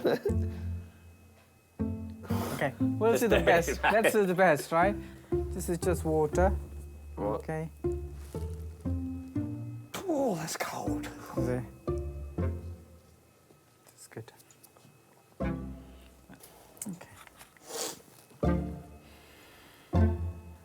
Right. Do you want me to? Okay. Look, we're going in. Is it bad? No, to be honest, I can't even feed it. That's what I'm saying.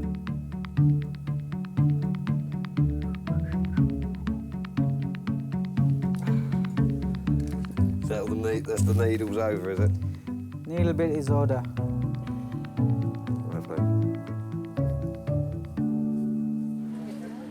When I was at school, I was not very well. And it really made a difference when I went into A&E as a teenager. The doctors really could make such a difference to how I felt. So she's going to have a chest x-ray, she's going to have a urine test, and then she'll be going home.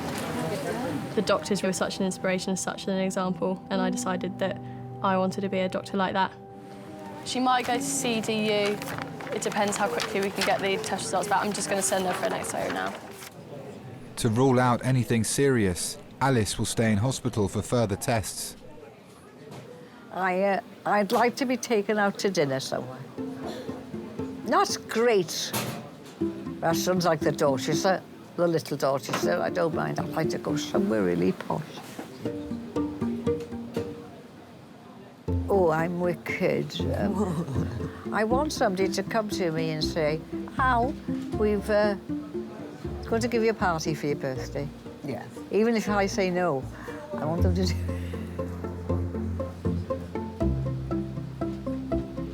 Didn't think I'd be here this long. The seizure started after I hit my head on the door frame. I found £50 in school, ran straight into the door frame. I ran, jumped up and conk. Do you mind if I examine you now? Do you mind if I examine you? No. You're married already. Sorry? You're married already. Yeah. Yeah, I'm getting married. I'm getting married in 5 days. I'll get 5 married. days? I'll get married next week Tuesday. Christmas was approaching and I said, how about rather than go out and spend whatever on Christmas presents, we focus on getting married and that will be our Christmas present to each other. So it was sort of decided from then. Okay. Can you do this for me? Like holding a tray, yeah? Holding a tray, look at me. I don't hold trays like that, though. It's okay. Imagine, close your eyes. Close your eyes. And we're hoping that the seizures will one day improve a little bit to enable us to go abroad somewhere. We haven't been on holiday together yet because it could just all of a sudden come on and he could drop down somewhere. Fine. That's okay, I'm happy. Sean is waiting for a final review before being allowed to go home. I don't think I've ever questioned why. We're all put here for different reasons. People are given different tests in life for different reasons.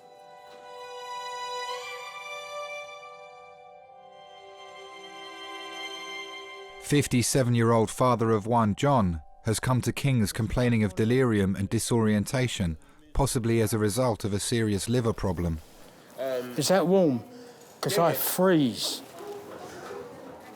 My dad was a Romany gypsy.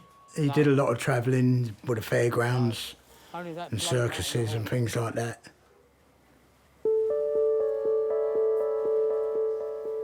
When we was very young, I was took into care, then I was fostered out. They brought me up the same as they had their own children. They all got A levels, O levels. Me, I grew up and I learnt how to steal cars, get drunk. Turned out completely different. They kicked me out when I was 15 years old. You can't change what you do. Oh, can you lower that? It's too high. I wish I had. I wish I could go back now and change everything I did.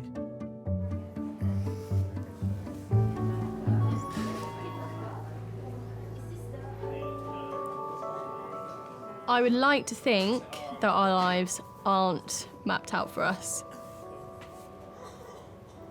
If life is determined for us, then those patients that come through the door, if it's their time to go, that's the end of that. And we don't have a chance to have an impact on that.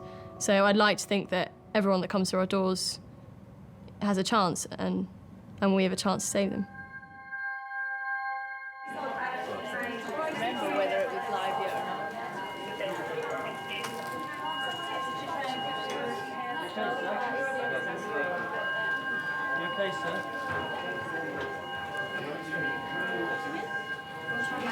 Excuse me, you okay, sir? Oh! Does anyone know who this is? Yeah. It's fine. It's another patient.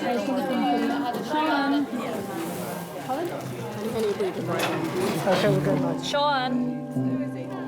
So it's called? Yeah. Sean. Okay, try and keep yourself still. We'll just try and get you on the trolley.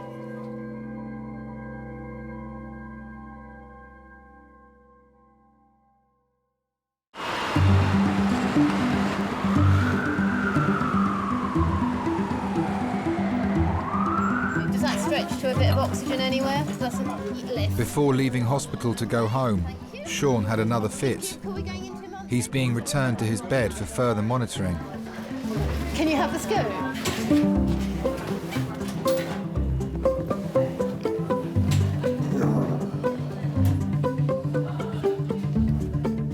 Hiya. Oh God, I'm now in A&E now. Basically, what's happened? Went to go and get Dylan's his consultation, but when we're in there, he just started to say it's really hot. He's burning up now. He's got a massive headache. So the doctor was like, you need to send him to pediatric A&E because he's not very well. 6-year-old Dylan has come to A&E with his mum and sister after developing a headache and fever. I know. But anyway, I thought I'd let you know. Yeah, so I'll let you know when we're finished. Anyway, I better go. I'll speak to you later. Bye, darling. Bye. I was 33 when I had Daisy. She saved my life. They both did, really. Because it gives you a meaning, it gives you a purpose. Everything becomes important, everything is relative, everything matters all of a sudden. What is wrong with your head? I love you. I love you too. Dylan, if you need a wee, just tell Mum and she can wee in here. What if it goes up to the top? Pour it out. It only stop up to like where that line is normally. Pretend this is your toilet, and when even you need to wee, just be in there, okay? But what if it falls down my trousers? Oh, I know it won't happen. Okay, right. Should we ever go? No.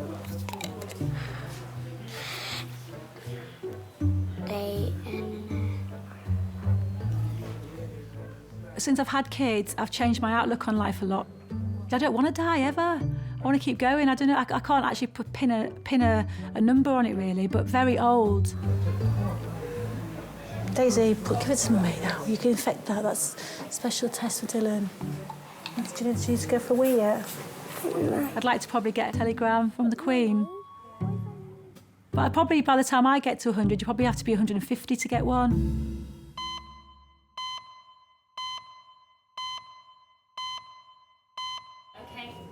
Waiting for the chest X-ray now, aren't we? Yeah, they want to do a chest X-ray, don't they? And they want to take your pulse standing up. That's right, yes. Alice, at quite an early age, grew up sort of with the attitude, I'm gonna succeed, whatever. So I think really doesn't matter what life throws at Alice. She will just put it behind her. She will carry on. Well, I will be honest. They've been pretty thorough. They've been, yeah. Yeah. That's what I said to you. At least when you go home now, you can be quite happy. That's it, fit, yeah. aren't I? I won't say more than that, because you don't know. Oh, yeah, but you're going to outlive us all. Steve, her husband, was like... He was the light of her life, basically, really. Everything kind of revolved around Steve. So when Steve died, there was nothing. You know, everything was gone. So she really needed somebody that she could just sit and talk to. And that's, I suppose, when we sort of really became friends then. It's time I went home. You look as if you could shut your eyes and just go. I'm ready to go to sleep.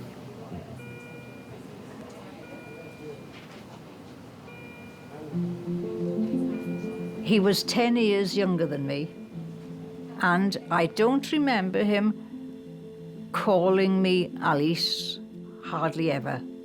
It was always Babe. Ah, good afternoon. From 1987 to the time he died was the happiest I've ever had in my life. Yes, I'm able to walk, dear. Toilet, walking. Good lady. Yes. Well done. We visited 19 countries. We did everything from riding a camel into the Sahara to fishing like the Eskimos. You didn't need your stick, Alice? No. No. But I don't know how I did do without him for the first 3 years that he'd gone. But I gradually got over it. I can talk about him now like I am doing. But I could never marry again. It would break the spell too much. Sorry, that's about all.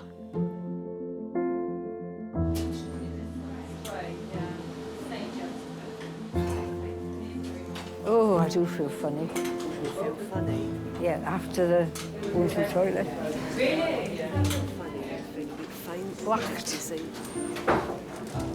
Absolutely whacked.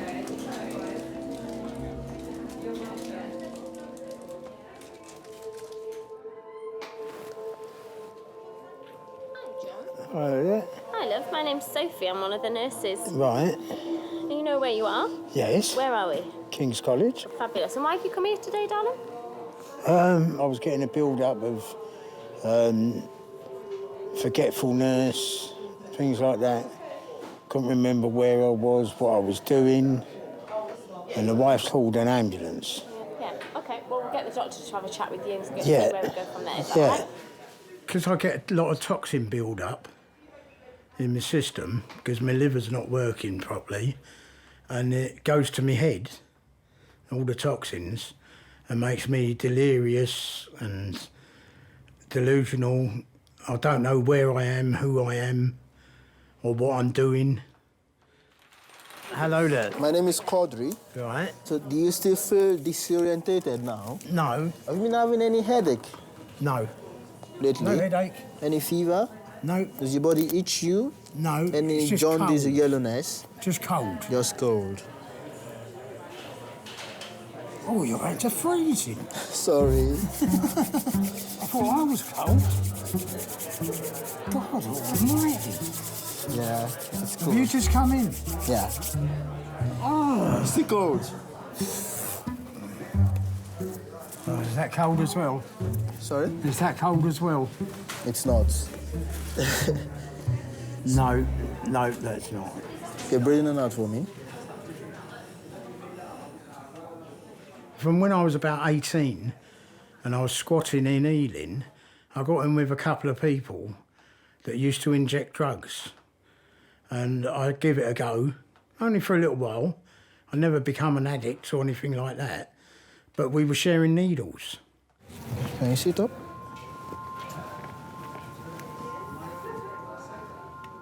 So I think one of them must have had it and passed it on to me.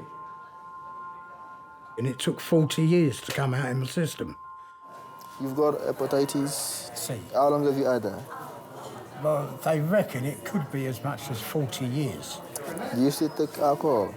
No, don't drink. Okay. Gave up 12 years ago. Okay. I've come to the conclusion it was my choice whether I did what I did or not. And all right, I'll accept the consequences. I don't think I've had a bad life up to now. So what will be, will be. What I'm gonna do now is I'm gonna take some blood samples from you. Yeah. All right? And I'll have a little chat to the liver team and see what they think, all right? Okay.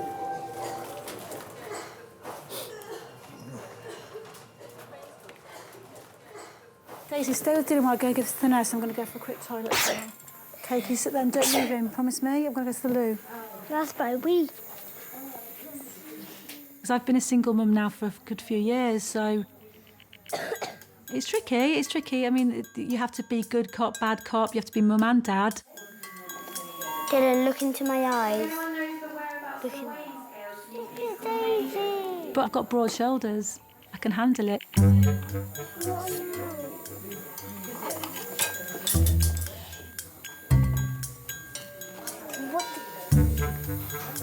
Stop doing that. Gosh. Daisy is amazing. She's so kind and thoughtful. She's so helpful. She's my little helper really in the house. What the? God, Dylan, get back on. Lie down. Lie down.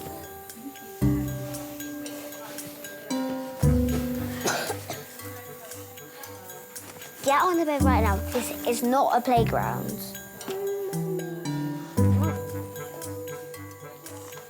Dylan, he's a bit of a joker, really. Gets him in trouble a little bit. He's a bit naughty at school sometimes, so... She's coming, okay? She's coming, lie down. Do your best. Mum? I'm going to tell Mum you're really tired, yeah? He's really tired. Are you tired? To be honest, when you were in the thing, Dylan was taking that thing out and licking in his eye. Were you really? Was he messing around? A lot of people get too busy moaning about, oh, I'm a single mum, I've got this, I haven't got that. It's like, well, in spite of that, go out and make it happen. Don't let that be an excuse. You know, be the exception to the rule. And that's kind of my mantra, really, with them, you know. So what, I'm a single mum, and? All by myself. You don't have to sing that song until Friday. All by myself on Friday. I've had lots of kind of traumatic experiences over the last few years because of my marriage breakdown. You're so strong. What would you be if you could be any superhero? This wrestler man. Bad things do happen to good people all the time. Actually, I'll be Jack Frost. You'd be Jack Frost? Yeah, because he can say, like, wind takes me home and then it blows him home. What are you, Days? Power girl. What would be your superpower? Power. What kind of power? Sometimes I think people that, you know, get things wrong with them are the people that have the best lives.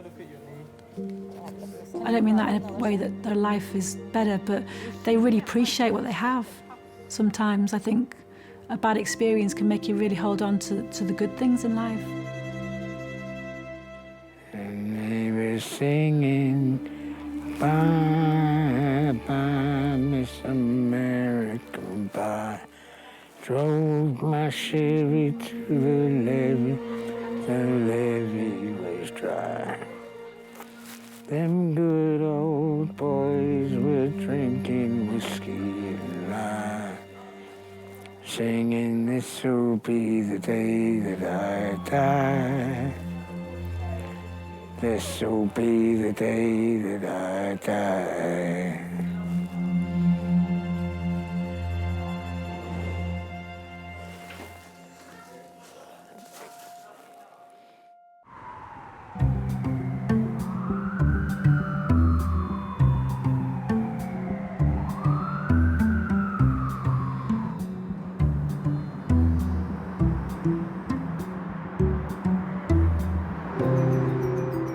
Good. Open up your mouth really, really wide. Cool. Stick out your tongue. And go, ah. Dylan is being examined to discover the cause of his sore throat and headache. Back of the throat a bit on the red side. That might be where some of this cough's coming from. It's not dramatic, nothing that would hurt, but there's enough there to say there's something happening. Right, thank you. Okay. Thanks, Doctor. Oh, my belly's empty. I know. There is like a little vending machine just in there. You can get something like. But I have to wait days till I don't think I've even got a change for it. If you tell me where it is, I can buy something. It's fine. I know it's fine, but you haven't got the correct money. There's a machine where you have to put money in the machine. I don't have the right. I only have notes, so we haven't got the right coins. But maybe we can. Can I see where it is? Maybe we can wait. There is no, wait, can I just have one question? No, because it's not in the right place for your little kids to go into. Do you know where it is? Daisy. I just want to know where it is. I'm not going to. Right, it's not in here. You go all the way through into the other bit. And please don't shout at me, because I'm doing my best right now. It's in the other bit, Daisy. It's in the other bit, in the big main bit, and we'll go and check soon.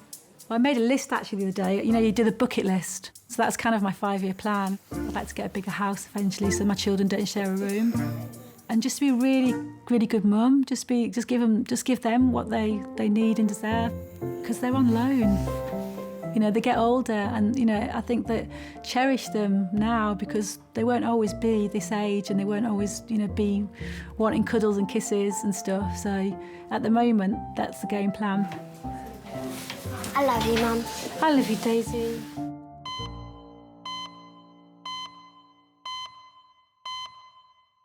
I mean, in them days, we used to try anything. Uppers, downers, in-betweeners, everything. What goes round comes round. One way of looking at it. I'll try and tell the youngsters, don't do this, don't do that, but they don't listen. No. They're going to do what they're going to do.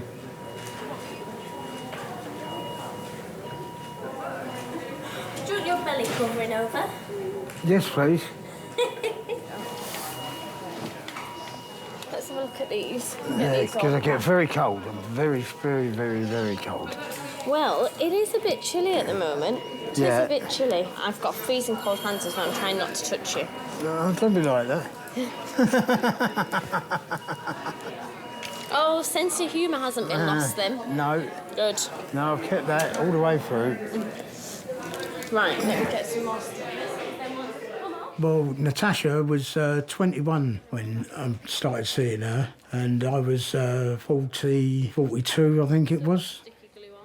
We was together for a few years, and then our son came along, and we got married on his, I think it was his 5th birthday.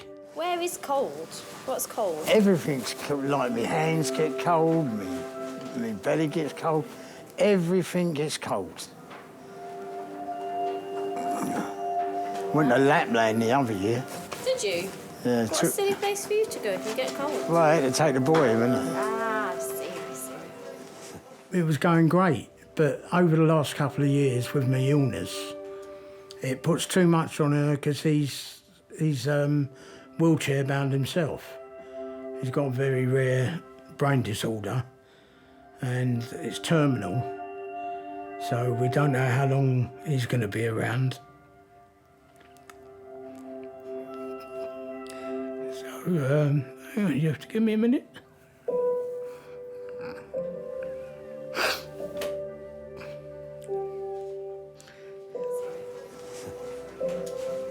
A lot of money, though. £1,100 for a day. What? For one day, three of us. Usually you lose your kid between 1 and 5 years, and then the next stepping stone is 13 years, and then maybe 2% have lived just past their 20s. But he's 14 now, so he's got through that hurdle as well. And but he's a fighter. He's like me. You know what I mean? He's such a good kid.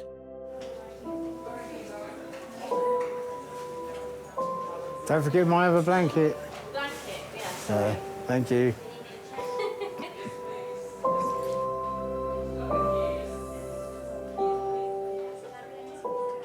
Because what I did myself, was all self-inflicted. You get someone like him, it's no choice.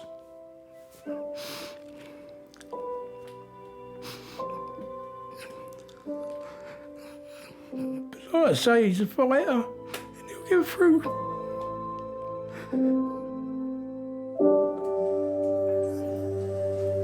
Would you like a drink or anything, Dunham?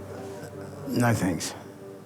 Anything else? Do you want the lights down a little bit? Yes, please. That'd be lovely. That better? Yeah. A little bit of mood lighting? Yeah. It changes the way that you see life, just because what we see is so random. And seeing people like that in the department, it makes you realise that could be you, it could be any one of us at any point. And it makes you realise how much you take for granted.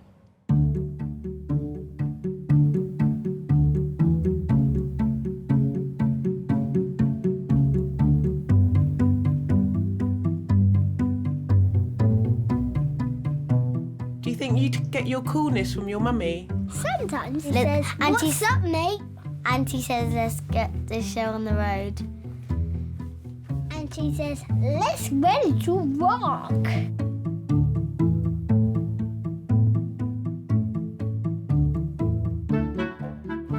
She punched my ghoulies.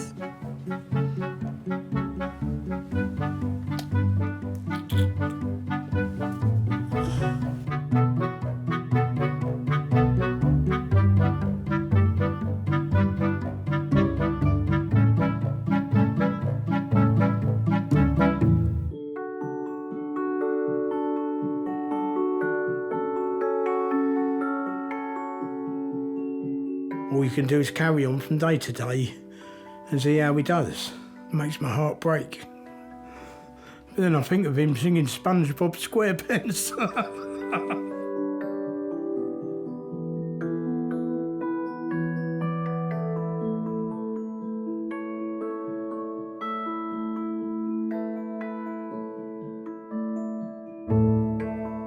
When I first met Steve, whenever we went out and we were going up a staircase, he would not walk in front of me.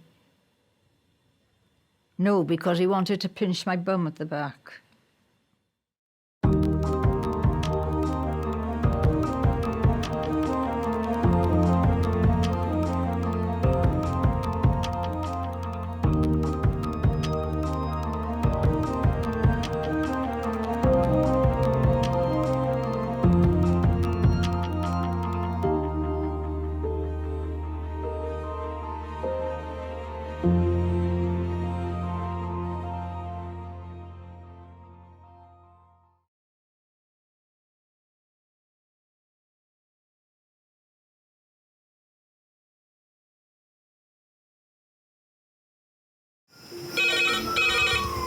Went from the bonnet, found face down on the floor. 2, 3.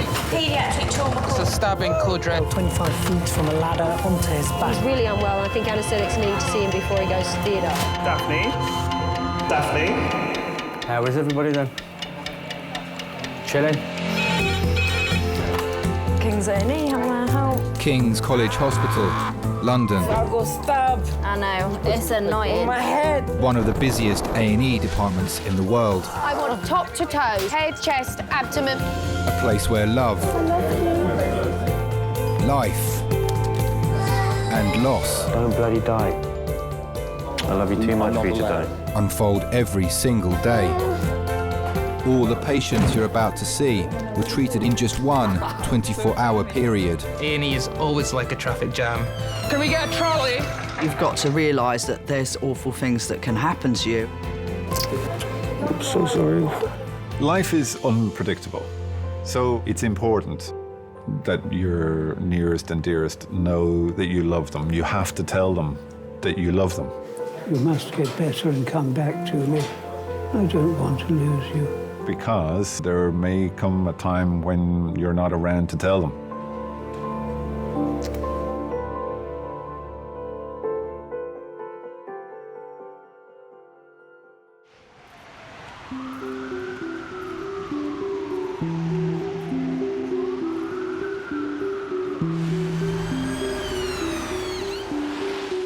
Obviously not Treat or extra strong. Kit Kat? No. Come on, no. Mars, no way. Caramel, I think, has got to be a no.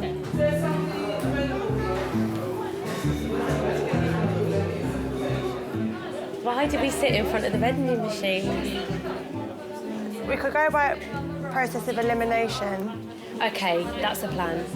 So we don't want to rule out the first 3 shelves and the bottom shelf. Yeah. Let's go from left to right. I don't want any of nature's table, thank you. Drifters are maybe. Not tonight. I've got shoes on though. No, that's a lot. No, I'll take my shoes off. Hang on. Got loads of stuff on. I've got on 3 kilograms. They're so bad because they're supposed to be like energy, aren't they? So there must be so many calories. No, that's the one with guarana. Yeah, but it's still called a boost, isn't it? So it's only 150 for half. 100. When anything's 100 calories, it doesn't count. Shut up! You know that's a lie. Yeah, but it's not really anything. Cheers. So I'd be quite concerned about subarach. Particularly the blood pressure's slightly up as well. Dr. Ling has just started her 8-hour shift as one of the registrars in the emergency department. When you start that first day, your first job, in an A&E department, and you're suddenly like, oh my God, I'm a doctor now. All these people's lives are in my hands. If it was affecting the cerebellum, that would cause dizziness, or usually it's vertigo. Yeah. Along with your other cerebral signs like your nystagmus, your dysarthria, and unsteadiness, and that's from your posterior circulation. Yeah. You kind of have this concern that, yeah, you might just be found out as being a complete fraud. What the hell are you doing? How can you be a doctor? What are you talking about? You're just this, you know, this little girl who didn't have a clue about anything. I need the metal thing that sticks it on, which I don't know where it is. Maybe that's something that a woman feels maybe more than a man as well, that kind of constant self-doubt. You just have to draw back on the fact that actually, you know, I've got 9 years of experience. I do know what I'm doing.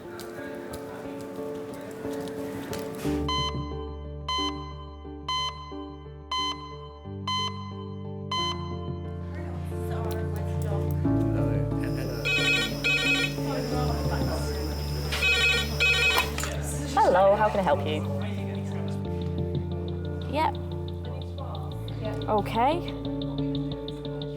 Okay, lovely, thank you. Bye. Okay, GCS3, 20 mils of diazepam. Seizures for 20 minutes. 27 minutes, she said. Okay, you show 5 minutes. Adult red phone, 5 minutes. Adult red phone, 5 minutes. A 23-year-old man is being brought to King's after seizing uncontrollably for the last 30 minutes.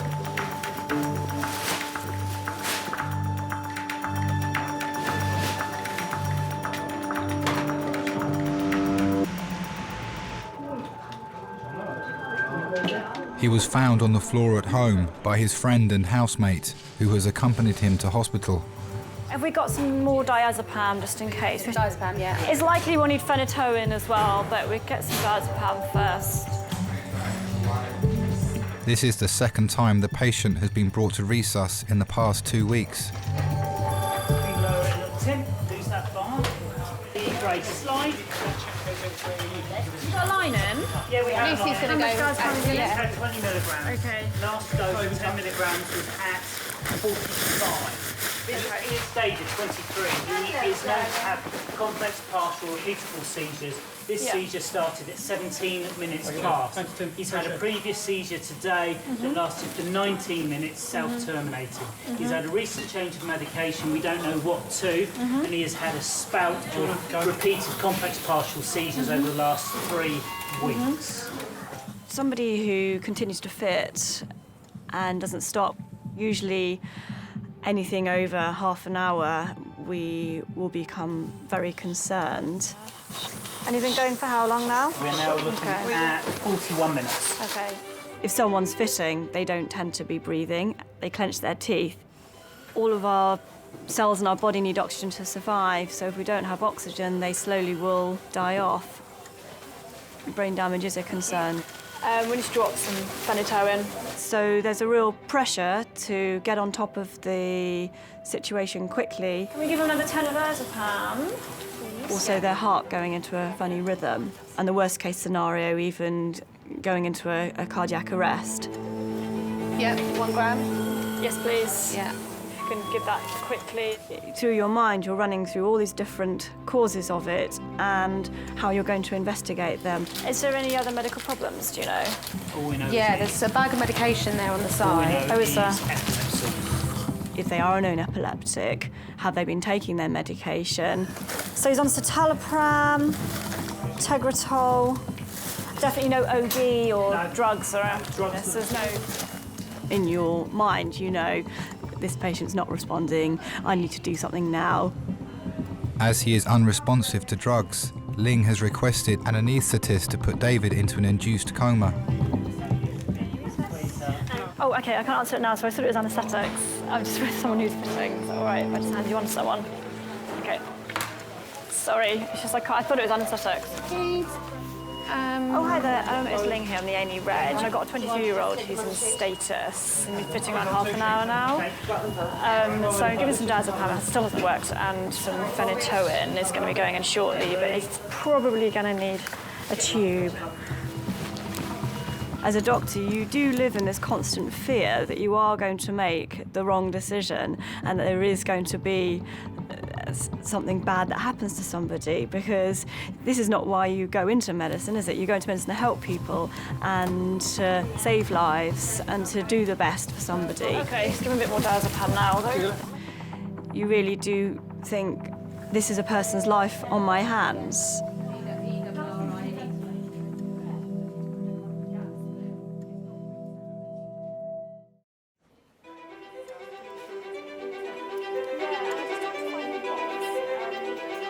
It's been 40 minutes since 23-year-old care worker David was found having a seizure at home. Right. That diazepam's not done very much, has it? Let's just try and get some more bloods off him and gas and stuff. So let's just see where we're going. He has failed to respond to drug treatment since arriving at King's. An anaesthetist is on her way to put him into a medically induced coma. When a fit has been going on for a certain length of time and you've tried everything that you can try, then really the last-ditch attempt is to anaesthetise somebody, put a tube down, and then you know that they're going to have to be on intensive care for a certain length of time and may have a prolonged recovery, and it's possible that their brain may not recover fully from that. Thank you very much. As the seizure continues, David's body is deprived of oxygen and the risk of permanent brain damage increases. Have you got the, in your arm, David. Where it is, isn't it? Right. So we're giving him diazepam yet? David's friend and housemate Mike has accompanied him to King's after finding him having a seizure and calling 999. I came into the living room and he'd already begun to have a seizure, and it was really, really violent. I'd seen quite a few seizures before. This was different. And the convulsions were more frequent than usual. They were just, it was relentless. Just went on and on and on. when you're in an emergency ward and you actually see that actually no, people coming in here are potentially going to die. This is a serious place. That's scary. That's really scary. And the possibility of me not leaving with Dave did cross my mind. What's the BM? 5.8. Okay. Pupils are Dilated, aren't they?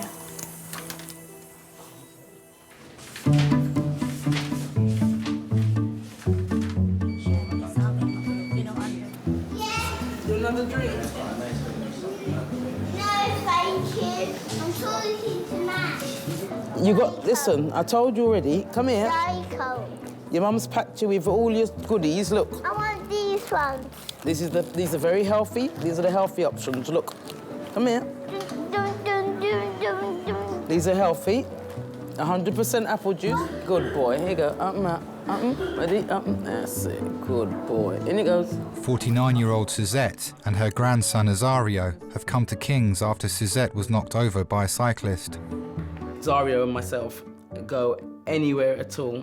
We're so inseparable, you know, we really are. I got apple juice. Initially, I didn't want children. I must admit, I didn't want children at all. For my daughter, came by sheer accident. I'm afraid to say I much prefer being a grandmother. Wash your hands, please. Good You boy. please wash your hands, please. Let his parents tell him that. And anyway, come on. But having a grandson is like having a second child. But with Zario, it's like double trouble. Hi, cutie. Heyo. Wash your hands, peoples. Azario, come here. They're adults. They can read the sign.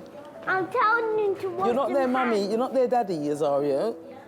My daughter came down from uni, and I was taking her out for a meal in Battersea. So I decided to take the brolly along with me. She had her headset, and I put the music in my ears. We were standing at the bus stop, and I was doing a dance, and I said, this is how you dance when you go out, because you never go out anywhere, so I'm gonna show you how to dance.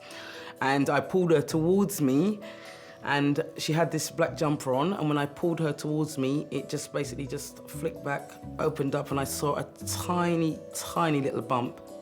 Nanny. Yes, darling. Come on. I want to play toys. You want to play the toys? Yeah. Might as well. And I said, I'm not going to pretend and lie to you. I'm very disappointed, and, you know, you should have told me.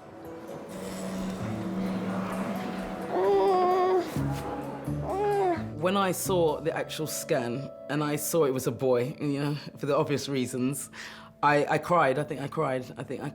On us. That's what we got on our body.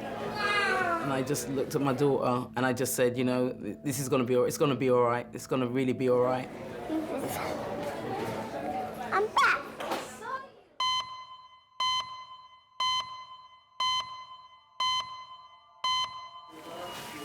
Are you 699? Yeah. Oh, hiya. I'm Ling. I'm spoke to you on the phone. An anaesthetist has arrived in resus to administer the drugs that will stop David's seizure, but leave him unable to breathe without assistance. Seems to be on Tegretol and Keppra, has complex partial seizures and has had them increasing in nature recently and today, and has been sort of in this like odd sort of flickering fashion for around 40 minutes. It's not really settling at the moment, so I'm pretty sure he's going to need to...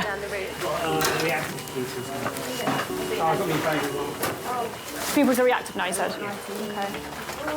Okay, that's good. Heart rate's actually pretty good considering. Hello, David. Oh, nice for me, David. Hello, David. Oh, okay. Is he settling? He does. What did you do? The magic way. You're in King's Hospital. You've been seizing for the last hour. You've only just settled down. You've got... David's seizure has stopped moments before he is anaesthetised. Hi there. I'm Ling, one of the doctors. Nice to meet you. You're just in the hospital, OK? You just rest there. All right. I'm going to send him round for a CT, because that was a long time to be in status for. He's come round reasonably well, considering he was out for a while. OK. A CT scan will reveal whether there is a more sinister reason for David's prolonged seizure. OK, thanks. I'll believe you.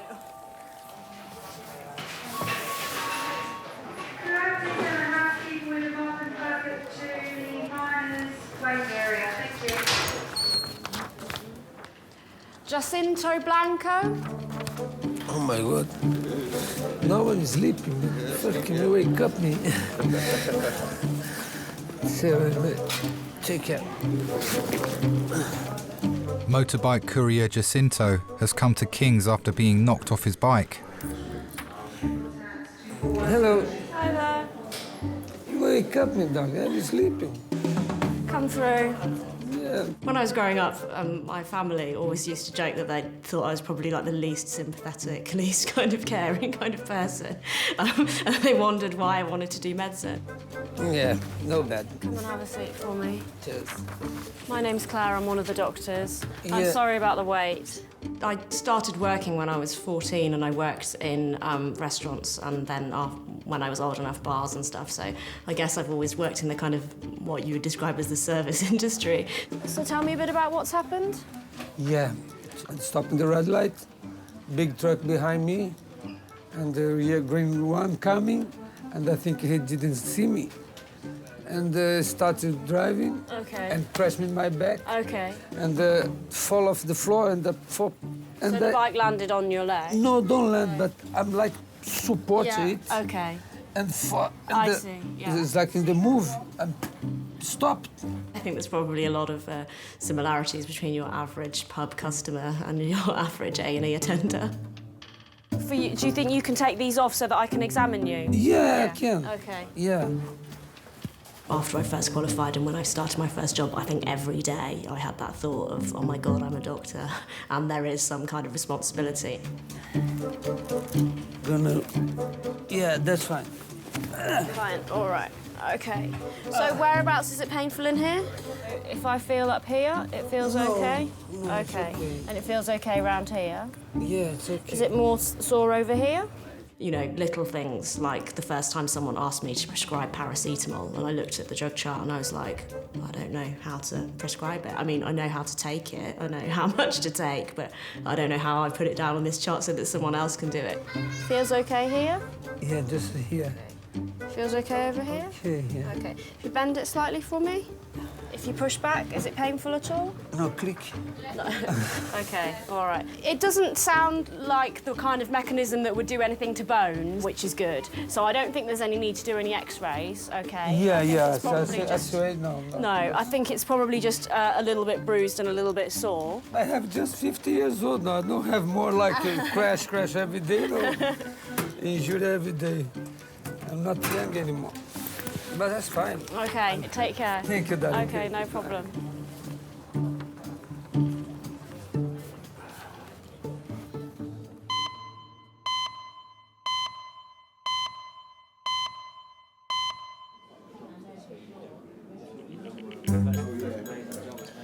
So is that your experiment going to be? Yeah, I'm going to do the cream eggs and the cupcakes. And there's a difference. Does it smell horrible? Best friends Celine and Maria have come to King's after Celine cut her hand whilst destoning an avocado. But I like your idea of having it In the layers, yeah. Conflicting brands. If you've got a cream egg, you don't want to mix a cream egg and a mini egg. Yeah, it's two very different flavours, isn't it? I'm half Turkish. Maria's half Greek Cypriot. The Greek Cypriot Turkish thing was probably why we got on in the first place. We both have really hairy arms, which I think is, you know, it's nice to find a kindred spirit in that sense. Did you used to hate it when you were younger, though? Of course. Yeah. And even Josh is like, hey, you've got hairy arms. Like, so? He's like, you should shave it. I was like, why am I going to shave it? Do you know how gross they'd grow back and how white my arms would be? I'd look like a fucking uncooked piece of chicken. We just met at school and then sort of stayed in touch because we both then went to the same drama school for a year. I think we were cast with next to each other in a Chekhov play, so it wasn't the most exciting first thing to go into and be like, what are we doing?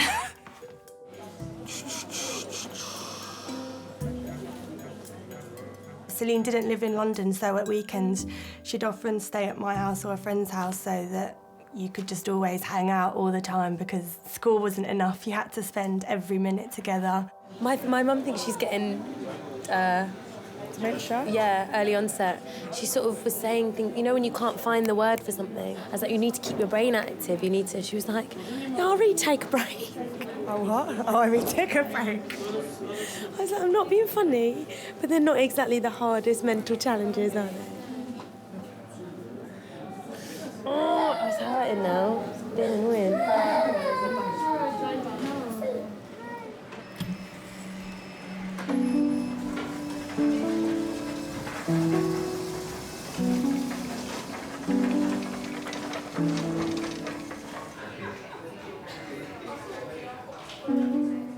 23-year-old David endured a 40-minute epileptic seizure. He's being sent for a CT scan to check whether a new event has occurred in his brain to trigger such a long seizure. She wants to wait here, mate. She won't be allowed in here. Right.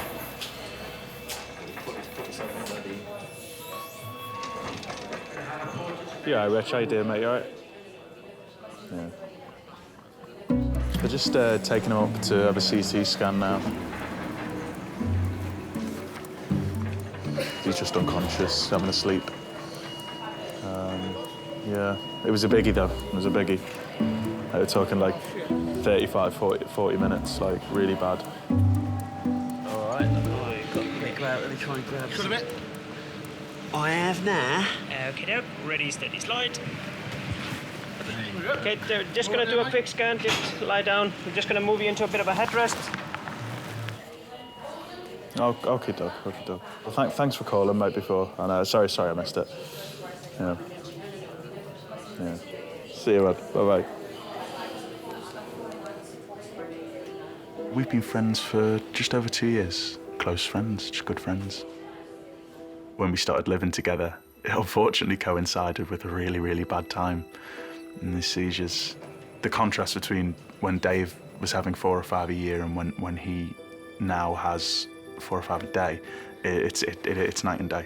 It's so different. He was incredibly chirpy and he's always been so energetic and almost sort of on the point of sort of brimming with energy. Now that they've really started to batter him down, I think, and he's really feeling it.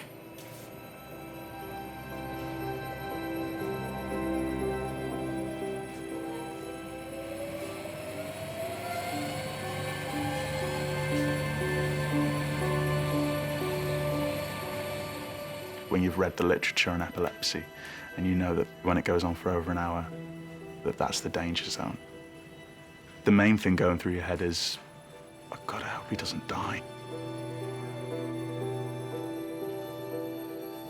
All right.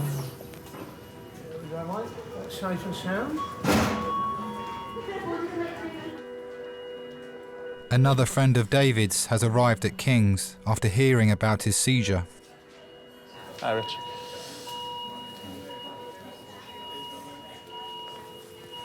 Sit down. I've been sitting down for about 4 hours. How long have you been here? What time did you come in? It's weird. I can't remember. It was 17 minutes past something that the seizure started. I think it was 5 though. I think it was 20 past 5. 20 past 5. Yeah. Essentially.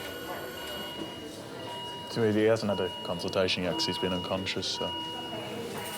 David. Open your eyes up for me a sec. Let me just shine my torch in your eyes. Make sure your pupils are... And the other way. Then I can leave you alone for a bit. There we are. That's all right.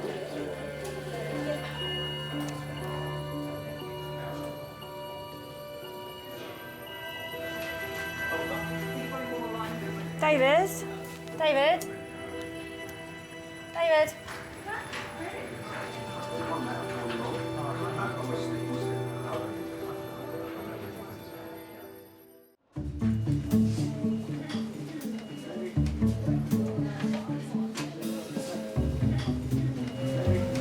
Dad did all my tights too. I think she's stealing things.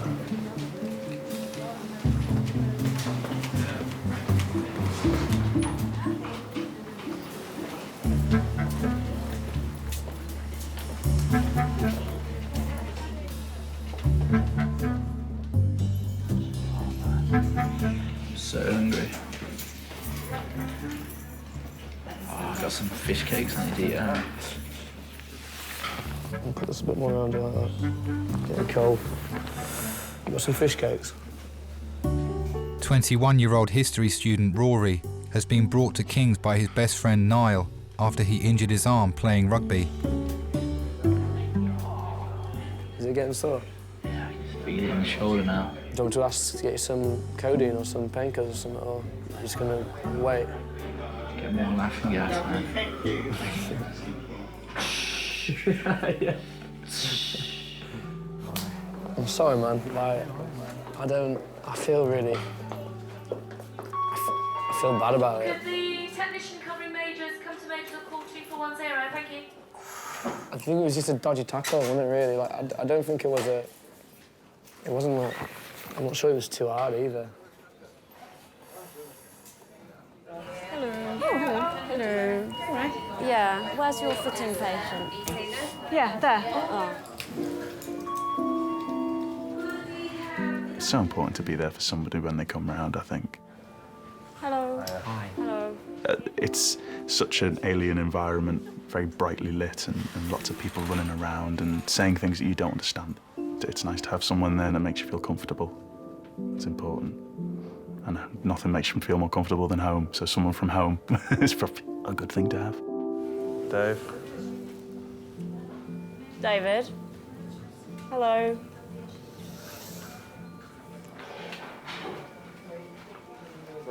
Sorry, Rick. For what? What you done now? Dragging you out to hospital and It's all right.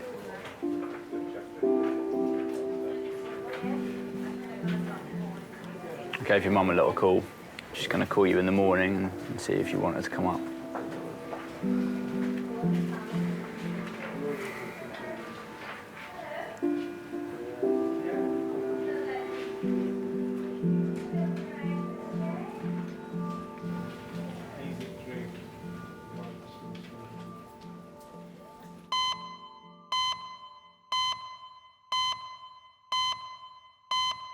I think you're stronger than me, Azario. Right. Go this way. I don't think I can take it too far out, Azario. No, because you're going to the people who are well and we'll be in trouble. Okay. Can I push you? Yeah, of course you can. I'm the invalid. I'll push you. Yeah, be careful. Now listen, take your time and don't forget my foot's already injured. Ready? Straight. No, I won't push you that way.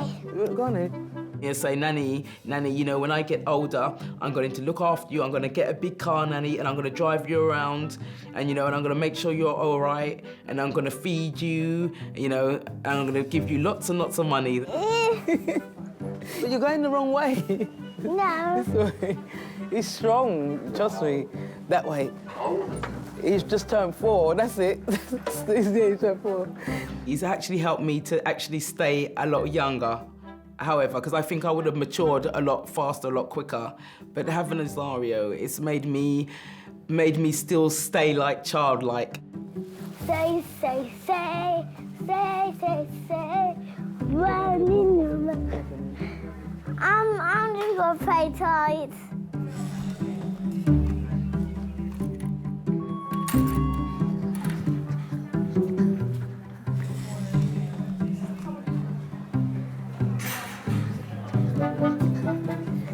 Thank you. Yeah. Got it. 99% of the time, I do treat him as a little man, as a little grown man. But in certain circumstances, I can see that he is a child. Help! Oh, could you let the little boy out? He's just trying to get out. Please help! Help! Thank you. Come on, Zario. Keep forward. So be careful, Zario. No, come on. I know we're in a hospital. Come on in. Thank you so much. Thank you. And whatever you do, don't go into my foot, okay? Why not? Right, at least we'll hope. I'm not going to wait for the X-ray, darling. I've been here far too long now, all right, if you don't mind, OK? OK. I've got to run over. OK, my name's Claire. Hi, I'm one of the Claire. doctors. Hi, It's all Claire. right. Bus stop for me. Yeah. Before it got to the lights and the cars stopped for me. Yeah. Then right sandwich in between them The bike stop. was a crazy guy on a bike. Here. OK. The cyclist went into you and He then went, you yeah, his fell front over? wheel went into my foot. Then he couldn't stop himself, and then he went toppling onto me, and I just... OK, that's fine. Right, yeah, you're right. You don't need an X-ray. I don't. But it just... Minors is definitely a different kind of mindset to somewhere like majors or resus. But, you know, it's nice to be able to fix things quickly and to give, you know, to make an intervention and then for it to make a difference and then for you to be able to send the patient home. It's just... oh, God, there, you can feel the bone. Oh, right there, it's right on the bone, and that's all I've got is bone. Nanny. It's a bit sore here. It's just right here. Nanny, your bone is sore. Yeah. It's just, I told you, it's just like, it's just because I've been knocked. OK. I ain't been knocked in donkey's years. OK. Not in that way, but, you know, knocked in. Good. And you're not allergic to anything? Yeah, men. Any medication for that? It's quite nice, you know, just to be able to say, you know, no, it's OK, and for the person to feel better because you've said it's OK. Best thing is to take painkillers regularly. Okay. When you get home, some ice will help. So something wrapped in a tea towel, Oh, brilliant. some ice. And just stick it down. And Right, it will thank you settle so down. much. Sorry for wasting everybody's time. No problem, not at all. It's Right, better come to here. get checked out. Right, then let's give them back their stuff then, Yeah, Zoe, it's and just then there. you can get her last. Thank you so much. All right, no problem. Are you going out tonight? Don't think so. Might do, but... Got a presentation to do tomorrow. Yeah, you see that the teacher we saw as we were walking down the stairs? Yeah. I volunteered for a presentation for him yesterday. Oh, what's that on? Reasons against NATO's involvement in Kosovo. Against it? Yeah. And what are those reasons? I don't know. I have no idea.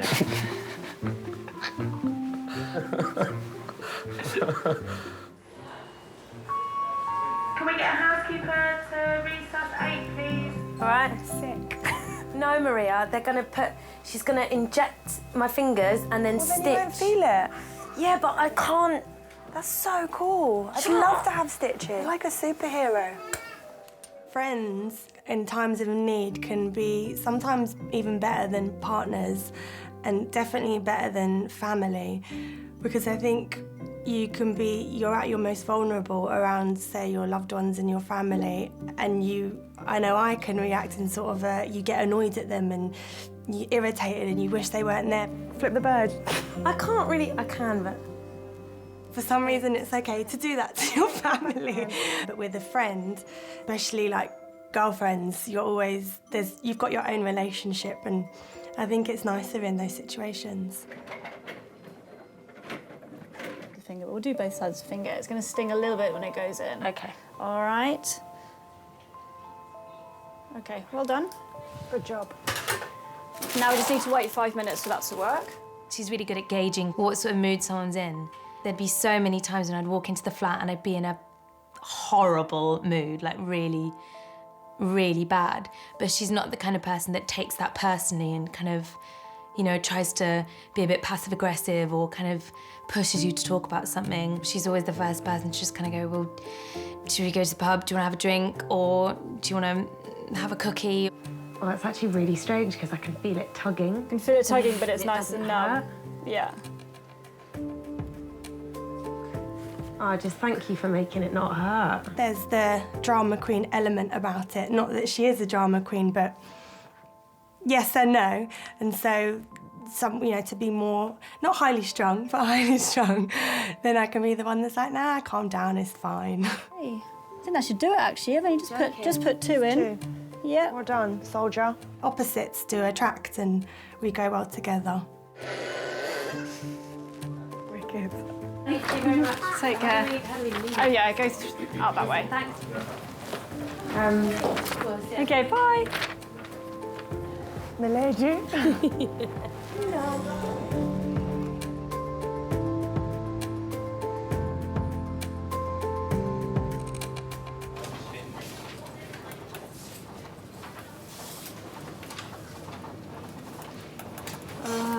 Right. Did you use cold spray as well. Oh, no, Yeah, so I usually just go. Yeah. And then, yeah, exactly. And then, you know, it was one of those ones that isn't that satisfying anyway. I've known Claire for just really this past year that I've been working at King's. So after all that, there's not that much. But you know, sometimes it can be really difficult to tell. Yeah, definitely. I've done those. And you're just like, oh, it's only blood. There's no pus. Sorry. We're both half Chinese. We've both got fathers who are GPs. We actually went to the same university and we've got the same mutual friends. Relationships with the people that you work with are definitely important. It turns out, I don't remember it, so it didn't happen. If you form good friendships with people you work with, it's always really nice because, you know, you can talk about things more, you can vent, and it also spares your poor other half or other person who maybe doesn't understand exactly what you're going through at that particular point from having their, you know, ear chewed off by you every evening. I'm basically stitching someone's finger on and my hands are going like this. I think we're quite similar sort of characters, a little bit kind of hyperactive and like to talk quite quickly and get overexcited by things. Yeah! Finished my paperwork nearly forever. That's brilliant, excellent, well done. Yay! You certainly have to be a problem solver if you want to do medicine. My father, he was always really keen to get us thinking about different problems and outside the box. And every Christmas we'd get sort of puzzle books of mazes and various problems within it that we had to solve. A lot of people ask me about doing medicine and say, oh, like, you must be really clever, or oh, you must be really good at science. And I always say no to both of those questions because to me it's an art, and in medicine I don't think there are any black and white answers, to be honest.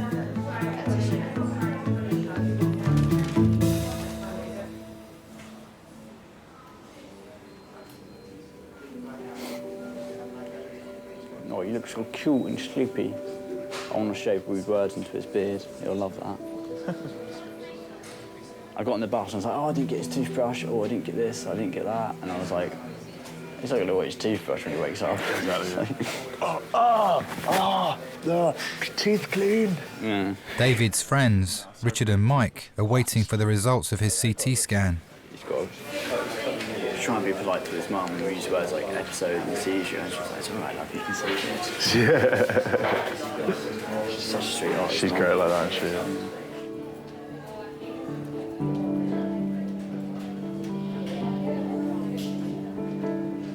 Why do I stand by him? To do otherwise would be horrendous. That's an evil person's path. That is, he's a friend and he's ill.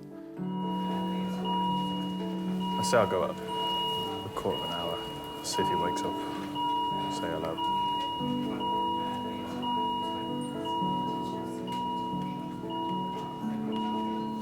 Thanks for coming out, man. I appreciate it. Yeah, not at all. I know you would anyway, obviously, but it's default setting. Yeah. So I remember once I took him somewhere, and it was like 5 in the morning or something by the time we were talking to someone, and I didn't have a clue what they were on about. Like, does that mean he's all right, or? All I want to know is, can he still walk, doctor? How long has he got? Oh, 80 years max. No! I wanted his Nintendo. Got to stay by him, that's the point. If we don't have that, what do we have?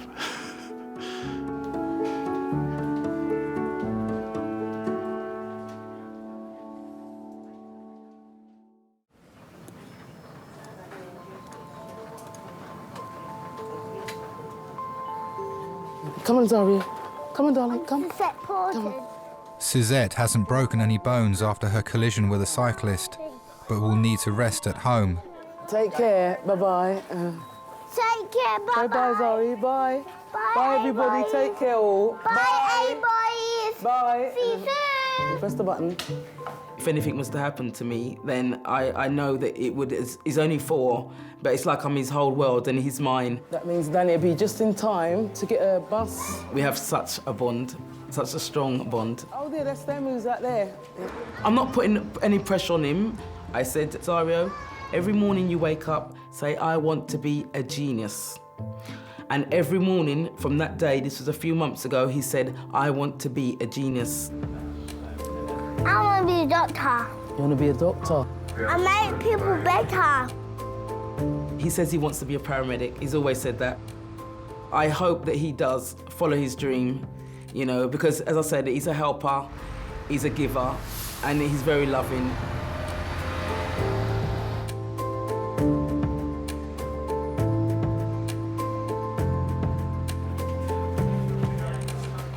David? David? David? Okay, I'll let him sleep a bit longer, but all the tests so far have been fine. But we are going to keep him in overnight just to observe, check he's okay. So obviously if you want to go, that's fine, because he might be here for a while waiting for him to wake up. David, open your eyes up. David. David. The initial results of David's CT scan show no bleeds or other new symptoms that could explain his long seizure. He'll be closely monitored until he's fully conscious.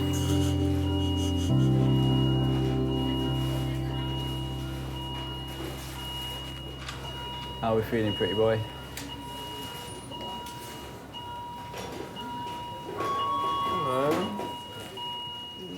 Yeah. He's always been here.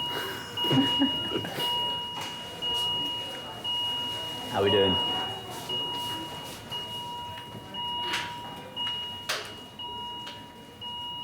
But on my way.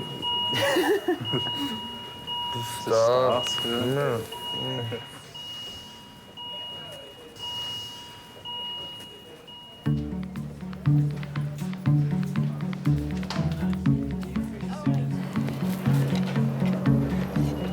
I'm finishing at 12, so I'm just looking for small things to do. Do you want me to put a line where I am? It's a hymn. Would you? It's amazing. You want overnight? No, I'm finishing at 12, so I just wanted to do, a couple of small things. I guess you always know more than you think, and inside you're still the same person that qualified, 7, 8, 9 years ago, and you don't necessarily feel that you've progressed from there. So you're always slightly surprised that people, are turning to you for advice, or that, they need you to step up. I think everyone has that kind of feeling, don't they? I've done my paperwork. I've finished. Yeah, sorting it out. Yeah. Forever? No. Ever? This year? Forever. No. Forever. If I've had a difficult day at work, now I will try and kind of go for a drink with a friend, another medical friend, and we'll sort of talk about what we've seen, what we've done, and offer opinions. And I guess, it's just encouraging to know that someone else in your same situation would make the same choices. You got the email from Claire that we're going for drinks tomorrow evening. If you don't kind of examine yourself and think about what it is that you know or what you don't know, then I think that you're not a very good doctor. If you get to the point where nothing throws you or nothing surprises you, then you've probably been doing it too long.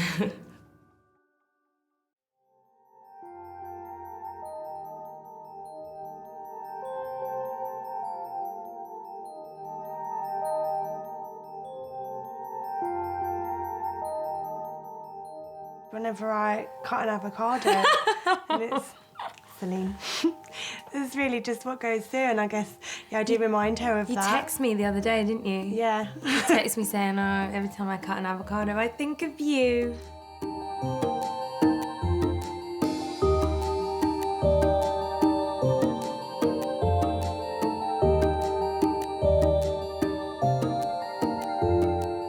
He reassures me, 100% of the time. You're gonna be fine, Nanny, and you're not getting old. You're not getting old, Nanny. But you tell everybody how old I am. My Nanny's 49 and she's going to be 50 soon.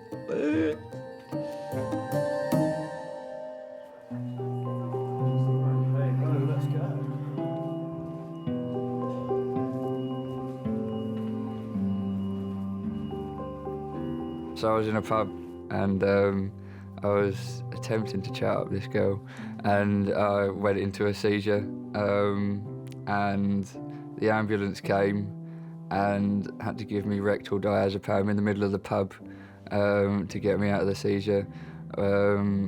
which was incredibly embarrassing, especially as I'm semi-aware during my seizures, so I knew exactly what was going on, which was not cool at all. Oh, I'm sorry to do this to you again. I did get a number.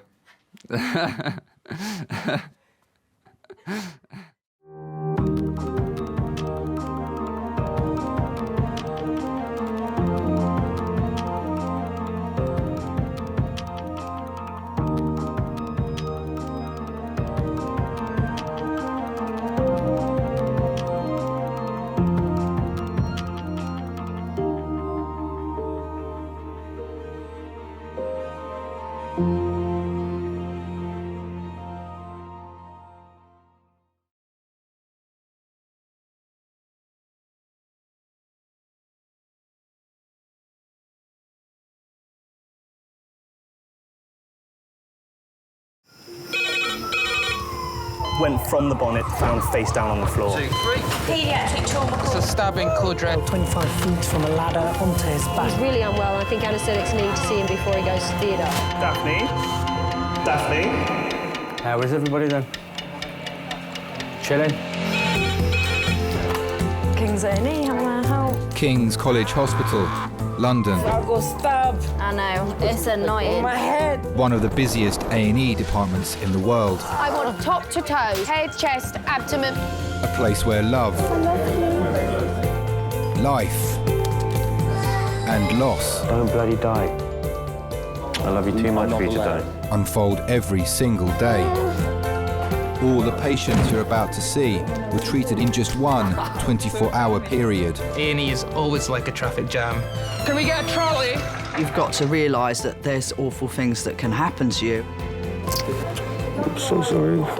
Life is unpredictable, so it's important that your nearest and dearest know that you love them. You have to tell them that you love them. You must get better and come back to me. I don't want to lose you. Because there may come a time when you're not around to tell them.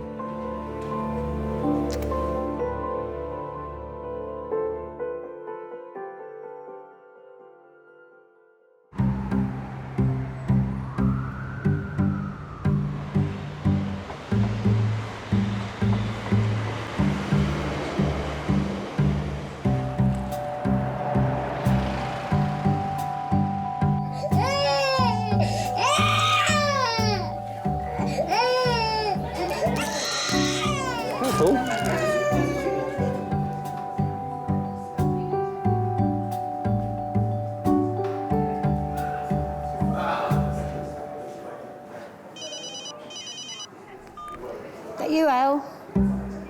I brought myself down to A&E. Well, I thought I'd better get a check-up because my other eye's gone black as well. No, I'm all right. It's quiet, hardly anybody here. No, I'm all right. I'll give you a ring when I'm on my way out, all right? All right, Al? Yeah, bye.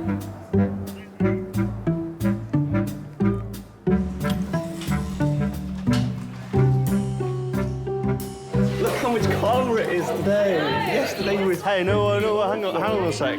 We have had 9 patients in here this morning. Oh, we had 12. The whole day yesterday was worse. It was but we've done a good clear out. Any arrests or good traumas? No. Dr. Matt has just started a 9-hour shift in resus. I grew up in a very, very strict household. We were very risk-averse as a family. It was school Monday to Friday, and then on Saturday I had to go to Chinese school, and then on Sunday I had to go to Sunday school, so it was a lot of education. As a teenager, I was quite frustrated because of not having the normal childhood. I'm going to leave you... I'll do this then. Yeah. Okay. Are you happy with that? And I'll sort out bed 9. Okay. But when I was a student, but it was a completely different life. I went bungee jumping, I went skydiving, and I never really thought I could die on the end of a bungee wire.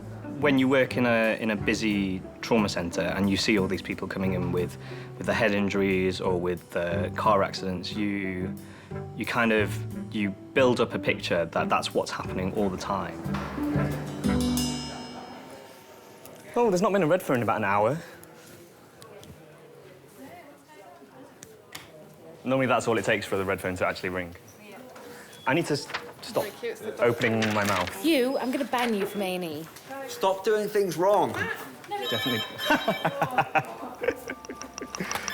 Hello, King's A&E. Hello. Yep.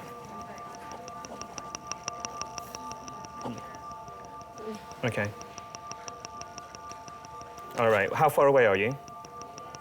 Okay, thank you. Bye. Pediatric trauma, 10 minutes. Pediatric trauma, 10 minutes. There's a 16-year-old male coming in with Kent Hems. He's intubated and ventilated. Do you want to go direct to CT? All right, bye. Hello, could you put out a pediatric trauma call for 6 minutes' time? Thank you, bye. Head and face injuries. Intubated and ventilated, GCS 7.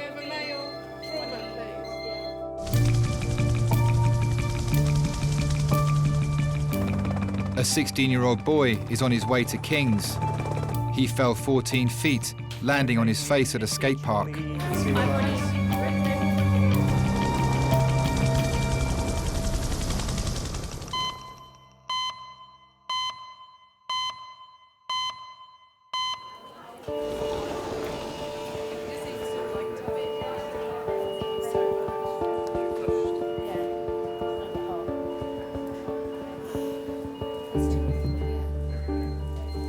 Okay, watch your back, please. Watch your back.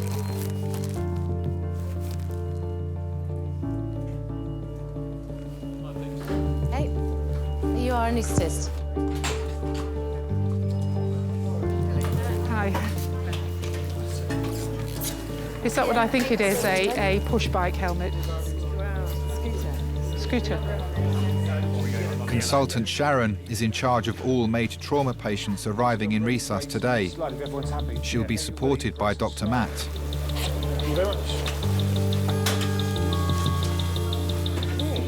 Okay. This is Max, who was on a scooter in an indoor skateboard park, and he was at the top of a half pipe, which apparently is 12 foot high, and he was seen to land on his face forward, wearing a helmet. He was seen on the CCTV to remain motionless for about 30 seconds, but then he started moving and becoming quite agitated. The crew on scene believe he may have had some periods of apnea, though not witnessed by us. On our arrival, he had a GCS of 7 with a motor score of 4. His pupils were equal, although not that very reactive. He's got an obvious mid-face fracture, probably the maxilla. He had an RSI, grade 1 intubation, 2 IV cannulas, and we brought him straight to you. Air entry bilaterally. I'm going to listen to the size now. Can you book me a head and neck CT? We'll do a chest and pelvis X-ray, a plain X-ray. Head injuries can be so devastating. I've seen people die from falling from their own height. You worry about whether or not there's blood inside the brain or any kind of significant force which could cause a traumatic brain injury. We've got a young man who was skateboarding and fell off and was seen to fall on his face and wasn't moving and then started to move again, so we don't know how long he was apneic. He definitely needs a head to pelvis CT. Not that cold. Well, he's fallen about 14 feet onto concrete, so he's probably going quite fast. He's got the mechanism of injury. All right. The impact to Max's brain is similar to the effects of being hit in the face at over 20 miles an hour. You never really know what's going on inside their head. And because you've got such a confined space, the amount of force and the amount of injuries that you can sustain in someone's skull, you're racing against the clock because the brain is swelling inside their head and something needs to be done.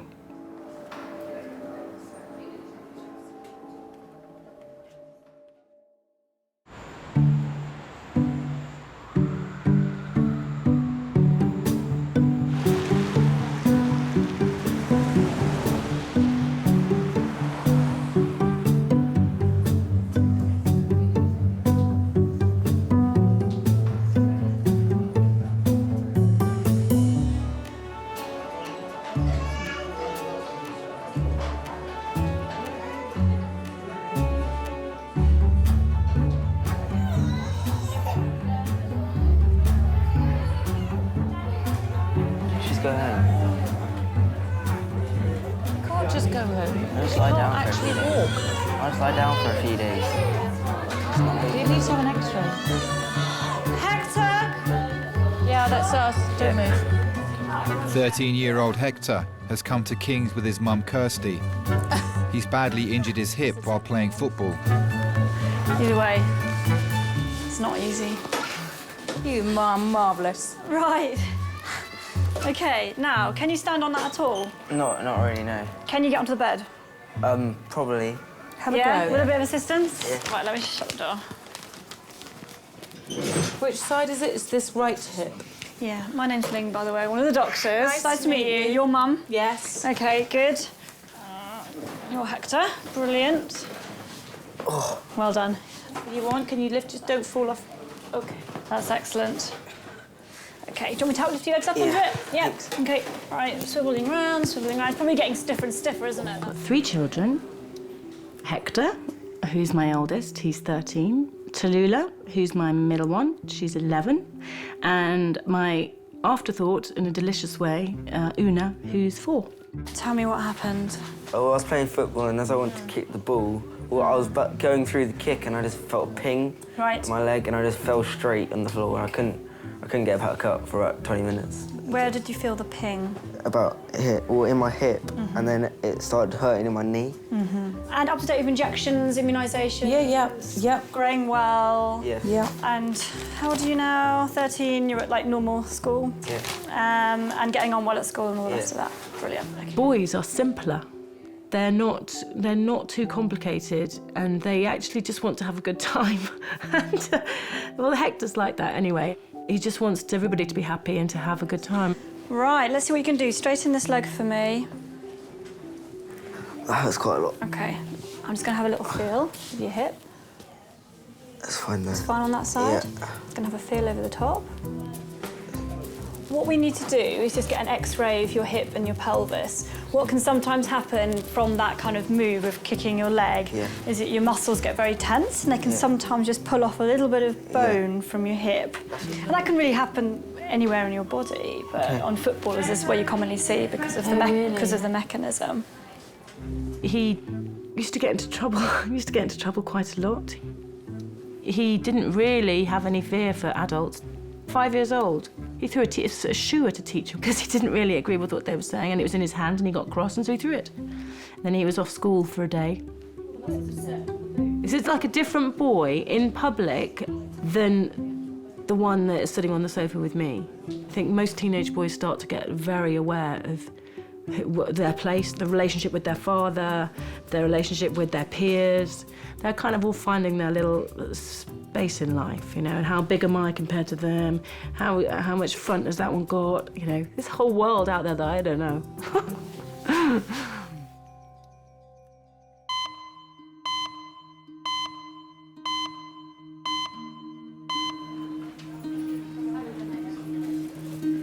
16-year-old Max fell face first onto concrete at a skate park. Flown to King's by air ambulance, doctors need to ensure he is stable before taking him to CT. Airway's fine. Breathing's fine. Trachea's central. Trachea's central. Chest is clear. Is ventilating okay? Yeah. His parents, Steve and Tracy, are being brought to King's in a police car from the site of the accident, over 60 miles away. Can we actually up the tidal volume just a bit on that, because we don't know what the disparity is. All right, we've got a pulse of 55, which is slow, but he's probably quite a fit guy. We've got a reasonable blood pressure, not too high, not too low. Yeah, quite cold around here. What is his core temp? We haven't done that yet, have we? Do we have next of kin, family on the way? It was about 10 to 4. I remember looking forward to there was a game of football on the telly I wanted to watch at 4 o'clock. Tracy was doing roast dinner. So perfect Sunday, really. I was going to go and pick him up from the skate park. And as I was driving down, I got a phone call from Tracy saying that Max had an accident. I didn't panic straight away because Max was always falling off his scooter and, you know, getting the odd cut and bruise here, there and everywhere. So, and I knew that his aunties and that were at the skate park because it was a nephew's birthday party. And when I turned up at the skate park, I saw Tracy's niece coming out crying, and then everyone was being sort of ushered out, and I could see all his little cousins and that crying, and I thought, you know, this is serious. Hello? All right, bye. Shahana, they're ready. We've got the resus bag, we've got oxygen. Oh, you're... You know what that is, Matt? I'm That's banning my you fault, from yes. recess from now on. Hello, King's College recess area. Do you want the box, airway box? The orange bag is the airway bag. But do you want any drugs? No. So we've got the rocking, which is probably the most important thing at the moment. Yep. Well, the fentanyl was there somewhere because we had to get the CDs out. Fentanyl. I went in, the paramedics were rushing about.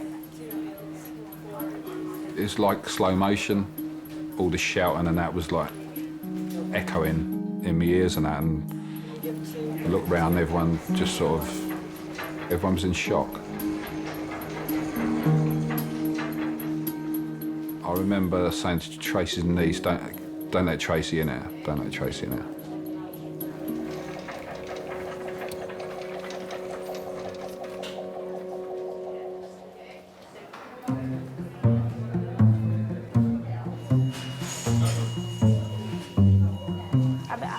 I told you I broke my brain. I told you I broke my brain. He was crying. He was crying. He was crying like a baby. I just cried a little bit, yeah. Yeah. And then it just started hurting and then... Yeah? I think you break your elbow because you doesn't want to go to school.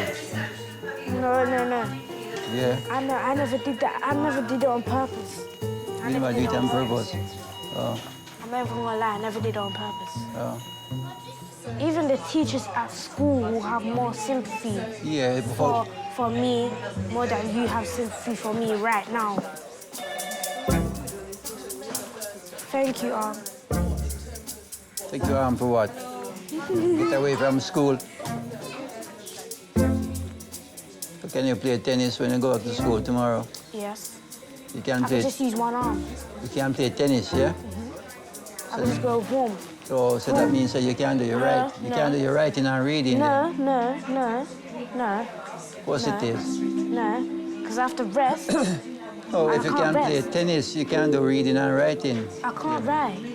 Yes, you can write. I can't. All you have to do is press your elbow. Press your elbow on the desk. The teacher will help you.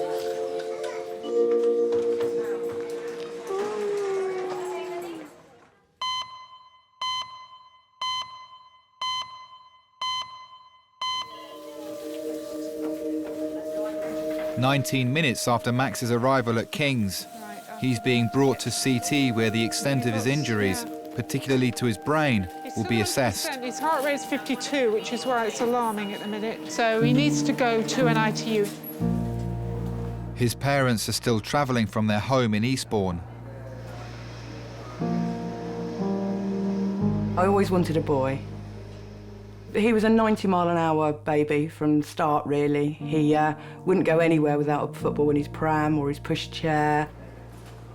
The first day he rode a bike without any stabilisers on, the first thing he wanted to do, he was 4 years old, is to go to the ramps. It wasn't good enough in the garden or on a flat piece of ground. He wanted to go somewhere where there was bumps.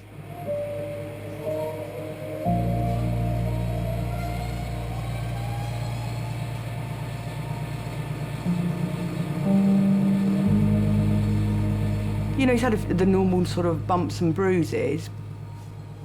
I didn't want to stop him doing things he wanted to do. I didn't want him to sit in front of a PlayStation or, you know, sit indoors. I never wanted that for him. I tried to protect him as much as I could, but, you know, sometimes you can't. You just can't do it. He was skateboarding in a sort of big U shape, from what I can understand. And he went up on his skateboard, and then people saw him. Next thing, he was on the ground, and he was face down, and he wasn't moving.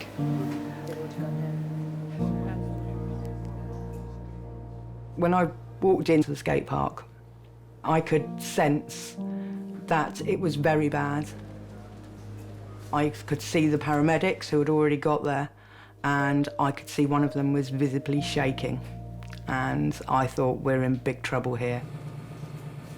I wanted to sort of give him a cuddle, but he was in no state. He was sort of screaming out. It was horrific. I then sort of ran round the corner almost and was just completely in shock. I was crying, I was screaming. I felt ill. I didn't know what to do with myself, really. And the next minute I heard them say, the air ambulance is on the way. I went outside and was very sick.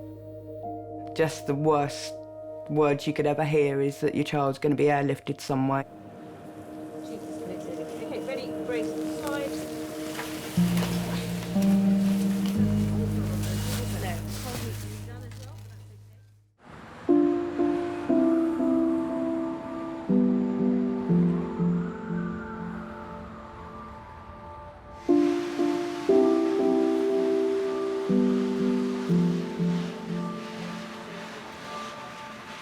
Doctors now need to examine the CT images of Max's brain to determine the level of damage. His parents are still on their way to King's with the police. That journey usually takes you around 2 hours. I mean, they got us there in about 45 minutes. It was fast, but probably still not fast enough for how quickly I needed to be there. We were just holding hands in the back of the police car, and I don't think you say a lot, I think we're both thinking the same things. And then we went into A&E, into a family room. That was probably the worst time, sitting in there, not knowing, you know, what they're doing and how serious it really is.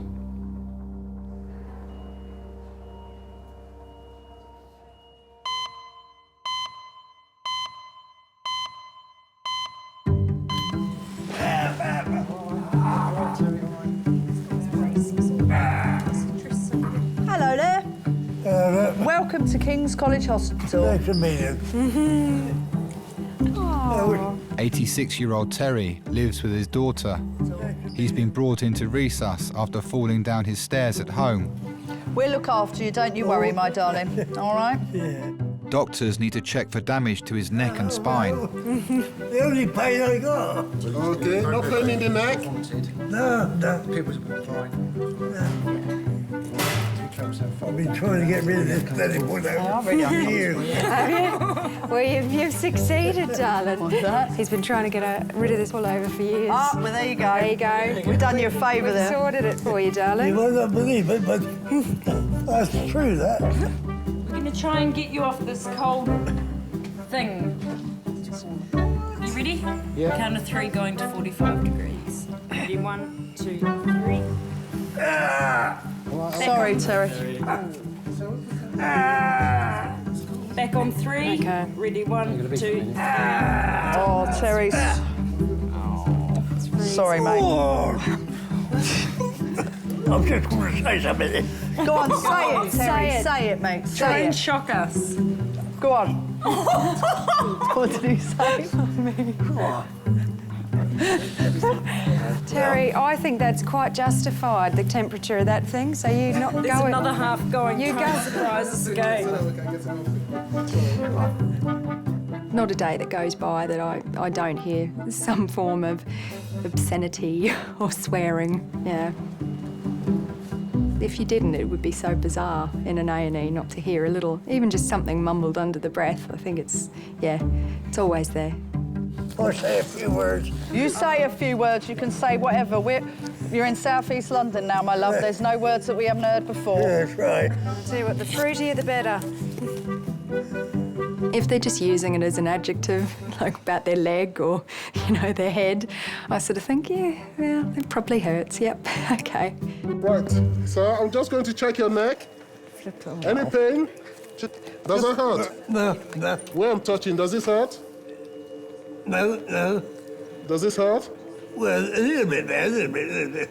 Yeah. It's just, it's nothing really, you know. I'm going to try it. Oh, you look even better with all that off now.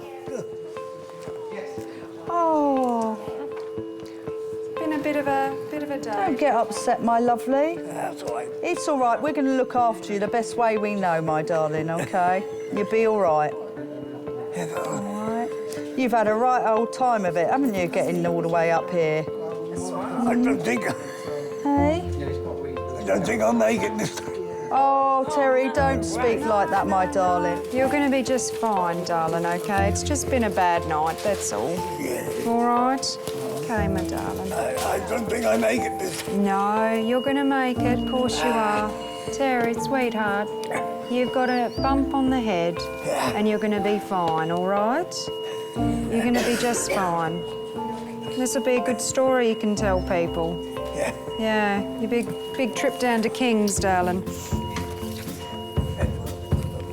A lot of the elderly patients I've looked after, they're so stoic, like they're amazing.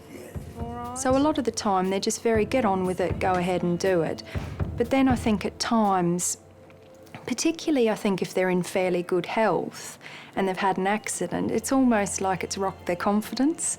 I've had, you know, some of the burliest looking, like almost truck driving, great big sort of 50-year-old grizzly men in Australia that have cried like babies. And, you know, that's a really sad thing to see, you know, when they're just so uncertain and you can just see they're terrified in their face straight away. Oh, it's all right, darling. It's all right. And it's quite heartbreaking. You imagine if it was your own granny or grandpa, you'd just want to give them a little hug and, you know, settle them down a bit.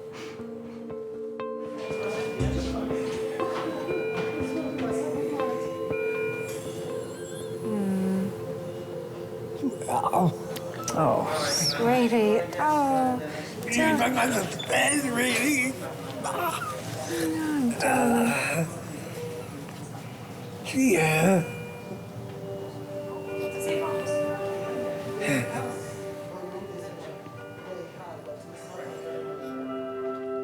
When I become 14, I put on long trousers.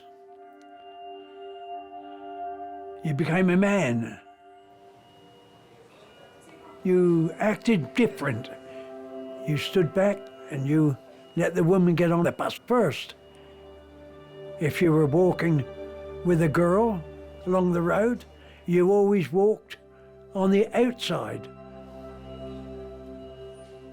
That was courtesy. It's been a long old day. I've always been like that. Things that go through your mind, you see. Oh, absolutely. I don't think I'll make this one.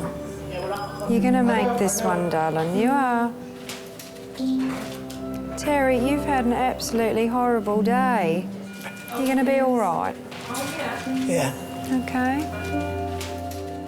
My wife looked after me like the Queen's looked after, if you like, or the King. I was always a good provider. I always went to bed 10 minutes before, and I slept on her side. And then when she used to get up, I moved over to my cold side, and she got in my warm side. That was one of the things that you do when you're married, you see. Terry, sweetheart. Where there's much love for one another. When she passed away, or maybe more love for one another. Yeah, because we spent our life together. She was a lovely woman. I've lost her now. I'm going to have a good look at that head of yours. Yeah. I'm going to send you for a CT and have a look at your brain, all right? See what we can see, shall we? See it rattling around in there. Look for me, you're old. Well, I did, but the light shone the other side. That was the problem, so we thought we'd better go and get a bit more of a good look. On that side. Okay. Beautiful treatment. Tell you what, it's easy to look after lovely people. And it's very lovely to have met you, and I'm glad you came here tonight so we can look after you, darling.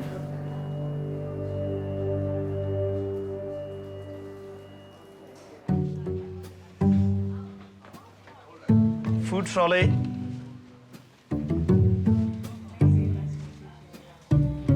Food trolley. You hungry, JB? You not hungry? No. Oh, okay.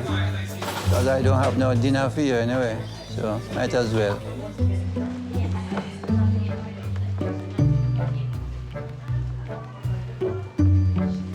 Food trolley. I'm getting very hungry.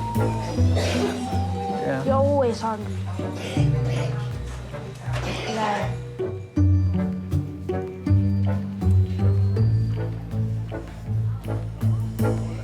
Food trolley. Hi, sorry about all the delay. Hector is awaiting the results of his hip X-ray. The severity of the break will determine how soon he'll be able to walk again. So essentially, the bit that I was telling you about, it looks like that is what's happened on the X-ray. So essentially, the muscle on the front of your leg here inserts into a bone on your pelvis. Yeah.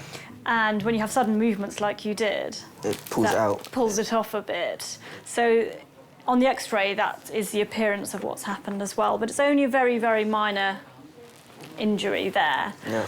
And it's likely that it won't need any particular treatment for it, but you will need to have some crutches and sort of partial weight bear for really a few weeks, maybe like 4 to 6 weeks, of which you'll be off sport. So sorry to bring the bringer of bad news, but yeah, a bit more waiting. The bone doctor will see and we'll take it from there. Okay. Okay, thank you. All right, it's okay. Yeah, 6 weeks on crutches. Pretty fun. Get my own muscles. I can't think of anything worse than you on crutches. Clumsiest boy alive on a pair of crutches. Oh, God.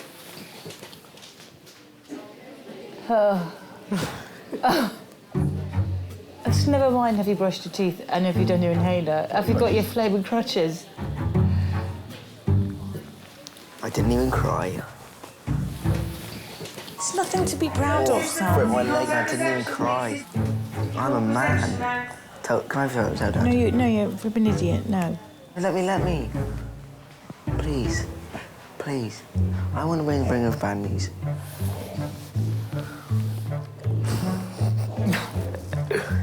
Hi, Talila. I hate to be the bringer of bad news, but I've kind of broke my leg. So I'll be on crutches for 8 weeks. So can you get Dad so I can tell him? I don't know why you find it so amusing. Hi, Dad. I've broken my leg. Yeah. Didn't even cry. Summer. Give me the phone. Give me the phone. Okay. Yeah.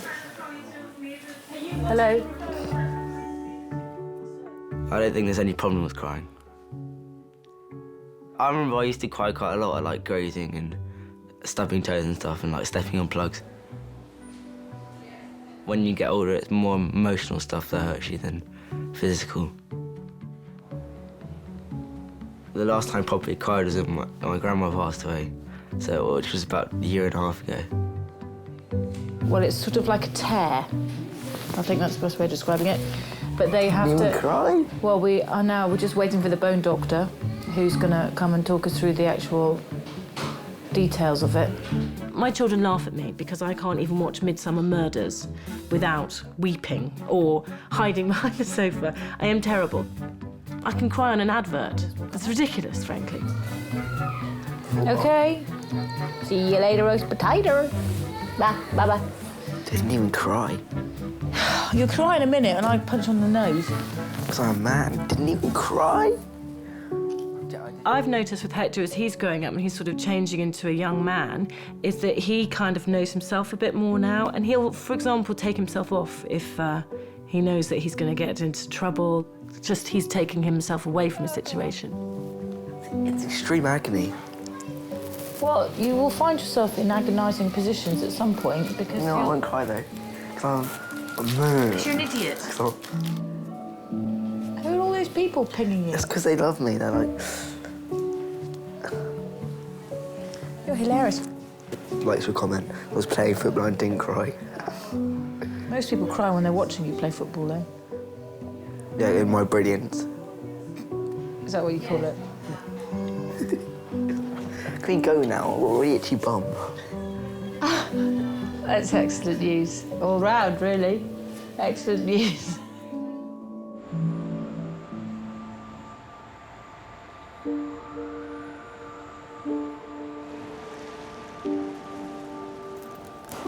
Okay. Hi, I'm Dominic. I'm one of the nurses. I've been looking after your son since he came in. So come and have a little look. Now, he does have a tube in his throat that's breathing for him, OK? And he has... Max's parents have been waiting whilst he's stabilised. It's been over 3 hours since they last saw him. I was terrified to see him. I was scared. I couldn't sort of remember how bad the facial injuries were. I just wanted him to be alive. And that's all they could do, was keep him alive. He was in that bad a condition. So we're going to get him ready now to go to the... Sorry, you can stay there, it's fine. Yeah, stay there, it's fine. To the surgical critical care unit, OK? And once he's there, we'll get him all settled, and then we're going to wait for the results back so that we can actually know exactly what our plan is going to be. In the heat of the moment, in the trauma call, when they've just come in, I think we're all too busy concentrating on, keeping the person alive, making them stable so they can go to scan or they can go to the operating theatre. It's not until the relatives arrive afterwards you think, before this patient became a patient, they were a person, and they had a mum and dad, they were having a good time with friends, and then all of a sudden, they've had a life-changing accident, and then nothing will ever be the same again. Initial results show the start of a life-threatening bleed on Max's brain. He'll be taken to intensive care, where the next 12 hours will determine whether he needs emergency neurosurgery. When people come in with head injuries, families will always ask you, what's the future look like? You're stood at the end of the bed and you're going, I can't say for certain. You never know how someone is going to recover and whether or not someone will wake up. And that's one of the hardest parts of the job, the uncertainty that you have to relate to relatives.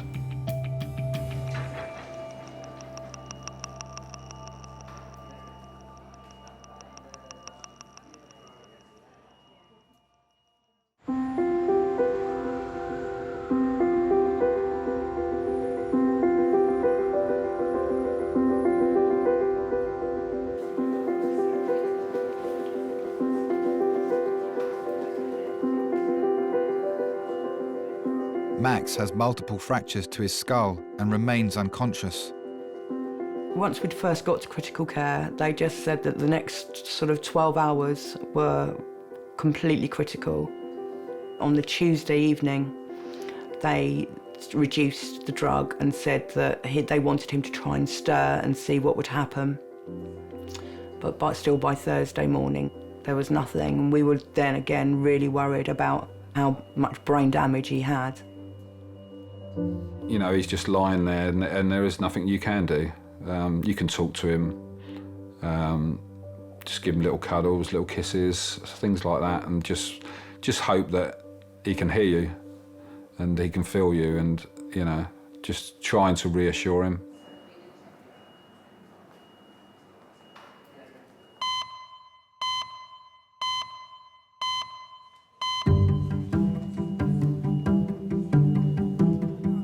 It's been over 3 hours since 86-year-old Terry was brought into resus. His daughter Anna is still waiting for news of his condition. Let me get you a little bit of water, darling. Thanks, my love. That's all right. Should we get you a cup of tea as well? No, it's all right. Yeah, you can get you a tea or a coffee if you want one, darling. Well, I'll have a cup of tea. Cup of tea? No sugar. No sugar, just a bit of milk. I'll get you that, OK? Hello, resus. Sarah speaking. Hi, Hannah. I'm Sarah. I'm the nurse sort of running this area. We've got Terence here still. He's going quite well. There doesn't look to be anything sort of really nasty or going on with the scan of his head. May sting a little bit. Pardon? May sting a little bit here. Sing? Sting. Sing. I've got to be honest with you, we've all fallen in love with him a bit. we just think he's adorable, so he's lovely. You can't get it wet, the glue. Okay. Okay? No problem at all, Anna. Okay, bye. What do you think, Sarah? That's all right, isn't it? Beautiful. We're all fixed up now. New. Good as new. Wow. Even better. Hey, if I was 60 years younger. Oh, I know, I'd be in trouble. Well, you only look about 17. Oh, I liked you before, I love you now. What would you do if you were 17 now then? Oh, God. Probably go out and be just as silly as I was the first time. Yeah, well, now see, you're only young once, girl. That's true, that's true. You're only young once, so. I know. You remember the good times, not the bad times. Right? Although they crop up occasionally, the bad times. But there's nothing you can do about it, is there? If there's something going to happen, it's going to happen. You never know what's going round the corner. I went up the stairs. I didn't know I was bloody well going to fall down, did I? He's just the cutest, beautiful man, I think. Imagine if all of the people that came in were like that. You could just come to work for days, couldn't you?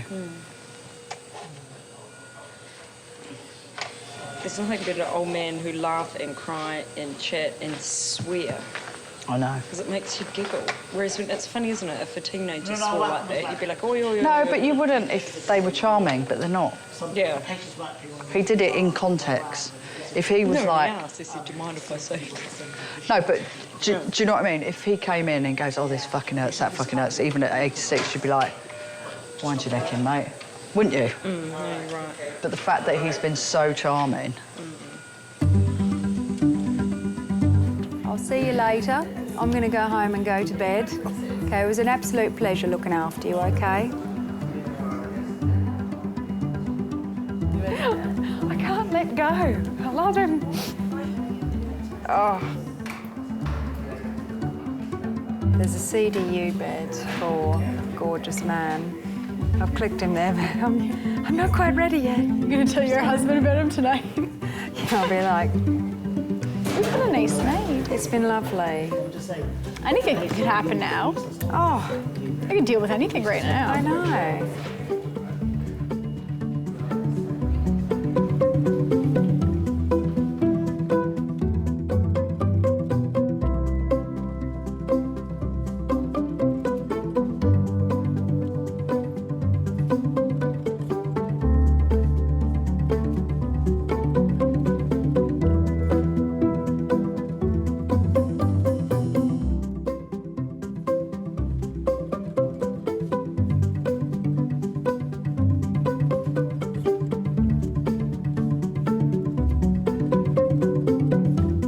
I'd love to be a mixture between my parents because I think they've both got ups and pros and cons, and I'd like to be friendly and kind, but I think I'd also like to be able to be stern when I need to be stern, and also so I think I'd like to have opposing qualities, but you can swap them around when you need to.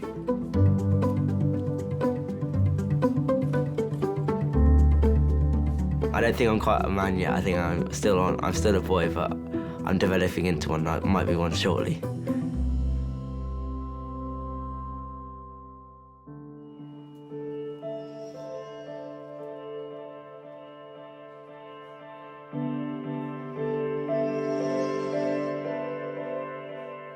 We slept in the waiting room for 2 nights.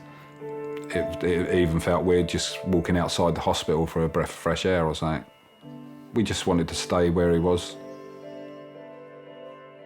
I knew we'd just have to deal with it. We would deal with it. It wouldn't matter. He would have the best life he could have. However he went home, he would come home, and we would have to deal with that.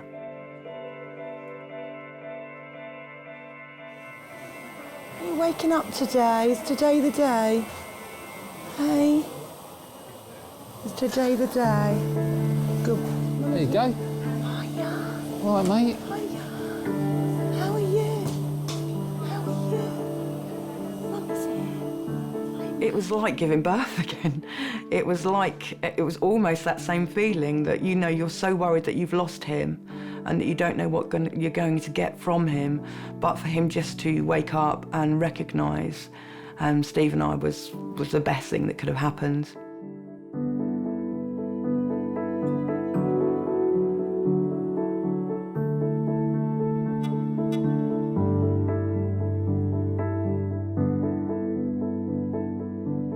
The first thing I remember is learning to walk again. I remember going out into the ward. I saw my girlfriend Megan, my sister Michaela. When I saw that, I was like, started crying. I was like, oh my God.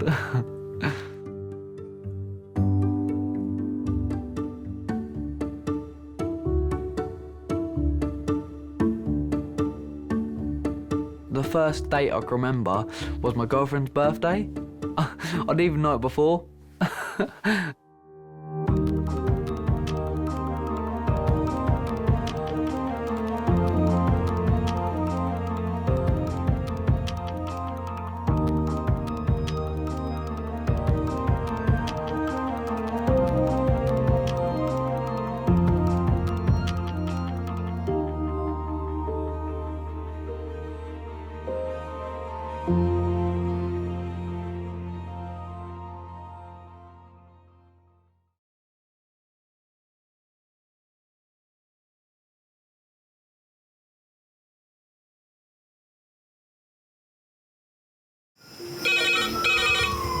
Went from the bonnet, found face down on the floor. 2, 3. Pediatric trauma. It's a stabbing quadrant. 25 feet from a ladder onto his back. He's really unwell, and I think anaesthetics need to see him before he goes to theatre. Daphne? Daphne? How is everybody then? Chilling? King's A&E, how may I help? King's College Hospital, London. I got stabbed. I know, it's annoying. My head. One of the busiest A&E departments in the world. I want top to toe, head, chest, abdomen. A place where love, life, and loss. Don't bloody die. I love you too much for you to die. Unfold every single day. All the patients you're about to see were treated in just one 24-hour period. A&E is always like a traffic jam. Can we get a trolley? You've got to realise that there's awful things that can happen to you. I'm so sorry. Life is unpredictable, so it's important that your nearest and dearest know that you love them. You have to tell them that you love them. You must get better and come back to me. I don't want to lose you. Because there may come a time when you're not around to tell them.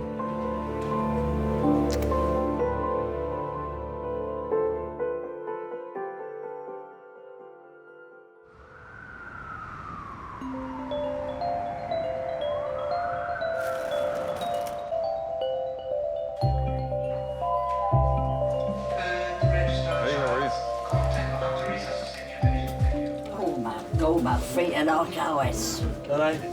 Oh, bloody hell. I'm going to take you over to this bed now. Freezing. Ready? Fine. Do you smoke at all? Do you drink any alcohol? Yes, I do. What do you drink? I like a glass of wine with my dinner. That's okay. A glass of wine a day. It's supposed to keep the doctor away, apparently. I think I'm just about to faint. Really? You need more coffee. Or less coffee. No, one or the other. It's either more coffee or less coffee, or more alcohol or less alcohol. It's one or the other. I think the reason that we do so much self-medicating is probably with the pressures of life. I think people just need something else. They need a crutch. Unfortunately, about 60–70% of what I see every day is as a result of alcohol and smoking. They're probably the commonest ways that we would see people self-medicate. Right, Take care then, Pat. Yeah, I will, I will. See you later. Thanks a lot, mate. Wasted your time, you I have not wasted my time. Right. No, you're having too many falls. You was out conscious. We could go round the doctors anyway. No, you will not till next week. Here, sit down. Get a chair. 71-year-old Pat has a history of brain hemorrhages. Tonight she was found unconscious at home by her husband Bill. It's her second collapse in the past week. Georgie, can you send that round? Yeah, get her booked in. You're right. I'm fine, thanks. Hi, Pat. My name is George. I'm one of the... New, another one. I'm one of the staff nurse here. I just come to check your blood pressure and all. The blood pressure's all right. Do you? Let them check it. Have you, is this from today, this cut in your... Yeah, I fell over last week. Last week? Oh. Otherwise, I'm fit as a fiddle. Okay. I just wanted to take your dressing gown off, if you don't mind. Oh, you bleating wait. I need this dressing gown on. It's so cold in here. All right, love. Oh, it is cold. Have you had any alcohol today? Any what? Alcohol. Yeah, I've had me drinks and I always do. Something nice? Oh, gin and tonic. I love them. He likes his old whiskey, don't you, Bill? That's his nightcap. All right. Yeah. And me ticker, all right? It's fine. Yeah, see, I told you, didn't I? You are the next one to be seen by doctors anyway. Ain't he coming yet? Because I want to bleat and go home. You wait. What? Don't be impatient. Behave yourself. I ain't done nothing yet. Just in case you do. Just in case you do. Don't get stroppy with the doctor and all.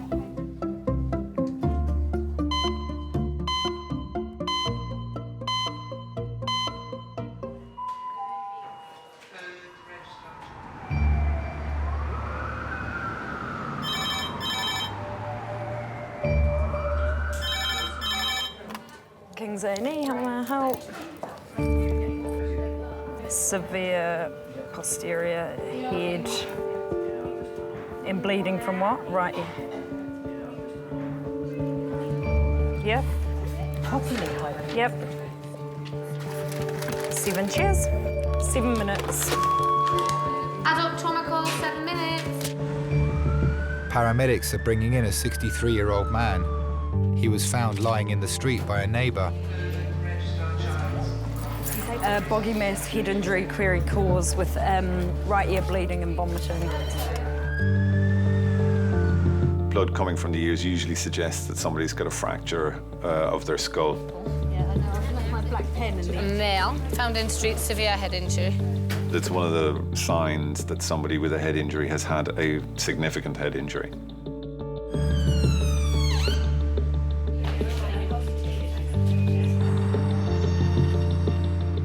Wrong. What is it? Delta.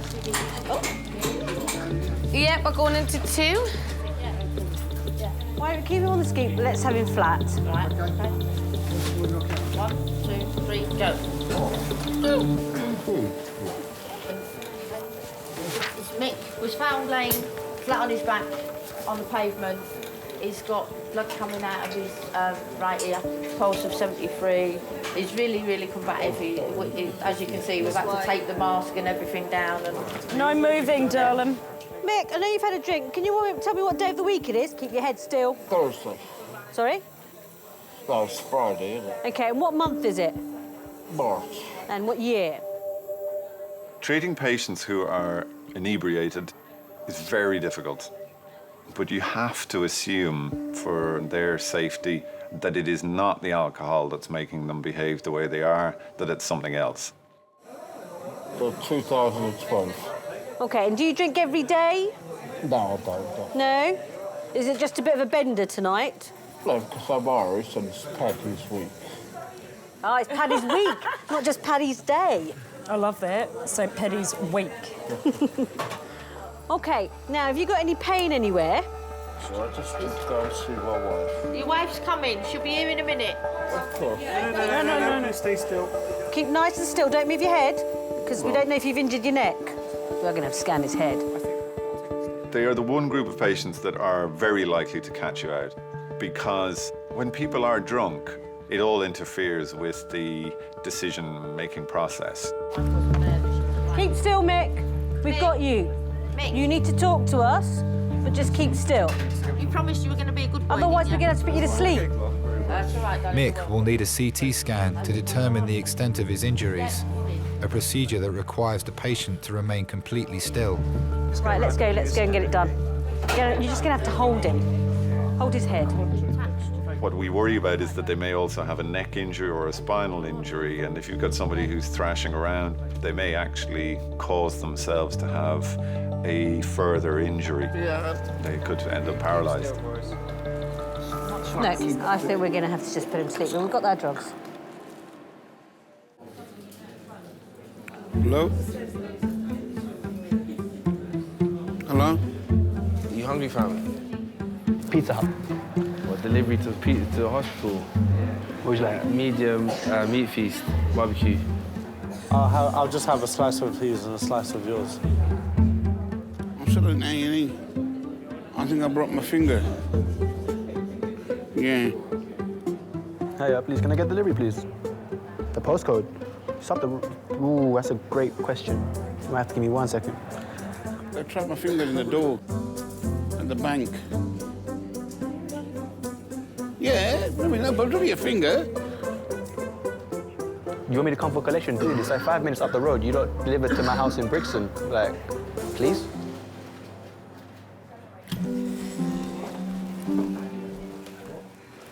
Right, OK, team. Are you happy to hold head from that side? It's been 20 minutes since Mick was brought in with a head injury. Although he's been drinking, doctors are concerned that his confusion is a result of a brain hemorrhage. He's being sedated to prevent him from injuring his neck. Right, mate. We've got your head because we're going to need to get you off to sleep.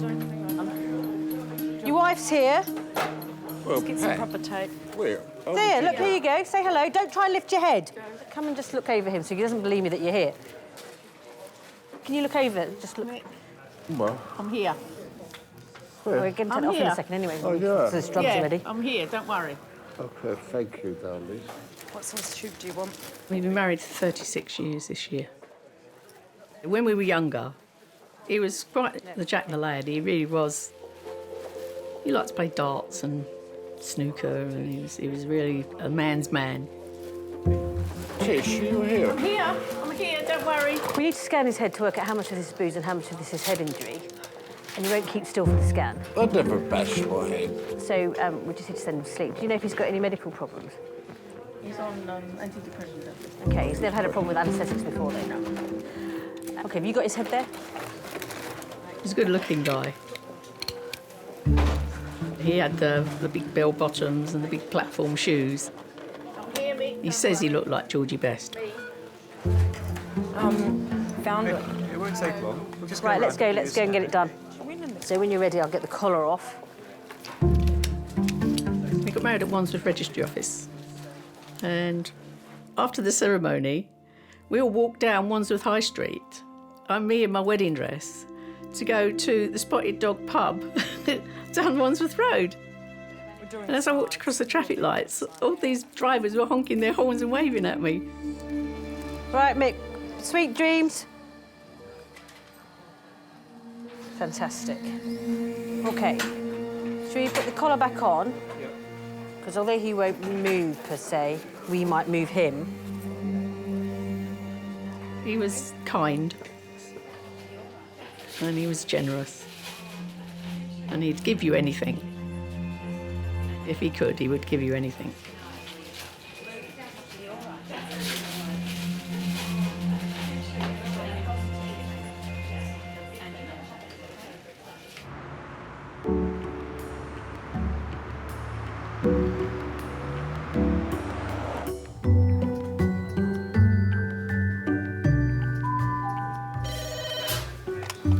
Majors.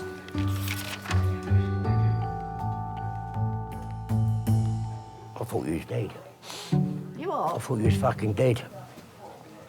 You look dead without. You look, watch me. Hello.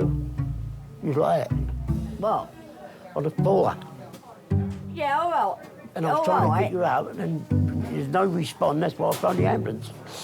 You had too many bloody falls to my liking. You better pack that drinking up. You what? Better pack that drinking up, I'm afraid. It's affecting you. 17 years old when I met Pat. Pat was a bit of a tearaway. I have to say, bit of a tomboy. Is it Mrs. Cathersides? Yeah. Hello there. My name's Go out, James. Doctor. It's up to your... Is this your go husband? No. No? He wants to examine you. Yeah, well, will you see whatever he's going to see? I'm not going to do anything just yet, don't worry. All right. Take a seat, sir. Lyndon. She's been married 54 years. I'll stand out here for a little while. She was a good dancer as it goes when she was a bit younger. Mine, I've got 2 left feet, I have. Pat loved Elvis Presley so much. When he died, she went in mourning for over a week. Do you mind if I call you Patricia? Pat. Pat. My name's James. I'm one of the doctors. Have we taken any blood yet? No. Do you mind if I take some blood now? Would that be all right? Yeah? I'll just get my gear. I'll be back in 1 second, OK? Lil, I'm just going to take some blood and have a chat with her. I won't examine her for about 10 or 15 minutes. So you're welcome to wait in there. Oh, you miss me? Yeah. Was she pretty? Yeah, she was pretty. She had a few boys chasing her, but she chose me. Don't know why. So, just a sharp scratch. Ow. Sorry. What's brought you into hospital? All I know is me legs keep giving out. OK, again... Bill will tell you. So, you didn't feel lightheaded at all? No, I don't suffer with anything like that. Bill! What? Bill's just here, Come don't up worry. here. OK. Do you remember hitting the floor? No, no. Pat, you didn't lose consciousness, and you remember being on the floor? No, she don't. I'll come and chat to you in a minute, is that right? Mind you, I've had a couple of gin and tonics. OK. Do you have any other medical problems? No. 10 years ago, she had a massive brain hemorrhage. That's what I was worried about, you know, when she went over today. OK, I'm going to send these off, and then I'll come back and have a chat with you, OK? Good stuff. Bill? Yeah? He can send me blood test off when he's coming back. You all right? He said, do you like drop of gin? I said, yeah. Yeah, you're not getting no more. I'm going to throw it all away. You keep starting, I'm telling you. I ain't starting, I'm just letting you know.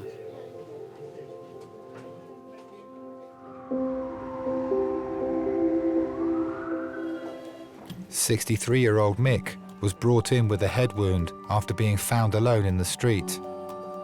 Having sedated him to prevent further injuries, doctors can now scan his neck and brain. Slightly up as we go. Ready, brace, slide. OK. Can we have our vent? When I first saw him, he was drunk. My best friend worked at the same company as him, and she told me to go to the Christmas party. So I went, and I met him there. But then when he asked me out, he messed it up. He just said, "Oh, do you want to, can I ask you, will you?" He said, "No, start again, Mick." And then he started again, and he said, "Would you like to go out with me?" So I said, yes.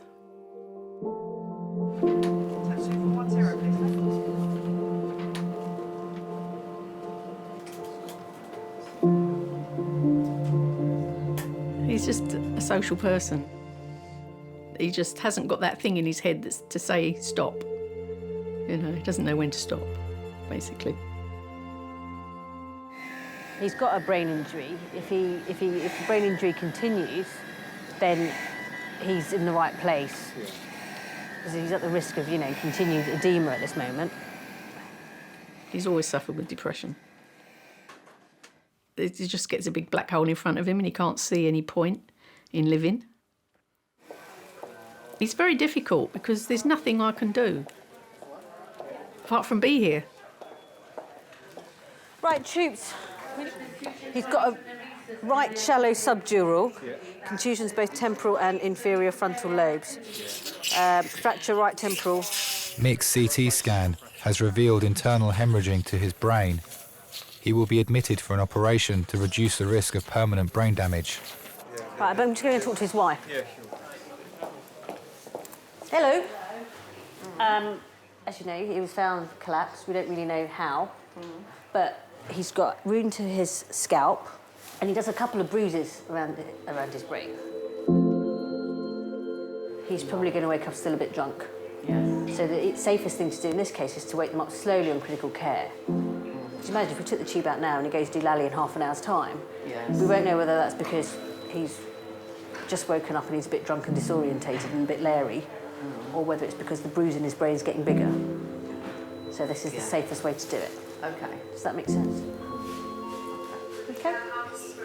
Right, we'll come and find you. It's Pat, isn't it? It is Pat, yes. Thank you very much. We're going to medical, aren't we? Who's he coming in under? Did you and Mick have any kids together? I decided we wouldn't have any kids while we were living in a flat. And we never moved out, so we never had kids. He would have been a good father. He would have been really soppy. He wouldn't have ever said no. He would have been a good dad. He would. We're going up now if you'd like to come with us. Sorry, John. Are you going to come, Kev?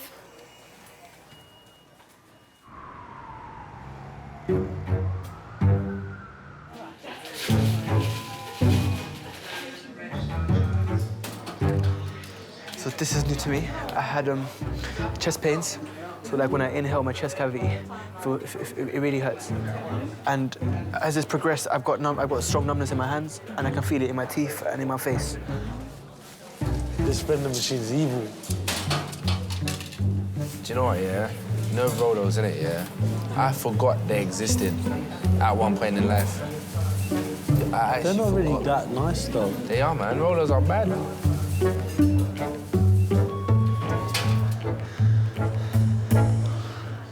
Just to put my mind at ease, I watch too many TV shows and read too many books. It doesn't want to be like a stroke or that kind of crap. You don't read enough books. Okay. You need to read some more books. Okay.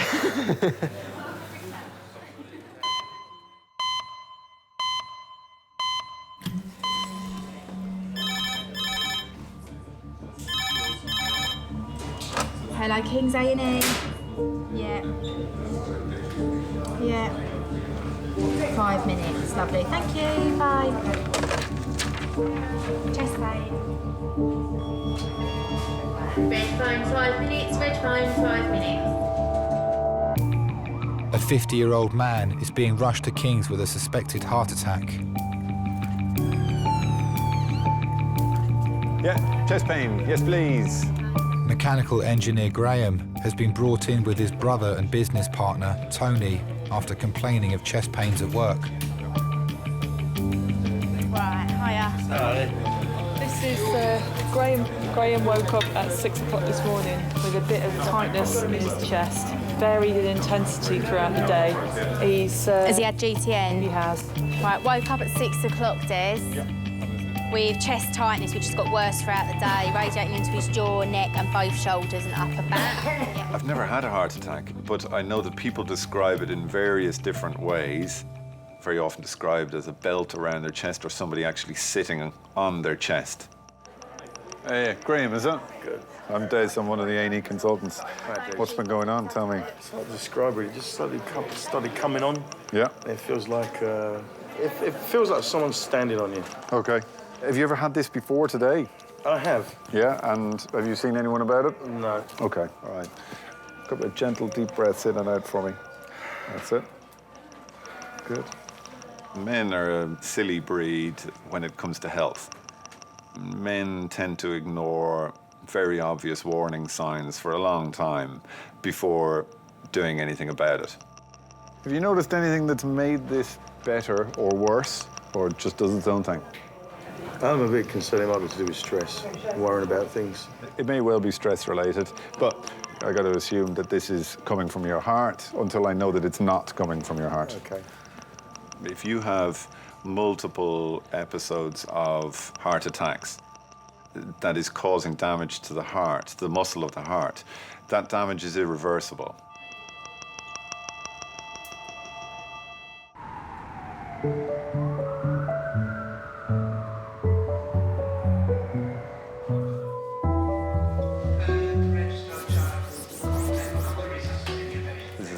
gentleman with chest pains since this morning, about 6 o'clock. Normally CG, waiting for his troponin. I'm not going anywhere, so I'll follow up on the result of his troponin and whether he comes in or he goes home. Hello, Tarek, it's Ellen. I'm calling from A&E. It's not for me, but my boyfriend had a little accident. We're still just like waiting to be seen, and I don't really know what to do about like tomorrow. Obviously, I'm going to come in. Yeah, cool, will do. Okay, cool. Thank you. Bye. Bye. I always got told when I was growing up, if I kept playing with it, it would fall off. And every time you do, a kitten dies.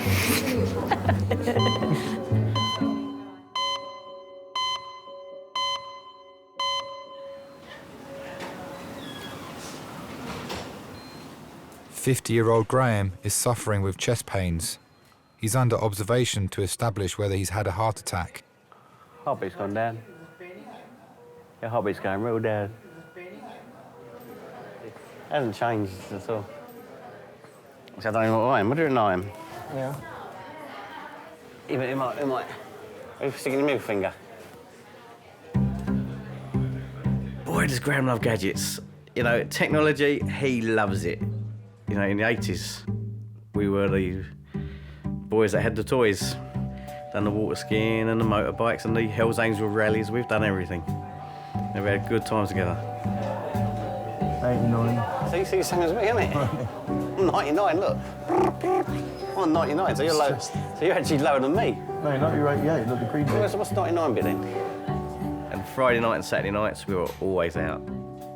Around all the trendy bars and into Bermondsey and all the funny haircuts and the dyed hair, and we had it all, the clothes. It was the 80s. Bung it back on. No, they're not going to put it back on. It's got to be deflated, isn't it? I don't know how you deflate it. You got to pop it. We shared a room, half each, literally half each.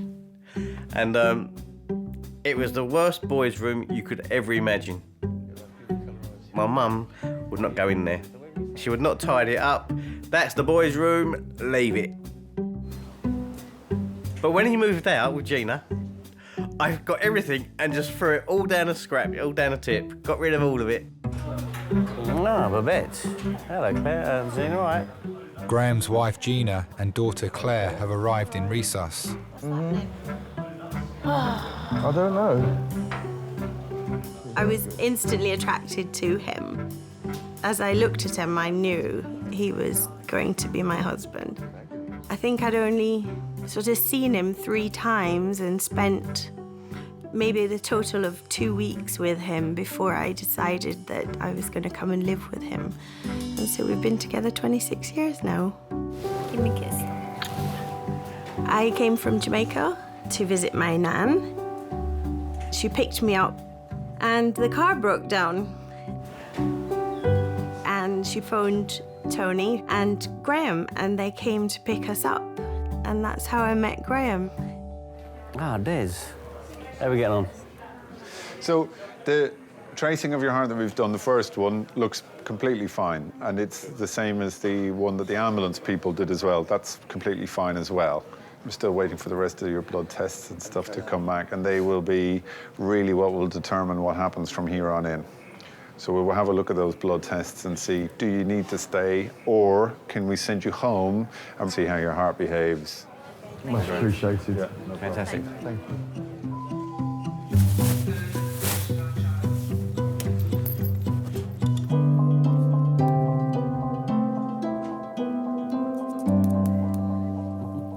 Pat was brought into A&E after losing consciousness at home. Doctors are studying her blood test results to find out why she has collapsed. Can I ask you about it quickly? Is that all right? Yeah. She was unconscious, no fitting.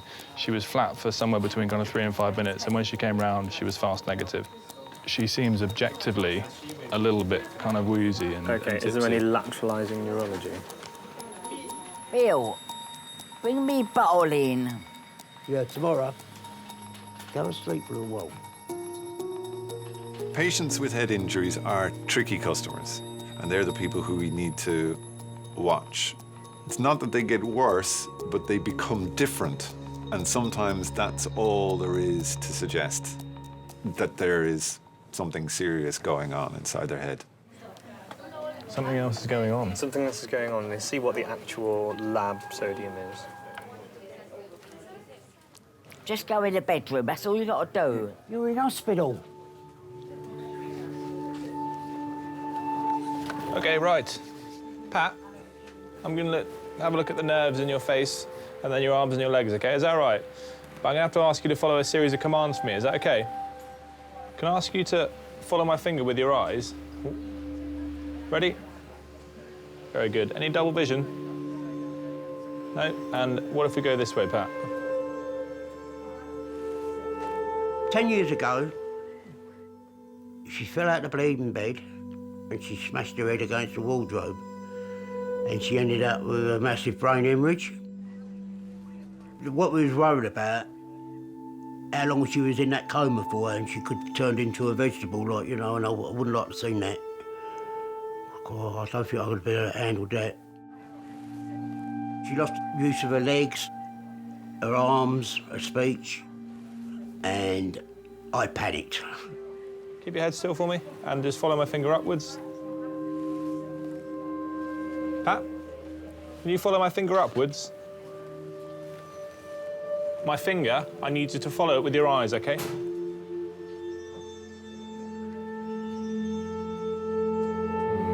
OK. She keeps asking for a water bottle, it ain't here. It's right outside of me bed. You don't have to look for that, Bill. Is this It's normally just outside of me bed. Is this normally how she acts after she's been drinking or not? Well, I've never known her like this before. OK, I think we're going to have to do a scan of her head. Yeah, I would. Yeah, I think so. I think we're going to have to. Yeah. OK? Yeah. All right, then. Right, I'm back in a second, OK? All right, mate. Pat's test results indicate that her confusion is a result of something other than alcohol. A CT scan will tell doctors whether she has suffered a brain injury.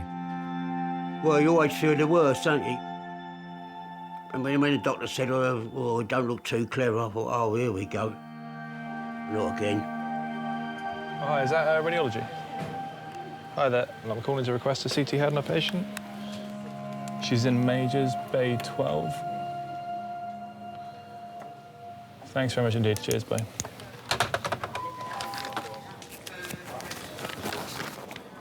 I just want Nutella. N-U-T-E-L-L-A. Nutella.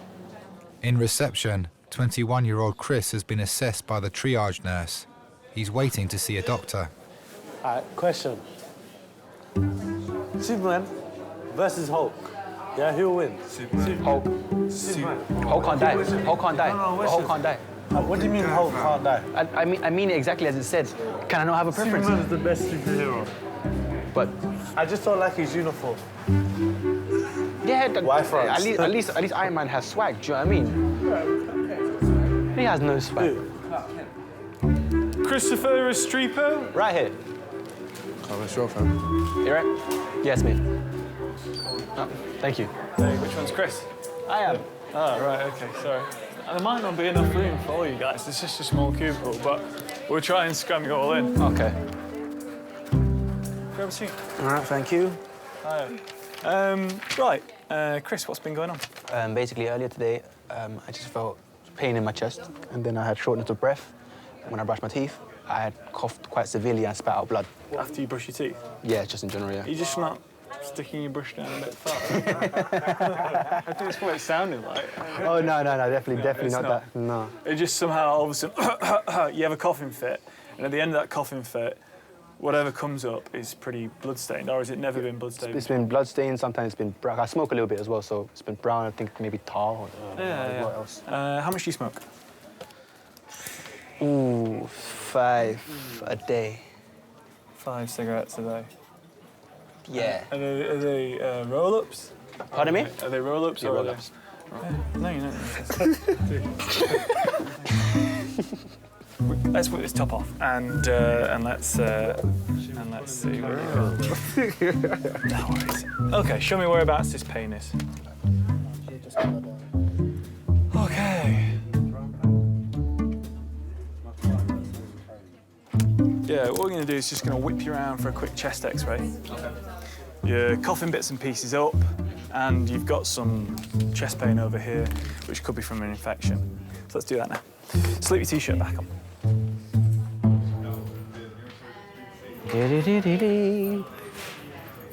Graham is being closely monitored in resus. Dr. Des is studying his latest test results to establish the cause of his chest pains. You got the pain back? Starting. Come here and tell him. No, it's nowhere near. Try and take deep breaths and relax. I'm not saying wrong, where it's just anxiety. I'm starting to get the hump of it because I can't decide what it is. Listen, Graham, you've had a warning. You're doing, what, 40, 50, 60 fags a day? Graham worries a lot. He definitely relied on the cigarettes, I think, for lots of things. He was probably out of control when it comes to cigarettes. How do? Yeah, I'm feeling all right. Right. Well, your bits and pieces, for the most part, have checked out. But one of the tests that we've done is abnormal. And it's the one test that, for us, holds the most importance. To me, in many ways, it confirms that the pain that you've had is coming from your heart. The first thing going through my mind was, is he going to die? I don't want to be a widow at 45, I just don't. And he's got to survive, he's got to make it through this. But I think we still need to do a couple of other tests to see, is it? And if it is, how bad is it? And then what can we do about it? It was very scary for me, very scary. I don't know what I'd do without him.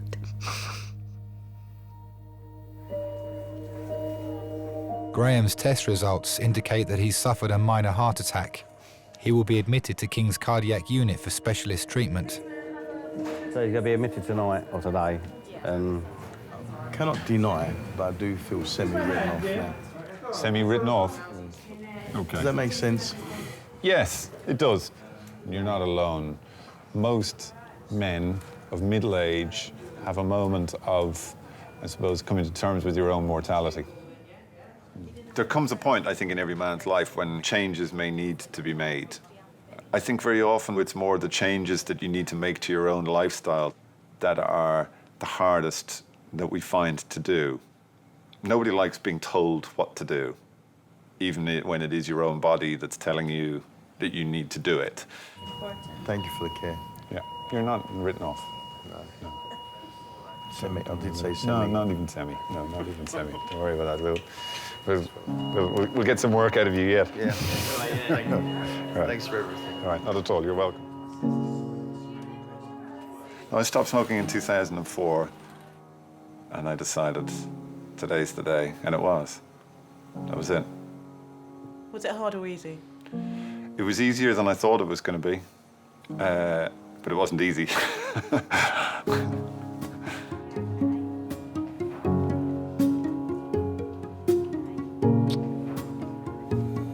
Take it easy, eh? Take it easy. Seeing Graham in that state, I think you realise you're not here forever. Take it easy. Thanks You'll for be fine. everything, Listen, you'll be fine. People do pass on, and it's sad. Your friends and acquaintances come and go. Family, it's always there, isn't it? All right. Where are you? At the pub? Here's me brother. I wouldn't pick another one.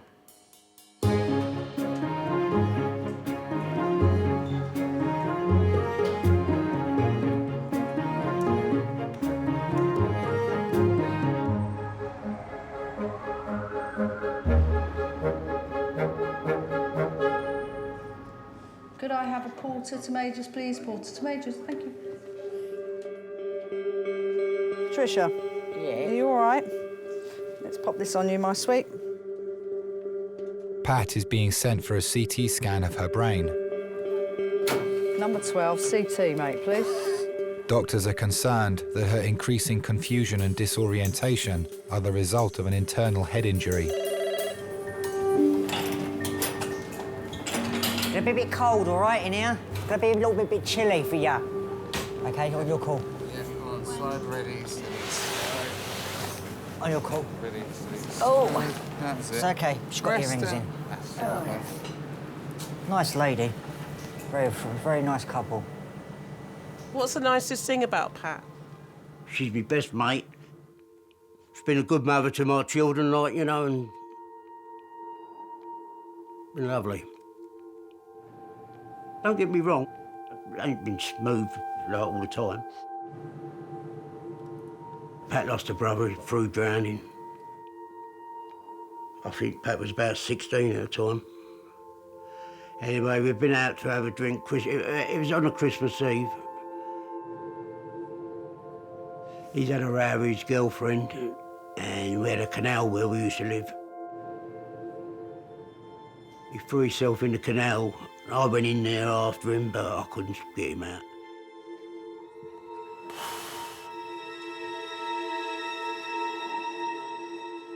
I don't think she's really got over that, really.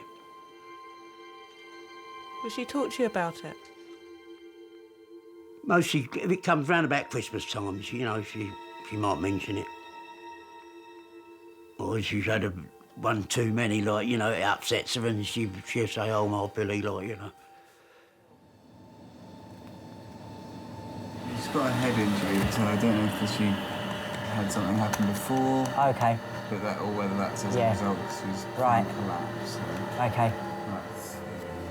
All done, well All done, Patricia. Hands down for me, that's it.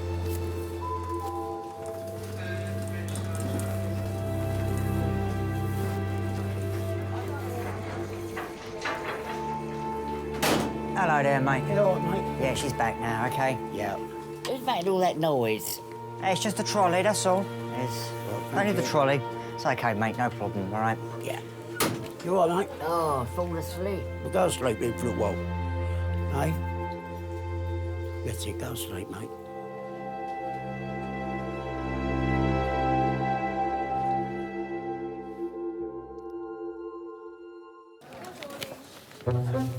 Yeah. You know, every 1 year I walk past us, see the food and just smell it. Yeah, Chris. Hello. Should we come? Well, your chest X-ray looks just beautiful, yeah. So there's absolutely nothing to worry about with that at all. If you get this pain back, yeah, just take what you've done today, which is just ibuprofen and paracetamol. Smoke a bit less, and everybody's happy. But this is just all insurance. So I have to smoke less. Yeah, always. Stop smoking. Give it a go. Give it a go. Chris, you know what he looks like? Superman. I think they like it. Thank you very much. Sorry, what's your name? Matt. Matt, thank you very much. Yeah? All right, later, mate. See you later. Which way are we going? The food's that way. See you later, yeah? All right, in a bit, fam. Cool.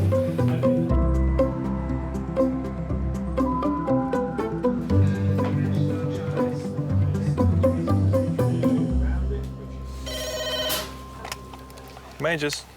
Hello, Sarah, it's Jim. I've got a patient to refer. She has an 11mm subdural collection with no midline shift. I've spoken to the neurosurgeons. Give me your bottle, Bill. When she lay back, go there, sleep. You're knackered. That's it, go to sleep, mate. All right? Just shut your eyes. Do you want to see her here up on the ward? OK. Thank you so much, Sarah. Cheers, now, bye. She has a bleed. Really?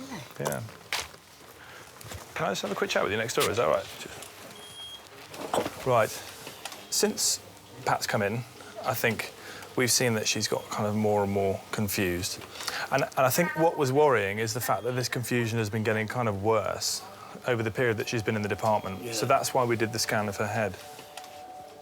Now, looking at the scan of the head, there is evidence that there's some bleeding going on inside the brain. Oh, golly.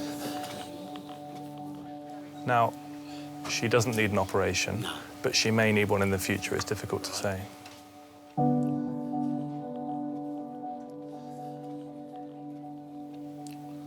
Anyway, thanks for coming out with it. Thank you. Help me. Oh dear. I'm not saying I've had this trouble with her before, like, you know, but that was a really bad one, like, you know.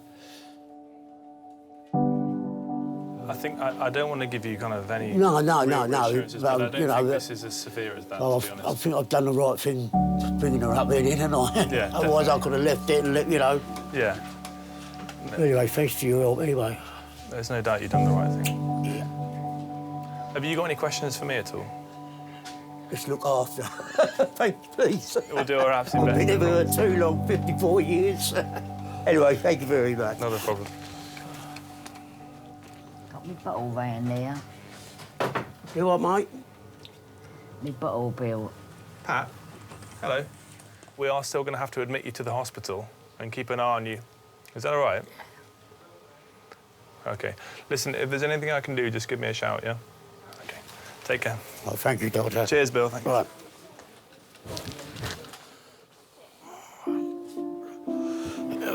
Good job I did bring you up here enough, innit?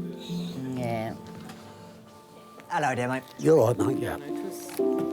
I want them to put back this. All right, Pat's all going to make a move now, Gil. All right. See you later then, mate, love. See you later. Right.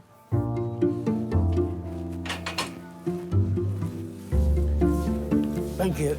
OK.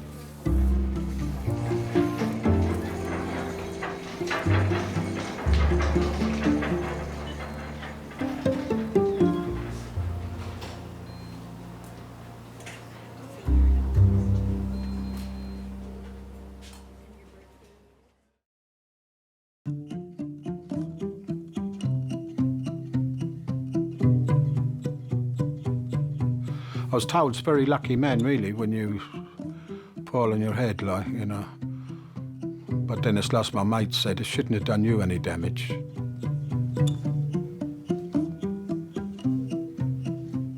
Haven't had a drink since. It's done me a favour, really. And it's the missus is a lot happier as well.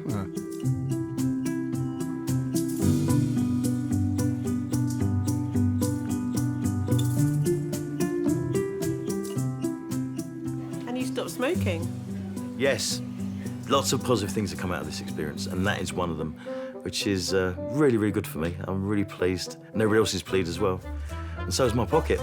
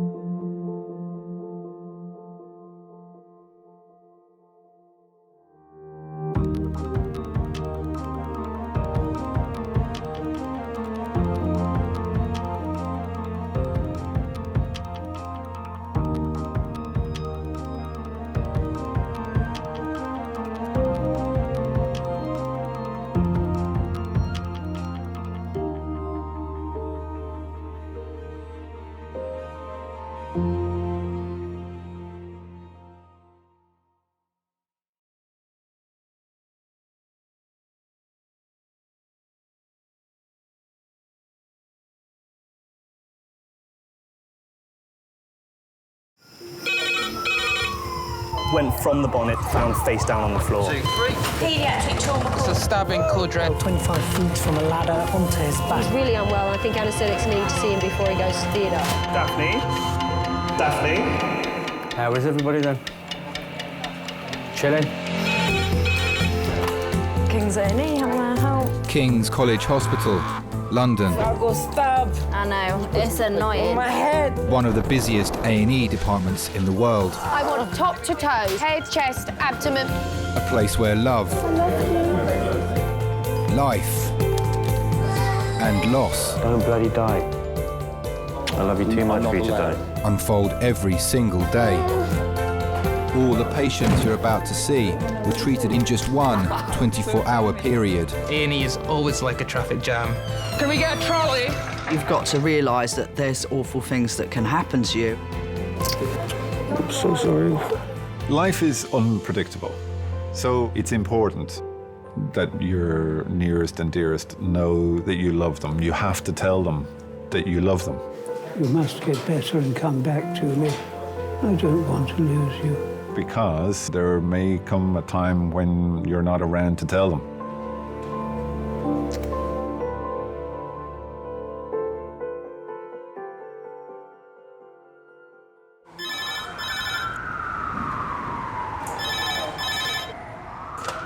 King's A&E. 59 male. Adult stroke, 10 minutes. Adult stroke, 10 minutes. King's is a specialist stroke centre, one of only 8 in London. Stroke registrar? That's right, yeah. Each year, King's treats around 1,300 stroke patients.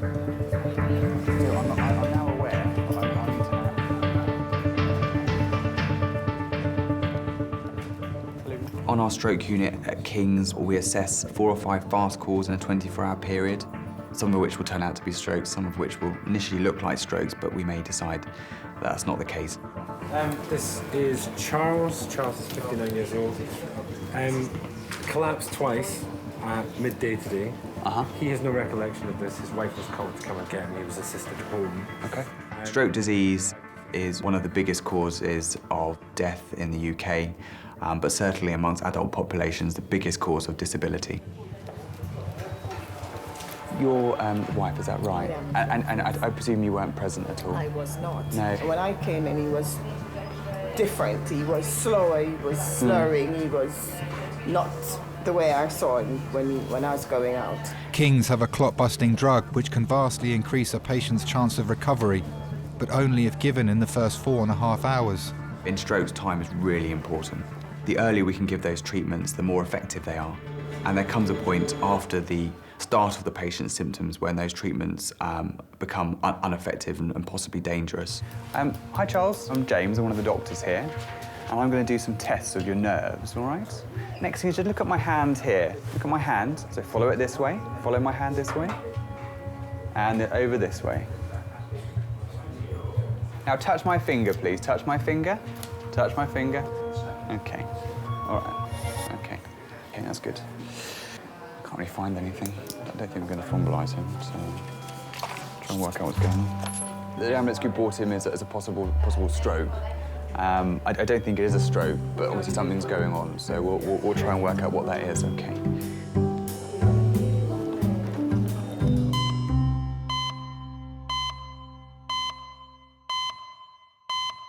Hello, Remo, it's Claire. Have you got another space? As soon as I can try and create some space, we can bring this one back out, but all my bays where I need to see people are all taken.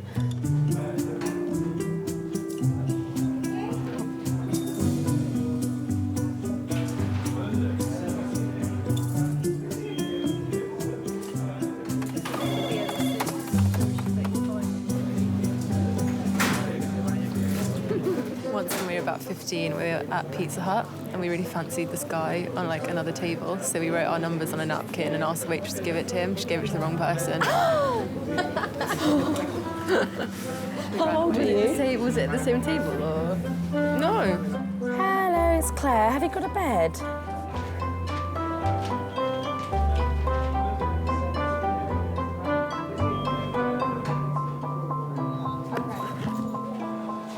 Want a sip of tea? Be hot. I'll wait for it to cool down a bit. Thank you. Anything happening? Not at the moment, no. Hello, King's A&E recess. Yeah. Thank you, bye.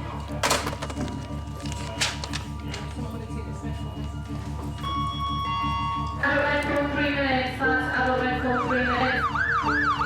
72-year-old Laura is being rushed to King's, having suffered a suspected stroke.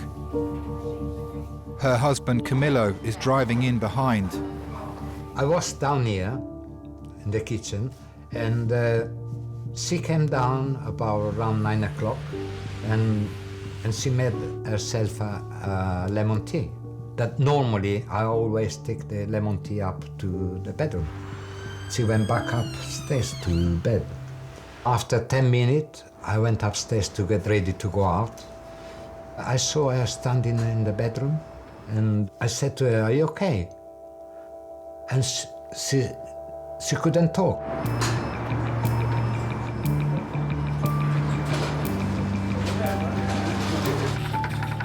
She had a piece of paper and she wrote, "I think I have a stroke." Then I phoned the ambulance. Stroke over here.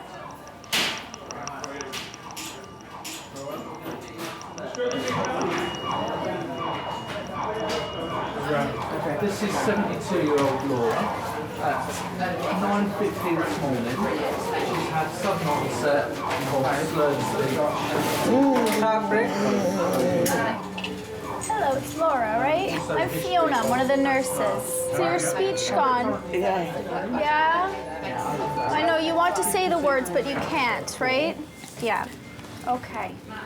She must have been desperate to make people understand what she was feeling, but she couldn't.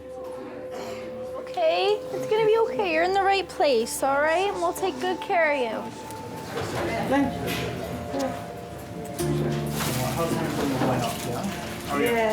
Yeah, is that what you were trying to say, your husband? Yeah. Okay, okay. Once he gets here, we'll let him know where you are, okay? And he can come. Yeah. Jenny, I'm one of the neurological doctors. Hi. How are you?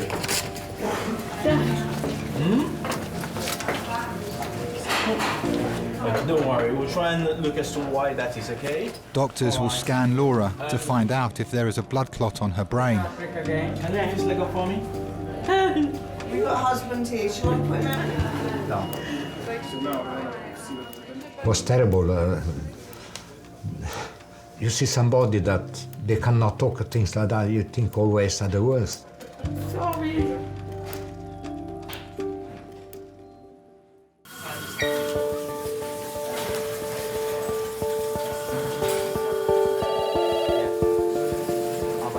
Laura is being rushed to the CT scanner to confirm if she's had a stroke.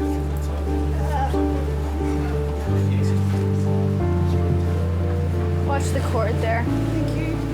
Everybody ready?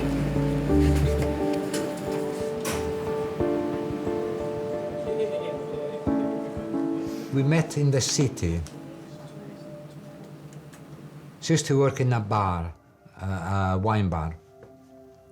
And I used to work in a snack bar, to work for the same boss. So I went there to see the boss, and I saw Laura at the door on the way home. She had a fantastic body, good shape, you know, like men like. And so I said to her, "Where are you going?" And she said to me, "I'm going home." So I said, "I give you a lift." I said, "With the bus, because I haven't got a car." And she thought I was a bit simple, and she went. A couple of years after, we got married.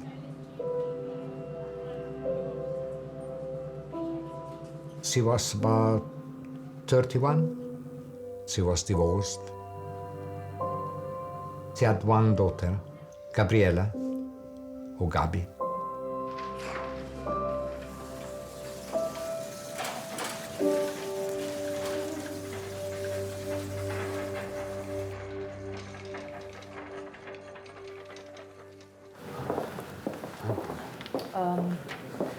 She's here. Do you want to come and say hello?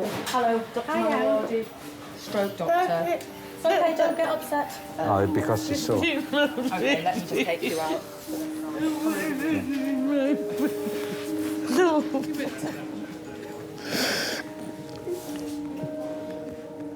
Laura's daughter and grandchildren have come to see her.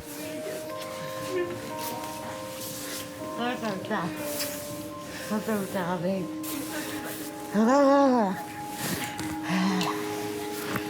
It's a joke. Oh, well, at least you can still talk. No, can't. I love you so much. And I do too. And I do, and I do. My mother brought me up on her own from the age of 2. She loved taking me to the circus. We'd go to the park. Battersea Fun Fair was still around, so I remember going on the rides with her. Trips to Brighton in the evening, for some obscure reason, she'd always bundle me into the car and we'd go down and get fish and chips from Brighton. Shopping, lots of shopping. She had this habit of buying these lovely Italian booty things that would go up the ankle with these frilly ankle socks. Patent, red patent, black patent, anything that was shiny. I had fun with my mum. Speak to the doctors.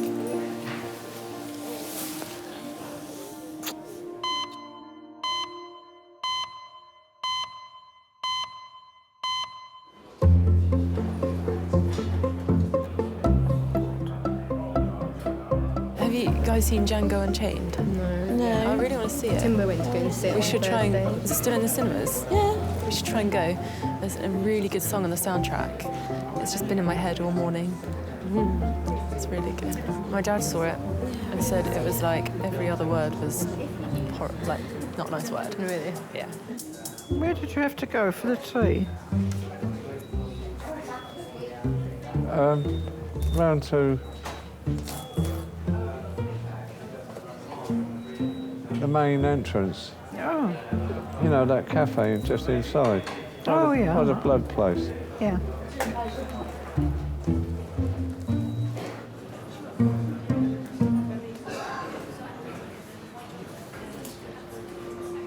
"47-year-old father of 3, Nick, has collapsed in reception. He's being rushed straight through to resus.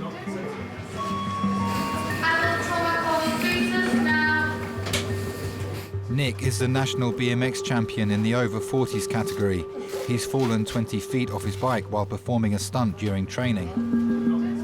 It's in the morning, it's just a normal training session. I was like somewhere behind him when he did it. Oh, right. I just heard a bang. Yeah. And looked over and he was just on the floor. Get me a collar, please, a regular collar. We've trauma called this patient. Basically, mechanism of injury on a BMX bike, flipped up in the air at 20 foot, he's fell off it. Left-sided severe chest pain, and his wife's brought him up, so we're going to now collar him. He seemed all right. He managed to get up and walk over to a chair and go and sit down. While Mum said it was kind of when he got to the hospital that he was suffering. Hi, Nick, I'm Lala. Yeah, sorry, that was Matt. So I'm Lala, I'm one of the trauma consultants. Because what's happened is you've triggered a trauma call, essentially, because of what's happened to you. So a lot of people are going to arrive, OK? And we're going to do things in a very structured way, which you may find frustrating, but you just need to bear with us, OK? Certainly when they come to majors, people think they're unwell, but sometimes people don't realise how unwell they are. When you're ready, we're going to need to get you to lie down, essentially. Do you need any painkillers, Nick? Okay. You haven't had anything yet, have you? No, nothing.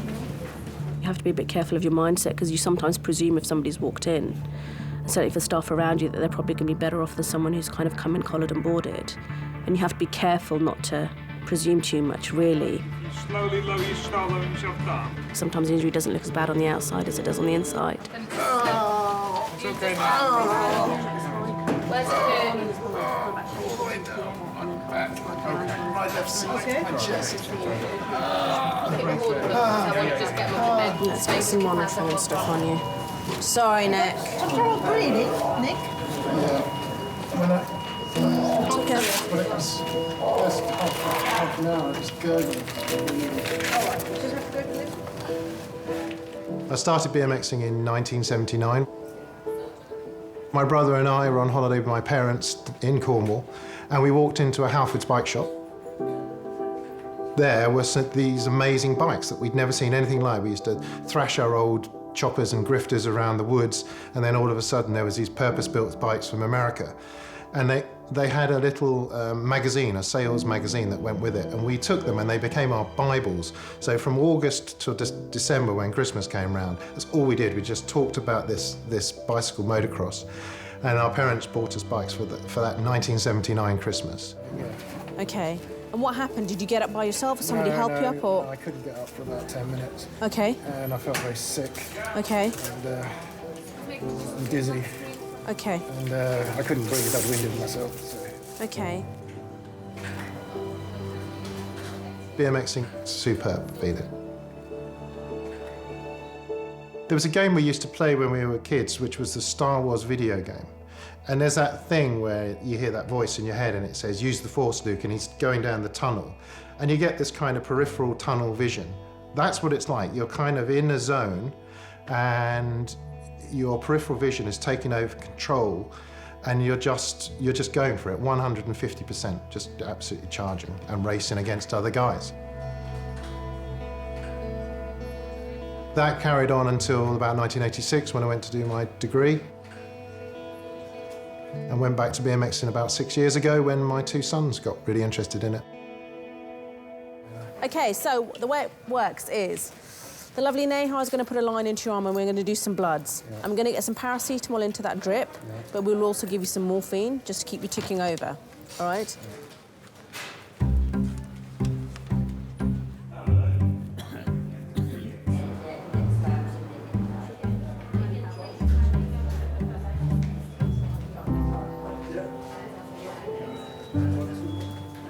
83-year-old Marjorie has come to King's with pain behind her eye following a recent bout of shingles. Her husband David has brought her in. Did they say anything about the eye? No. Hmm? No. What you got there?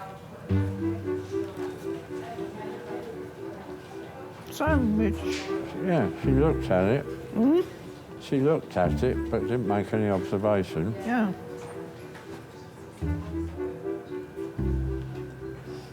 They're sure it's nerve. Hmm? They're sure it's this nerve group that's causing the pain. The what? Nerve group. Nerve group. I was in the Air Force when we met. I was on leave. I'd just come back from Malaya. So I was as brown as a berry. Unbeknown to me, Marjorie had seen me in Sydenham in a sweet shop. Do you want a sip of tea now? Be nice, thank you. What did you eat? Sandwich. What did you eat? It's a sandwich. Do you want a bit? No. Something. What is that? It's a BLT. No, thank you. When I first saw him, he was very tall, very tan, in his uniform. And I'd always liked men in uniform. And I thought, wow, he's a bit of all right. If I saw him in the road, I would follow him along and go in any shop that he went into and hope that he would notice me, and he never did. And I thought, well, is he worth waiting for? How are you, Marjorie? No, okay, thank you. Any better? It comes and goes in waves. It comes and goes. It was really the dogs that brought us together. I had a dog, Chum. She saw me cross the top of her road, so she dashed back indoors, got her dog, and came up the park to be there at the same time as me. She was very slim, and she had lovely legs, and she walked in a very specific manner of walking. She used to sort of swing one leg round in front of the other as she walked, and it was very sexy. It was really. My dog got naughty with her dog, and I had to sort of intervene, and that's where we started. What we're going to do, we are going to give some tramadol. Have you had tramadol before? Don't think so, but no, I don't think so. Tramadol, okay. Okay. Right. Thank you. Did you hear what he was saying then? They're going to give you a cyanide pill. Yeah.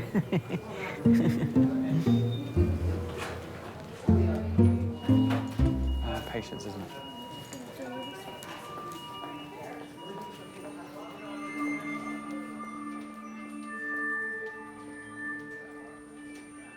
Just tell me what it is. Yeah. It's a stroke. It's a stroke. Yeah, it's a stroke. That's the diagnosis. Yeah. And the stroke has affected what we call the understanding and speaking component. So her speaking isn't Yeah. so normal.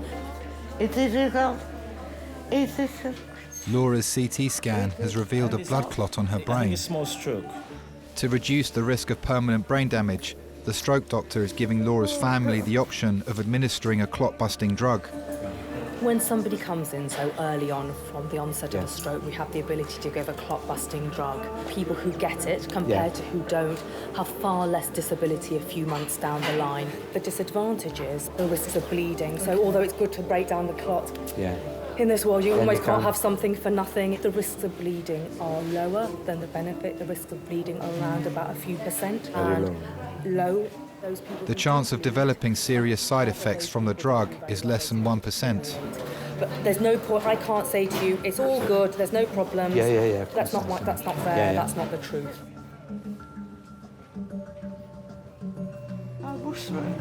We only use one type of clot-busting drug, one type of thrombolysis drug at the moment. By giving those treatments, we hope that we can restore blood supply, thereby stopping any damage to brain cells. But there are downsides because you're filling the blood, and some patients will bleed into the brain, and you really do have to pick it for the right patients who do have sort of definite stroke pathology. More patients do better than do badly. I just need to sorry, my head is just all over the place. So you've seen the scan and there's definitely a clot. We know that because you Yeah. can see the stroke symptoms. She was normal, regular tea coming up to bed. You don't have a huge amount of time to think about it, but have a few minutes to talk about it. Or do you want to ask me any questions? You feel that you are hopeless, that really you cannot really decide. You're pushed to decide which way to go, but it's very, very, very difficult. Or you don't know if you make the right decision or the wrong decision. That is the problem. What do you think we should do, Lorry? What's the first option? Nothing in her speech stays like that. Okay. Or the clot-busting drug.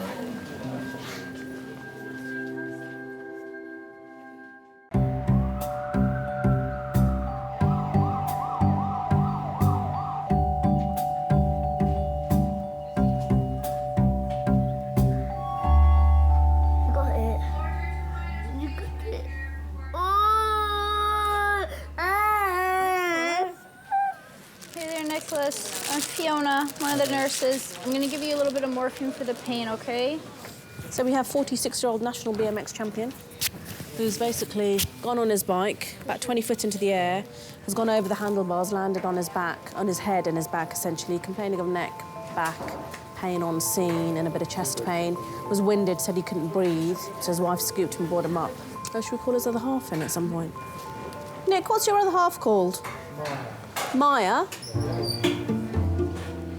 Yeah, he's not what you'd expect of a 47-year-old man. Yeah, he going 30 miles an hour on a kid's bike. Yeah. Around a dirt track. How does it feel to be like the oldest teenager in town? I love it. I love it. I love riding my bike around the street and have other people kind of, whoa, what's he doing on a bike that kids should be riding? Hi, Maya. Hi, I'm Lara, one of the trauma consultants. Hi. You come in, they're just about to do some x-rays, so if they do, just kind of pop behind one of the screens. My wife's a good athlete. She's always been a good athlete. She's a fantastic ice skater, but she also quite often, I find her just coming back from A&E, putting stitches in her chin where she's fallen on the ice. It's not unusual for us. My wife's got all the insurances in place, and I'm not joking.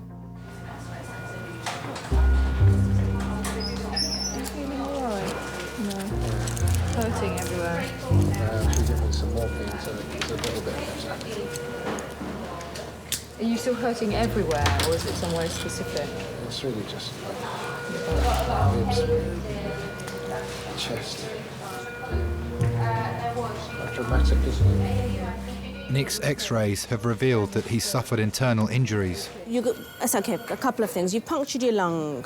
So what we're going to need to do is put a drain into that side to allow the lung to reinflate. The other thing we're going to do, because we found that and we weren't expecting to find it, I think we just need some better imaging. So we'll get a CT done of your chest, your abdomen, whomever's pelvis as well, and just check, because you've obviously had a significant injury, so I'm afraid you're going to be with us for a bit longer than you anticipated.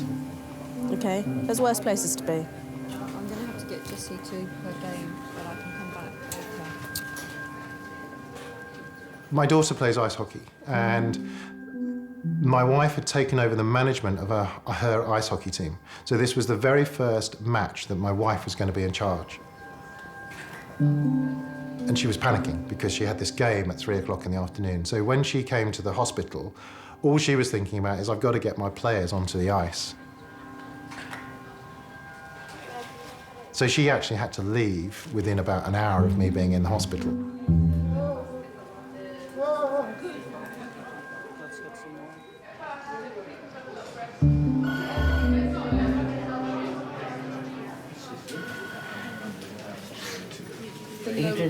Blood clots. Yeah. You don't have the medication. The speech is Your on. speech could stay like that. No. You don't want it to stay like that. No. Laura's family are deciding whether to give her the clot-busting drug. There's a risk. Yeah, there is a risk. There's a small chance that giving it to Laura could put her in danger of a bleed on the brain. Gabby, look at me. I've had such a good life. It's not, oh my God.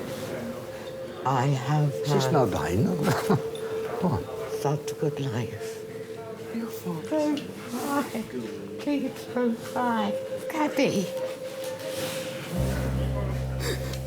I'm not going anywhere. I'm not going anywhere. Do you have a... Should we just... Yeah. Do you have any thoughts about what I've said? Because we need to crack on because time is of essence. That. I just think she looks fine.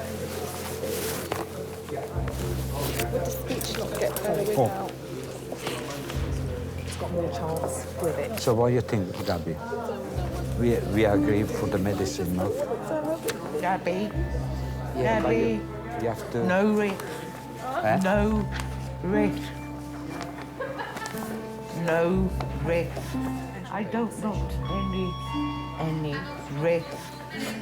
You don't want any risk? No, I don't want any risk. Even if the benefits were more than the risks? That would be up to my daughter. Not up to both of them. Both together. of them. Yeah. Yes. Before asking her family to make the final decision, a doctor will reassess Laura to see if there's been a change to her condition. If you can hear and understand me, close your eyes. Put your left thumb on your right ear and relax. Point to somebody related to you. What is this? A hand. Close eyes tight, tight, tight. Open quickly. Show teeth. Open mouth. Stick tongue. Relax. So there's been a significant improvement. Oh, yeah. And so, just speaking about you, the speaking is better. Yes. Not perfect. No. You can see that. No. But we keep you in hospital still. We keep an eye on you. Yeah. We'll just every half an hour we'll check you to make sure that. Remember, I was talking about the clot-busting drug for 4.5 hours. If it stays like this, it gets better. Great. If in the next few hours problems again, we'll have to rethink. Okay. Yeah, about the drug. Yeah. Yeah. I think that's right. I think that's the right thing to do. Despite a slight improvement, doctors will monitor Laura closely on the specialist stroke unit, as she's at risk of further strokes.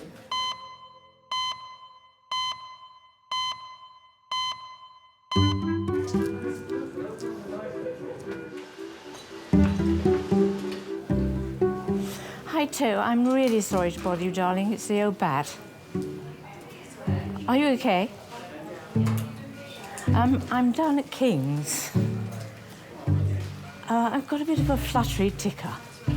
No, well, it's okay, and they're being absolutely brilliant.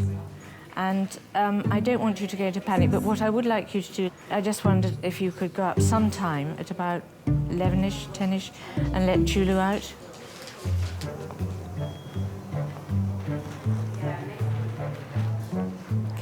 Do you know how to put this up a bit more or not? I should do it. Can you have that up a bit more, please? Yeah, can I put it? Sure. Thank you. Where do you originate from? Philippines. Philippines. Oh, I thought you might be Indonesian. Anyway, you're all lovely girls. You do great work over here, don't you? There's a lot of you. Thank you. Well done. Nick has had a chest drain inserted to re-inflate his punctured lung and will be sent for a CT scan to check for other injuries. Your wife had to go get her kids, didn't she? It's complicated. She's the manager of my daughter's ice hockey team. Oh, no. And they had a game that kicked off, faced off about 5 minutes ago. So she had to be there, otherwise the game would be cancelled and people were going from a long way. So, yeah, it's complicated. So she's done that. She's gone to the game, so not a lot she can do sitting there. What age is your daughter? She's 12. 12? Or is she quite good at hockey then? She's very good. Yeah? My little son plays as well. It's the first introduction I've had to it. It's really good. In fact, I should have been taking my son to a game with Alexandra Palace this evening. Oh, no. I won't be there. Aww. Can you tell me what it means to you to have a dad that's a BMX champion? It puts pressure on us. Yeah, it's both an inspiration and a pressure, definitely, yeah. Oh, it's one of the sons of Nick Priest. They never say anything This is like going to that. be good. No, they never say anything like that. What are you on about? No, they don't say stuff like that.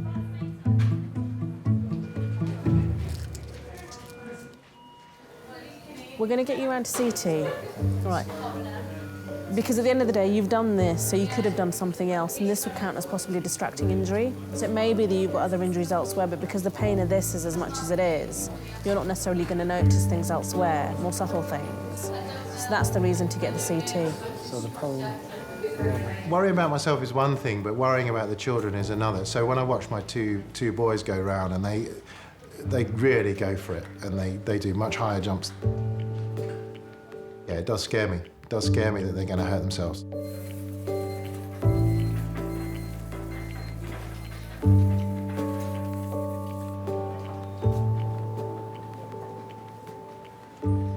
I wasn't happy with my upbringing. I used to love to go to school, hate to come home. I wasn't allowed to play with the boys.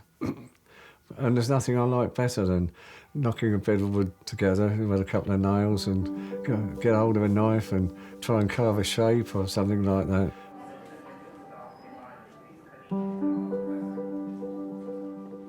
I was born in a workhouse at Watford. My mother put me up for fostering, and finally she'd put me up for adoption. I had to go to a solicitor's office in Reading. The solicitor said, hello, David. In the other room, through that door over there, you'll find there are two ladies, and one of them's going to be your new mummy. See if you can be a clever little boy and pick out which one it is. So I went through the doorway, and there were two ladies sitting there. One was a nice, round-faced, jolly woman, and the other one was a vinegary-looking woman. So I moved towards the smiley one and said, this one. And he said, no, David, try again.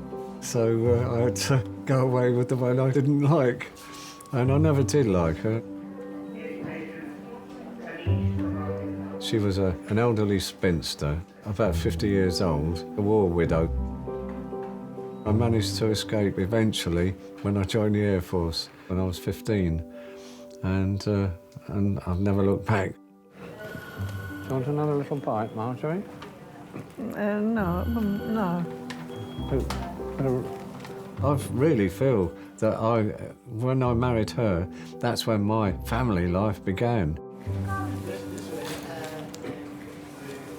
You want to come? Should I not? Marjorie is being taken for a CT scan to find out what's causing her eye pain. You've been here as long as us, haven't you? I was going to say, is it your wife who's here?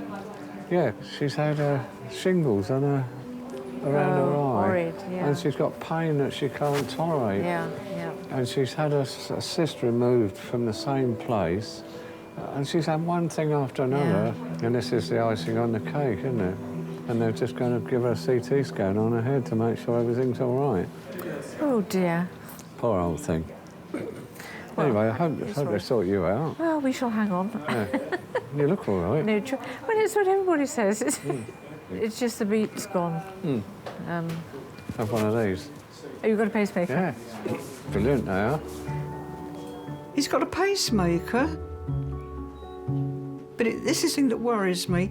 He goes down the road to get the paper, and I think he chats to absolutely everybody in Sydenham.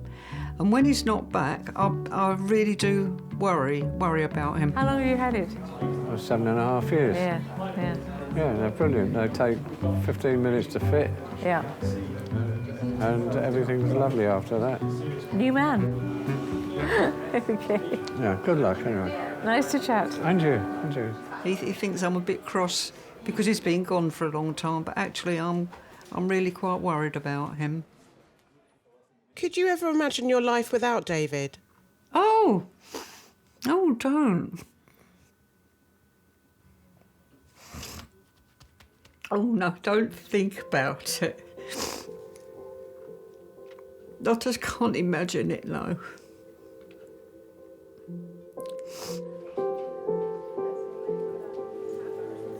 What a scare, Camila. Poor Camila.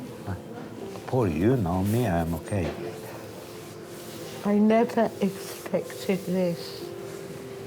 Don't even think. Just think of the future. Life is a chain. You know, you cannot live forever. Someday, something happened to anybody. You have to expect that when you get over a certain age. You have to accept that one day everybody has to die. And it's sad, but it's what is life. I love you, Camila. Yeah, I got you.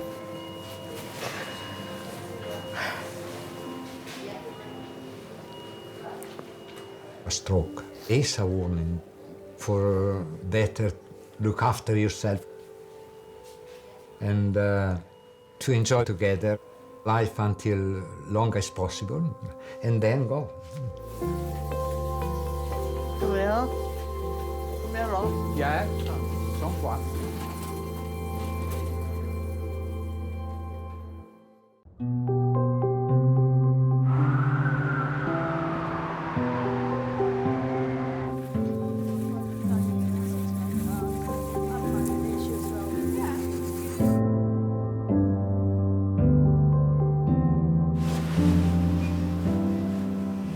You feel tired? I feel very tired.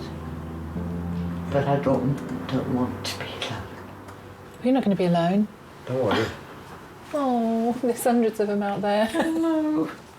You're not going to be alone. They want to keep her here Observation. because apparently the next 24 hours It's critical. it can happen again, but more severe. To My reduce problem might be my cholesterol might be high.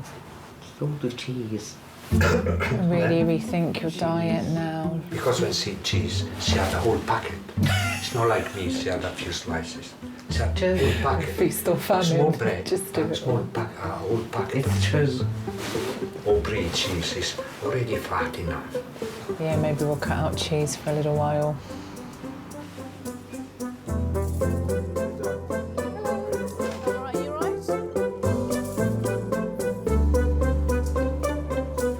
Nick is back from his CT scan. Nick, they're still looking at your scans. Okay, at the moment you've got quite a lot of rib fractures on the left side. 4th and then 8th through to 11th, essentially. Okay, so 8, 9, 10, 11. They are still looking at the rest of it. Okay, so they need to kind of just make sure that the rest of you is okay as well. And if it was a wheelchair, then I'd have to do something like wheelchair rugby or wheelchair basketball. I couldn't stay still. There are some amazing things, actually, that you can do without being able to cycle. I was watching a guy the other day who was using a hand crank bicycle. Phenomenal, absolutely amazing. We will admit you probably to our acute surgical ward if we don't find anything else. And I think the big challenge really is going to be your pain control. Yeah? Any questions for me at the moment? You just have to sit tight, I'm afraid, until we've got the scan results back before we can get you out of here. Yeah? Okay. I very much live for the day kind of person anyway, so I could get run over by a bus tomorrow. So go out there and have as much fun as you can have.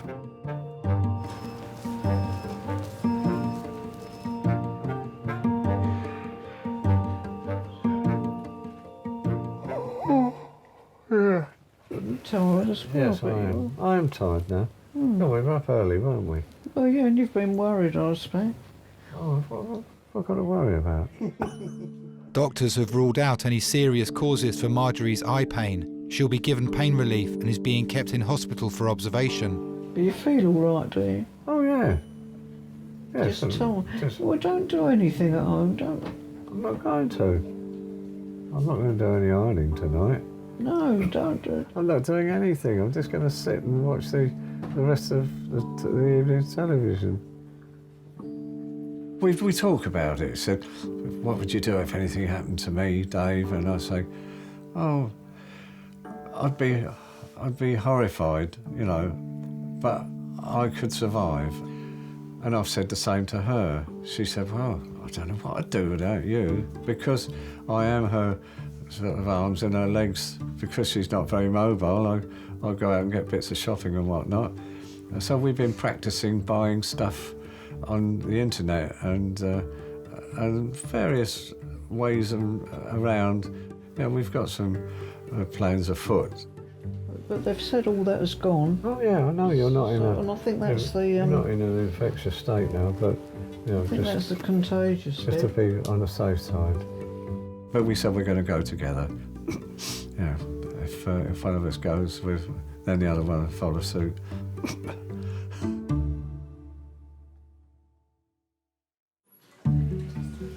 right, Lyndon. Better, worse? That's good. Yeah? Thank you. So, yeah, it's annoying with the season starting, defending my crown again. I'll only be out for a month or so.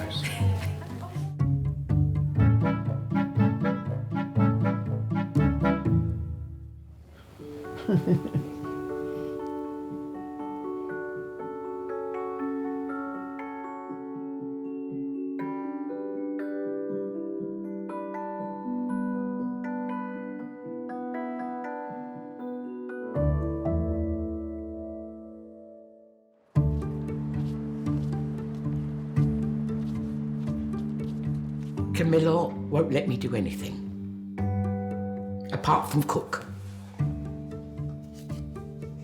He loves my... I'm the cook. They've got to let me be me, as I was before. I think I'm nearly there. Nearly there.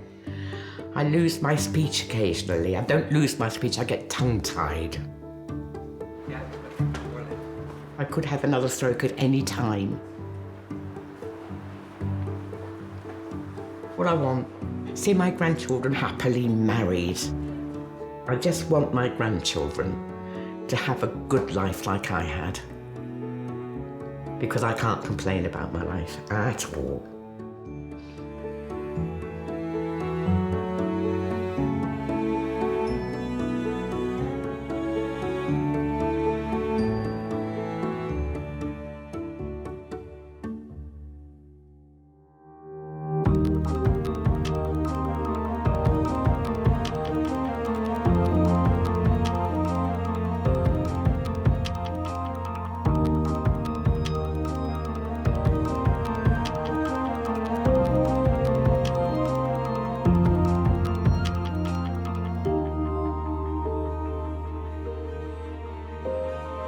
you.